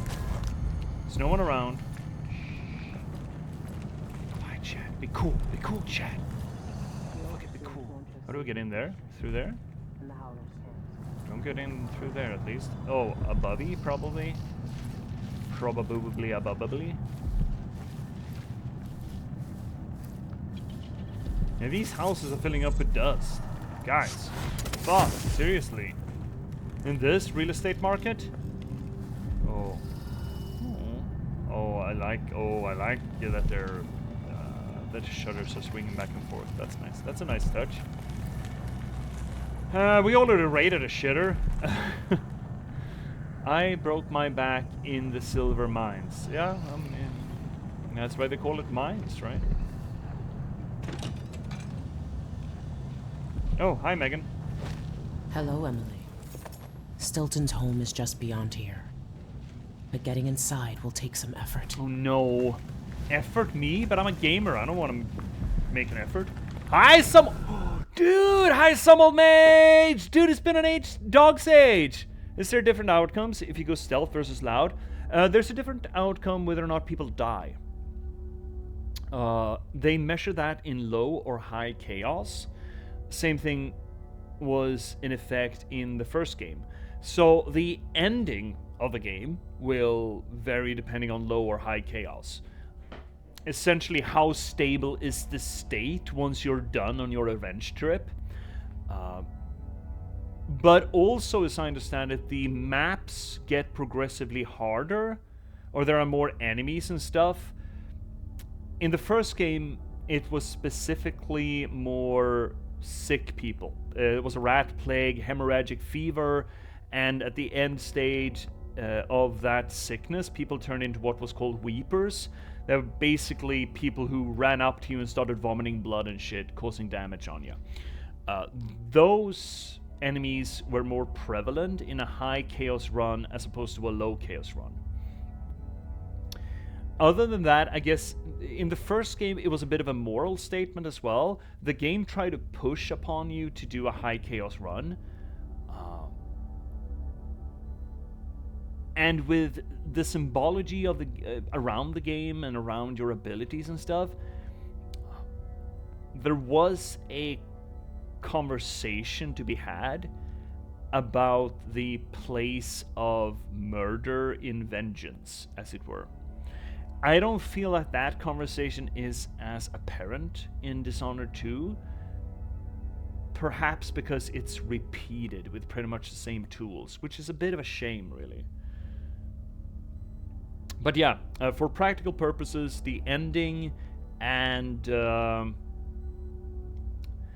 state of conflict or the state of stability in the levels is affected by going stealth or loud. Now, this game, in the previous game, you can only do non-lethal through stealth.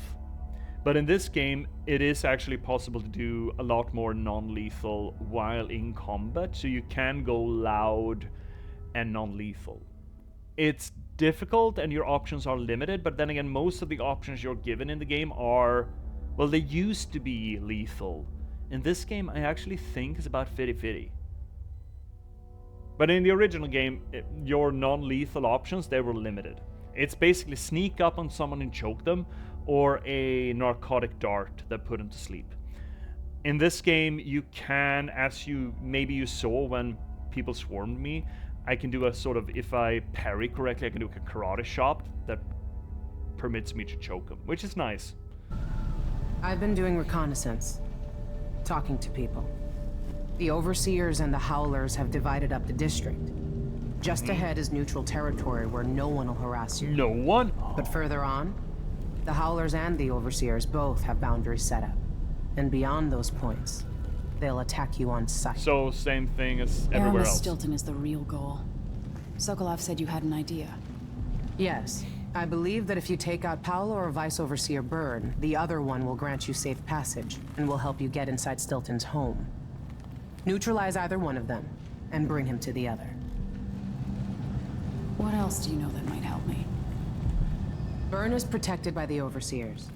Paolo has the Howlers. But I think he's also got some kind of black magic charm. What do you mean? They say he's got to die twice before the sun sets. Or he can't be killed. Good luck with that. Huh. Deathloop. Kinda. Well, so how are you doing, some old mage? Haven't seen you in a long while. I hope you're doing well. Oh, there might be another way. Oh, I like that. I like the sound of that. I don't want to align myself with any of those bastards. Is this really where you want to hang out, Megan? Oh, you've been doing great. I'm so happy. Good. Good for you. I'm happy to hear that. College starts up in a week and a half. Oh, that's a late start, though. You don't start until September. My course has already begun, but it's the first week, and it's just introductory stuff. How's your book? I mean, book sales are happening. I got another sales event coming up in like 3 weeks locally, and then ahead of the next big book sale, I plan on actually having a new book produced. Not a new that's written new, but one that hasn't been made available previously. The name of it is The Patchwork Sovereignty, and it's gonna be the first book set in my post-apocalyptic Nordic folklore setting, which is where I've basically setting all my stuff for the past few years. All of the books and most of the short stories. Not all of them, but most of them. It's a sort of, the human civilization has crumbled, humanity shat the bed, and the old folklore creatures of Scandinavian folklore have sort of crawled out of the mountainsides, the forests. They can't hide anymore, magic's been lost, and they're sort of taking control and trying to re-establish some sort of regrowth, some sort of environmentalist effort in varying states of concert with each other. It's a cool setting. I have high hopes and faith in that setting, and the first book in that setting is going to come out hopefully sometime during the winter. I got it in a beta reading to a beta reader, our cosmology scholar buddy here on the channel. He's doing the beta reading of it, and once he's done, I will do an editing pass on it, and then I'm going to produce it, and thus hopefully going to have it available by December. Because there's a sales event in late December, just before Christmas, I think, where I hope Well, where I plan to have it available. So that's coming up. New books coming up real soon. Well, I mean, all things considered, real soon. Otherwise, yeah, things are going great. Haven't gotten a chance to write as much as I'd wanted on the book that I'm first draft writing right now. I am into Act 3 of it. I don't have that many chapters left, but I also don't have a lot of time to work on it, considering my own education program has started. And I'm a little bit worried that I'm not going to be done with it until I need to start working on the Patchwork Sovereignty and the editing of that. So it might take a long time, and I'm not happy about it. But what I am writing, I think, is turning out well. It turned out to be a lot more of a complicated project than I initially thought. But I think I have managed to wrap my head around it and make it function fairly well. We will see. I don't know, but I think it's going to turn out well. But no one is probably going to be able to read that in years and years. After this Patchwork Sovereignty that I'm going to release now this winter, I got one more book that's unpublished that's written after that. And that's still probably going to take like a year or two to get out there. I do want to still put a little bit of effort into making it a traditional published book, but I'm more and more losing faith that that's ever going to happen. Well, maybe not ever, but at this point, I think it's more likely that I'm going to make a splash as a self-published author and make publishers or agents interested in picking me up after the fact rather than before, you know? So yeah, some book work has been done. Quite a bit of book work, actually. Is this wood? Holy fuck. This is the Duke of Sarkana. Oh yeah? Been told that people are complaining about dust from the mines falling. Also, that's D'Onofrio. That's Kingpin from Daredevil. You may not be aware that our silver mines are operating past full capacity in order to fund our conflict against the Northern Isle. That's not dust. It's the blood of our enemies. Oh my god. We still haven't gotten the charm. Right, we need to get that. Oh shit! Oh, you keeps getting crazier. Yeah, I'm sorry. Sorry, I didn't mean to. Do we need to get in there from downstairs? We came from that angle, and there was no entrance that way, right? Wee. Oh my god, my toesies. Why? Oh, that's a wind power plant. Yeah, okay. What are these weird wooden palisades? Are they supposed to keep the dust out? Oh shit, I can't back out. Gotta get back in? Yeah, I can. Okay, the hope here is then that we're gonna be able to get in there from downstairs here. Yeah, that's rainbow. There we go. United Miners of Karnaca. Yeah, fucking unionize. Locally, in my... I'll make sure mining conditions here improve. Oh yeah, you will? We need the silver, but not at any cost.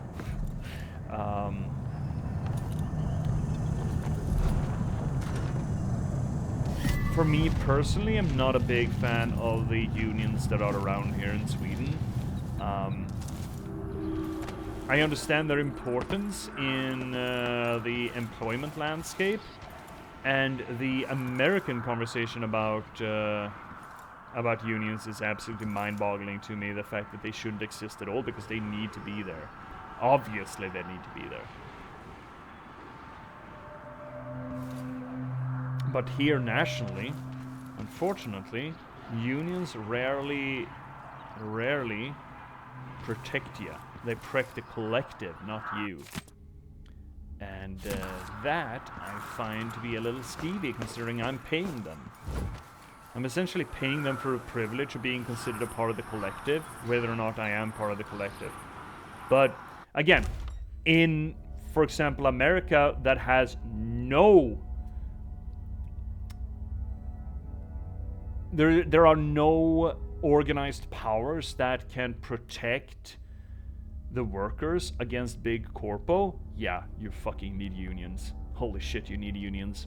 Companies that are like union busters are absolute devils. Yes, absolute devils. You're absolutely right, some old mage. So I understand the purpose, and I support the purpose of unions in the workplace.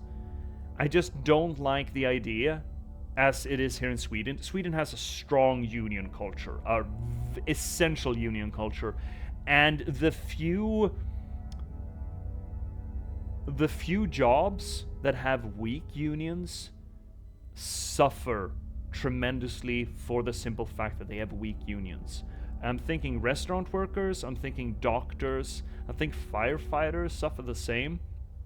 Restaurants, because they just don't give a shit and they have a lot of temp workers. There's a lot of turnover among the workforce, you know. Doctors and firefighters, because they are not permitted the same tools that other unions have. Doctors, for example, well, most healthcare workers are not permitted to go on strike, for example, and they suffer for it. I absolutely understand the purpose of the need for unions in the workforce, unless we're going to end up in a, I mean, we are moving towards a big corporate dystopian hellscape. But the idea that the existence of unions is still some sort of a controversial stand in America, it's absolutely mind-boggling to me. Explains a lot too. Sounds like the mafia, lol, paying for protection.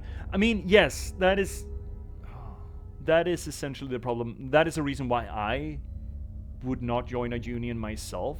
But I mean, I still benefit from unions, considering that the workforce. I still benefit from the contracts that the unions write with the employers. The rules that are levied against employers to control how they behave towards their employees, I still benefit from that, even though I'm not part of the unions. Why I'm not a part of unions, or never have been at least, is essentially because they will not, even though I pay them money to be a part of the union, they will not necessarily help my cause.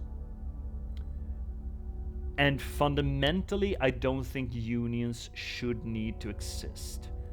I think you should have that sort of conversation and relationship with your employer where you shouldn't need a union. Now, I understand that it's unfeasible to have that sort of interaction with big corpo. You can't have that with big corpo.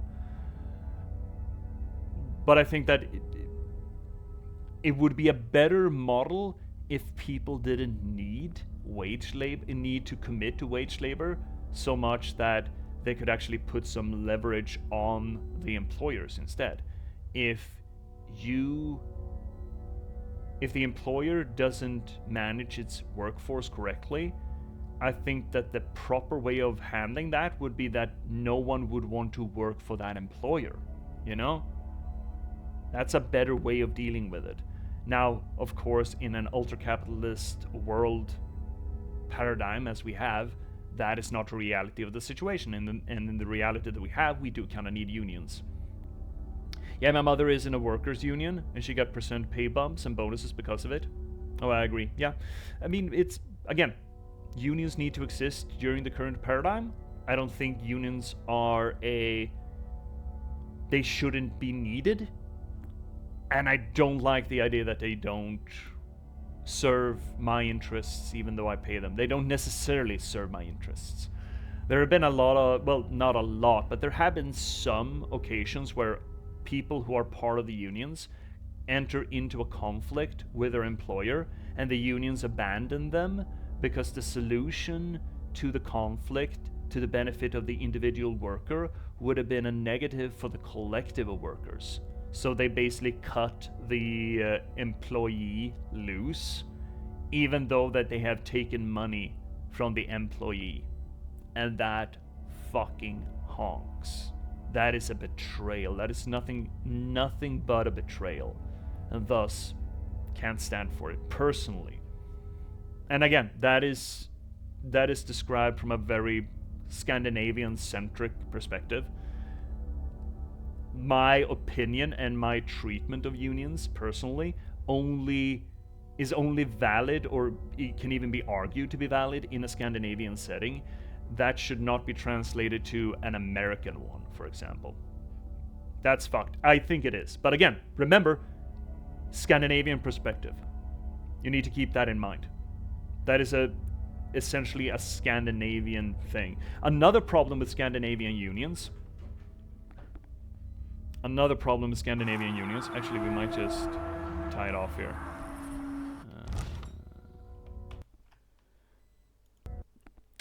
Another bad occurrence of behavior from Scandinavian unions is that a few of the strongest unions available have banded together into an umbrella organization. It's called LO.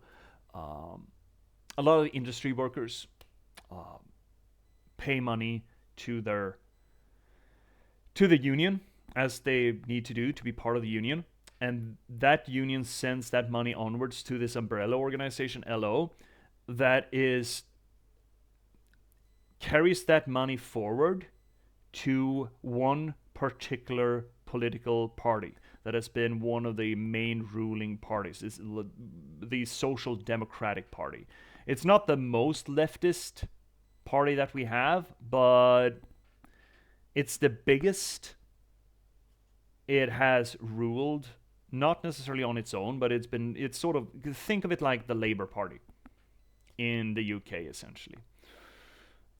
The fundamental problem, I think, there is that just because you're paying dues to a union that is supposed to protect your workers' rights vis-a-vis the employer, you're essentially funding a specific political party, even though you may not vote for that political party. And that is fucked too, I think. A lot of the politicians, the high-tier politicians in that specific party, have been part of that union structure, that specific union structure.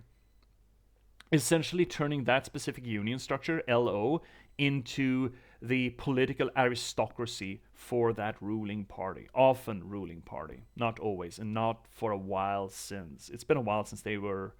No, well, yes, it has been a while since they were in power. Like a decade or so, but you know, it comes and goes. One foot following the other kind of thing. But the idea that you're funding a specific political party's election campaign without necessarily voting for them, I think is fucking dog shit. That is corruption. Nothing short of corruption, I think. Another reason why I have trouble with the union structure in Sweden. But again, I would like to reiterate that under a capitalist paradigm that we're living under, unions are fucking necessary to contradict big corpo. And you have to be a part of the union protection. Well, you don't have to.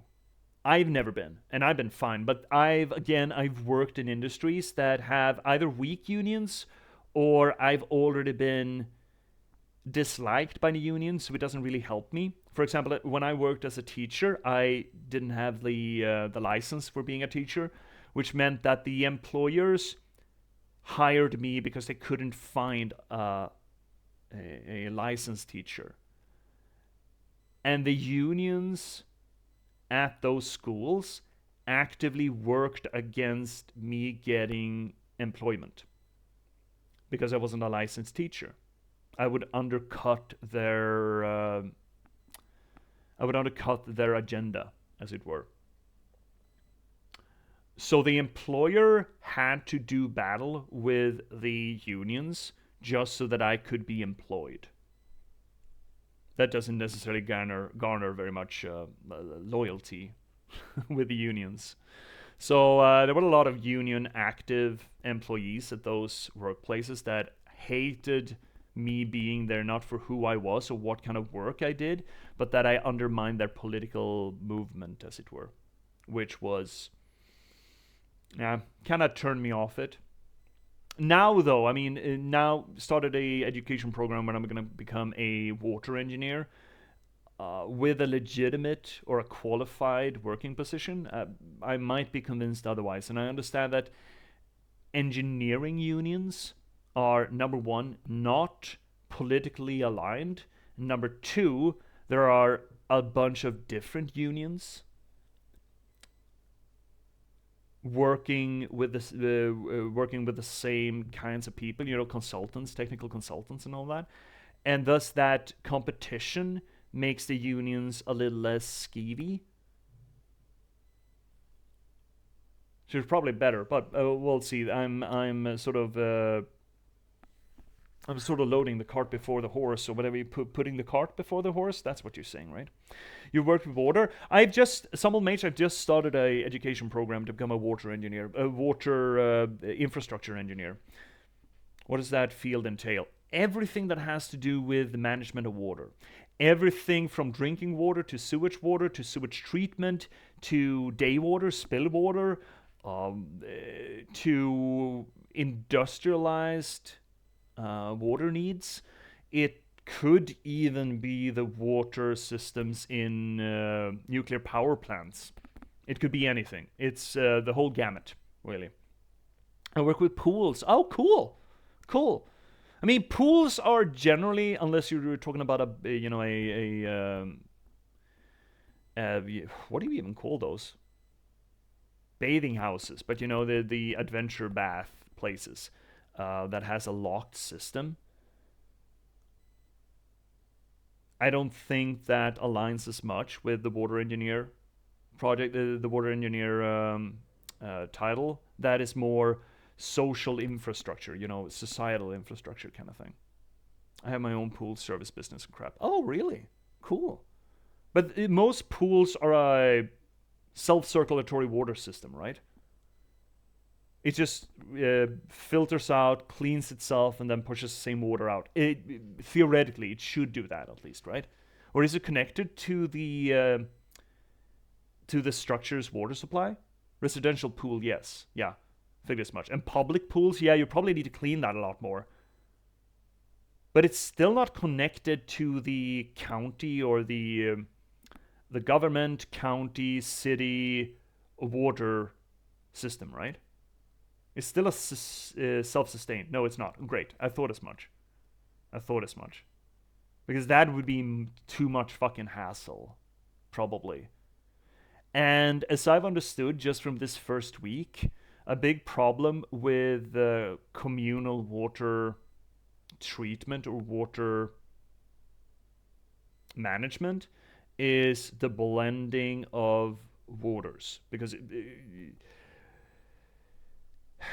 it's the seepage of day water. What you talking about? Day water is from rain. It's from flooding. It's from all of those natural occurrences of water.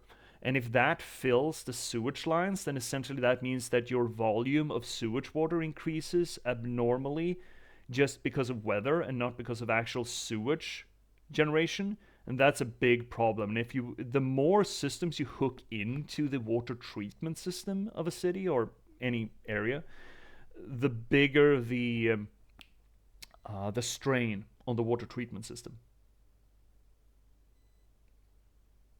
Let's see here. Evaporation or leak or just wasting the water lowers it. Has to be replaced with rain, hose water, or well water. We love dilution. I bet you love dilution. I can tell you who doesn't love dilution, and those are the people at the treatment plant. They hate dilution. Sounds like a lot of fluid transport and fluid mechanics. Yeah, essentially. Most of it will probably be designing the systems for it. So designing the water lines, designing day water management. So it can also become a matter of designing wetland or sort of not embankments, but natural reservoirs. That's dope as fuck. Yeah, I can get behind this. I'm kind of stoked for this career, I suppose. This late career in my life. At the ripe old age of 40, I'm gonna get into a new career. But I always dig fluid management systems. Whenever they come up in pretty much any... I mean, I only really interact with it in gaming settings, right? But I do really enjoy anything that has fluid mechanics into it. I think that's really neat. I've always enjoyed it. I'm thinking Timberborn, for example. That's the one that comes to mind immediately. Where the main gimmick of that city builder is to manage the water reservoirs over the course of flooding and drought. There we go. God, my language skills are falling behind now. I mean, it's been 5 hours almost. I'll be taking a chemical plant design class next year. Ooh, that's cool. With now Bernoulli's equation. I've heard of that. I don't know that equation, but I remember it being mentioned from my chemical engineering schooling days, like 20 years ago almost. I remember us actually visiting a fluid dynamics lab, and they talked about that mechanic. I recognized the name of that equation. Bernoulli's equation. But I haven't worked with it, and I probably won't really work with it. This education program is not an academic program. It is not really a scientific program. It's just to churn out people that can make the bare minimum practical design and planning and project management. It's an energy... Oh, it's an energy balance? Oh, yeah? Maybe it's not from the chemical engineering studies, but I've heard it somewhere else. But because I definitely heard it. I swear I can remember it. Well, I can't. I for sure can't. Oh. Some old mage, you know what you should do? I mean, chem engineering. It's in fluid mechanics. Yeah. I mean, I almost. I did a year and a half of chemical engineering at Chalmers, the technical university here in town. Back when I started studying, and that's almost 20 years ago. Holy fuck me. Started studying 05. Is energy difference in 2 points of any fluid? Oh. Any energy difference? Like elevation, movement, all of that? Yeah, I can see how that's relevant. To my interests too. Fuck. Shit. But I think the math that is required from us is basic high school math with bells on top. I don't think there's going to be anything weirder math-wise than basically dimensions and volume movement. I think. That's going to be the max of it. The max complexity of it. Because I've read some math, I've studied some math that I would not want to encounter in a dark alley. You know? Anyway, some old mage, if you want to talk about this stuff, it's been a while since I see you, and I love having you back here, bud. But I am going to close up the stream. We've been live for 5 hours, and I didn't plan to moving this along too far. I'd highly recommend that you check out the Discord. I don't know if I had a Discord around back when I had you here regularly on the channel, but there is a Discord now. I have a Discord here. On the 4th link down below, you know, I can set up a link in chat as well for you, I think.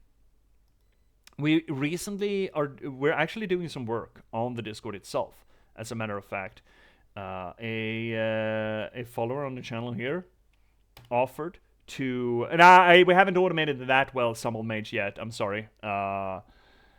But they are working on it. They are working on some bots to it.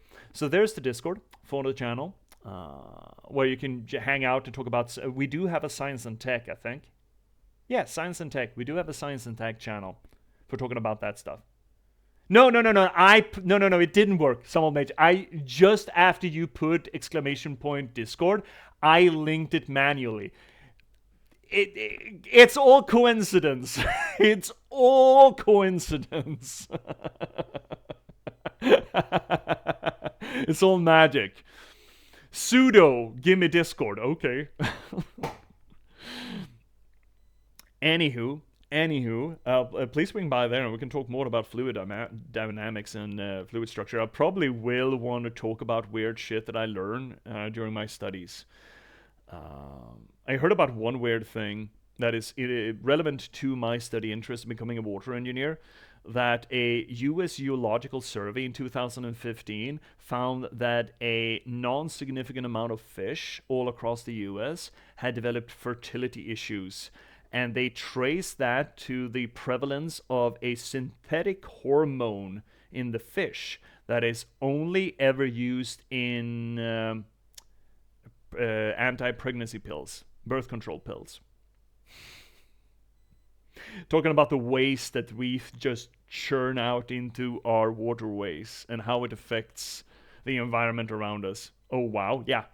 It's fucking sick. Probably link you the article. I just looked it up not long ago. Actually, you know what I'm gonna link you? I'm gonna link you the column that I wrote about it, even. That's got a link in it. Let me see. Crack Mom Sharks, because there was another piece of news that led me on to talk about the birth control pill thing. Outside of Rio de Janeiro, a year ago, fishermen caught 14 sharks that were all high on cocaine. 5 of those sharks were pregnant. Speaking of water treatment. Anywho, we are gonna try the stream up there. I'm so happy to have you back here, some old mates. It's been a while, bud. I'm really happy to have you here, bud. But everyone, I am gonna tie it on off. Before I talk about what's coming up next on the channel, I will want to do the outro spiel, and after the outro spiel, we're gonna send the YouTubers on, because some old mate, we do have a YouTube archive these days too. Yay! Where I'm posting most of the streams that we do that are either that do what we want to do, you know, talk about the games that we play in some sort of interesting way, and primarily games that are story focused. So maybe not our bonus stream of Transport Tycoon. Maybe we don't put up that, but you know, the Dishonored ones. We made an entire playthrough of Max Payne on it. I did Bastion.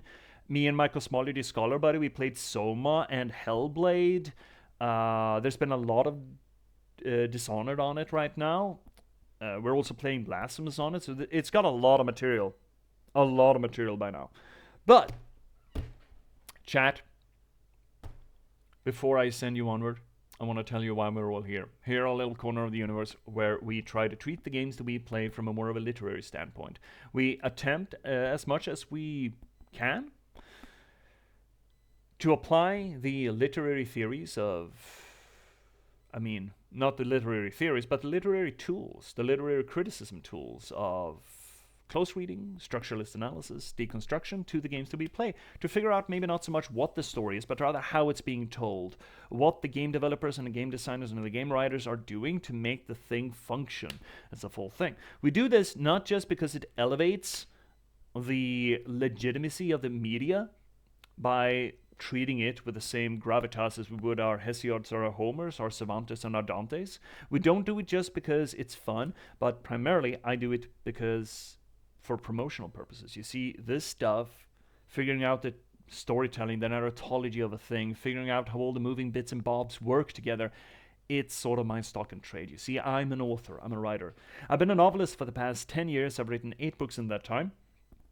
And I started streaming in concert. Well, I started streaming not to become a professional streamer per se, but rather in concert with actually releasing one of my books, my 6th. It's The Last Box, a cyberpunk thriller about the spontaneous eruption of sapiens and a random slug of gaming code, and the people who are unfortunate enough to have to try to reconcile with that fact. It does a few things different than most other AI media, I'd like to think. It is not as conflict-oriented as most other AI media is. It's not about genocide or world domination. It is also about spontaneous sapiens, not constructed, which permits us to approach the subject matter from a bit of a different angle. I really do think that it does a few things that most AI media really doesn't do. It approaches the problem in a multifaceted way to promote maybe not an opinion, but a conversation, a transhumanist conversation that I think we are well overdue in having. I'd highly recommend it.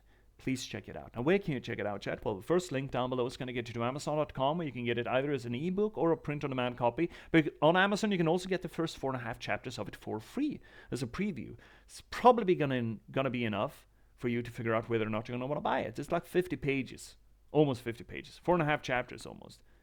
And that's a pretty good preview. And if you do decide you do want to pick it up, but you don't want to get on Amazon.com, well, we're not, chat. Second link down below is going to help you with that. That's going to head you over to a aggregate feed where you can get it either as ebook or print-on-demand copy at a vendor of choice. There are a ton of them. I can't keep track of them all. They keep adding new ones, and occasionally changing their names, which I find to be just plain rude, but the most prominent ones are probably Apple Books, Barnes & Noble, and Rakuten Kobo, so please check it out there. Now, if you want to read something of mine that's a little slimmer than a full-length novel, third link down below is going to get you to my online archive. It's a piece of shit WordPress. It's my wasted words, where I post a bunch of short stories. There are like 24 short stories up there, a bunch of pieces of poetry, almost as many, just a little bit under 24. There's a ton. I don't count them every fucking day. I don't know how many they are, but there's a bunch of them. And I put up a weekly column coming up every Tuesday. I haven't missed a Tuesday in like 7 years. There are a bunch of fucking columns up there, so please check that out.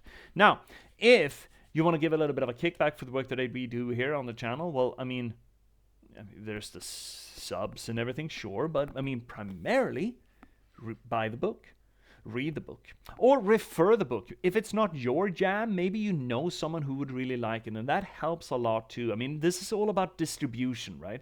This is all about spreading the work. And if you don't fancy the genre, if you don't fancy the theme, if you don't fancy the language, if you don't fancy reading books, but you know someone who might, send it their way.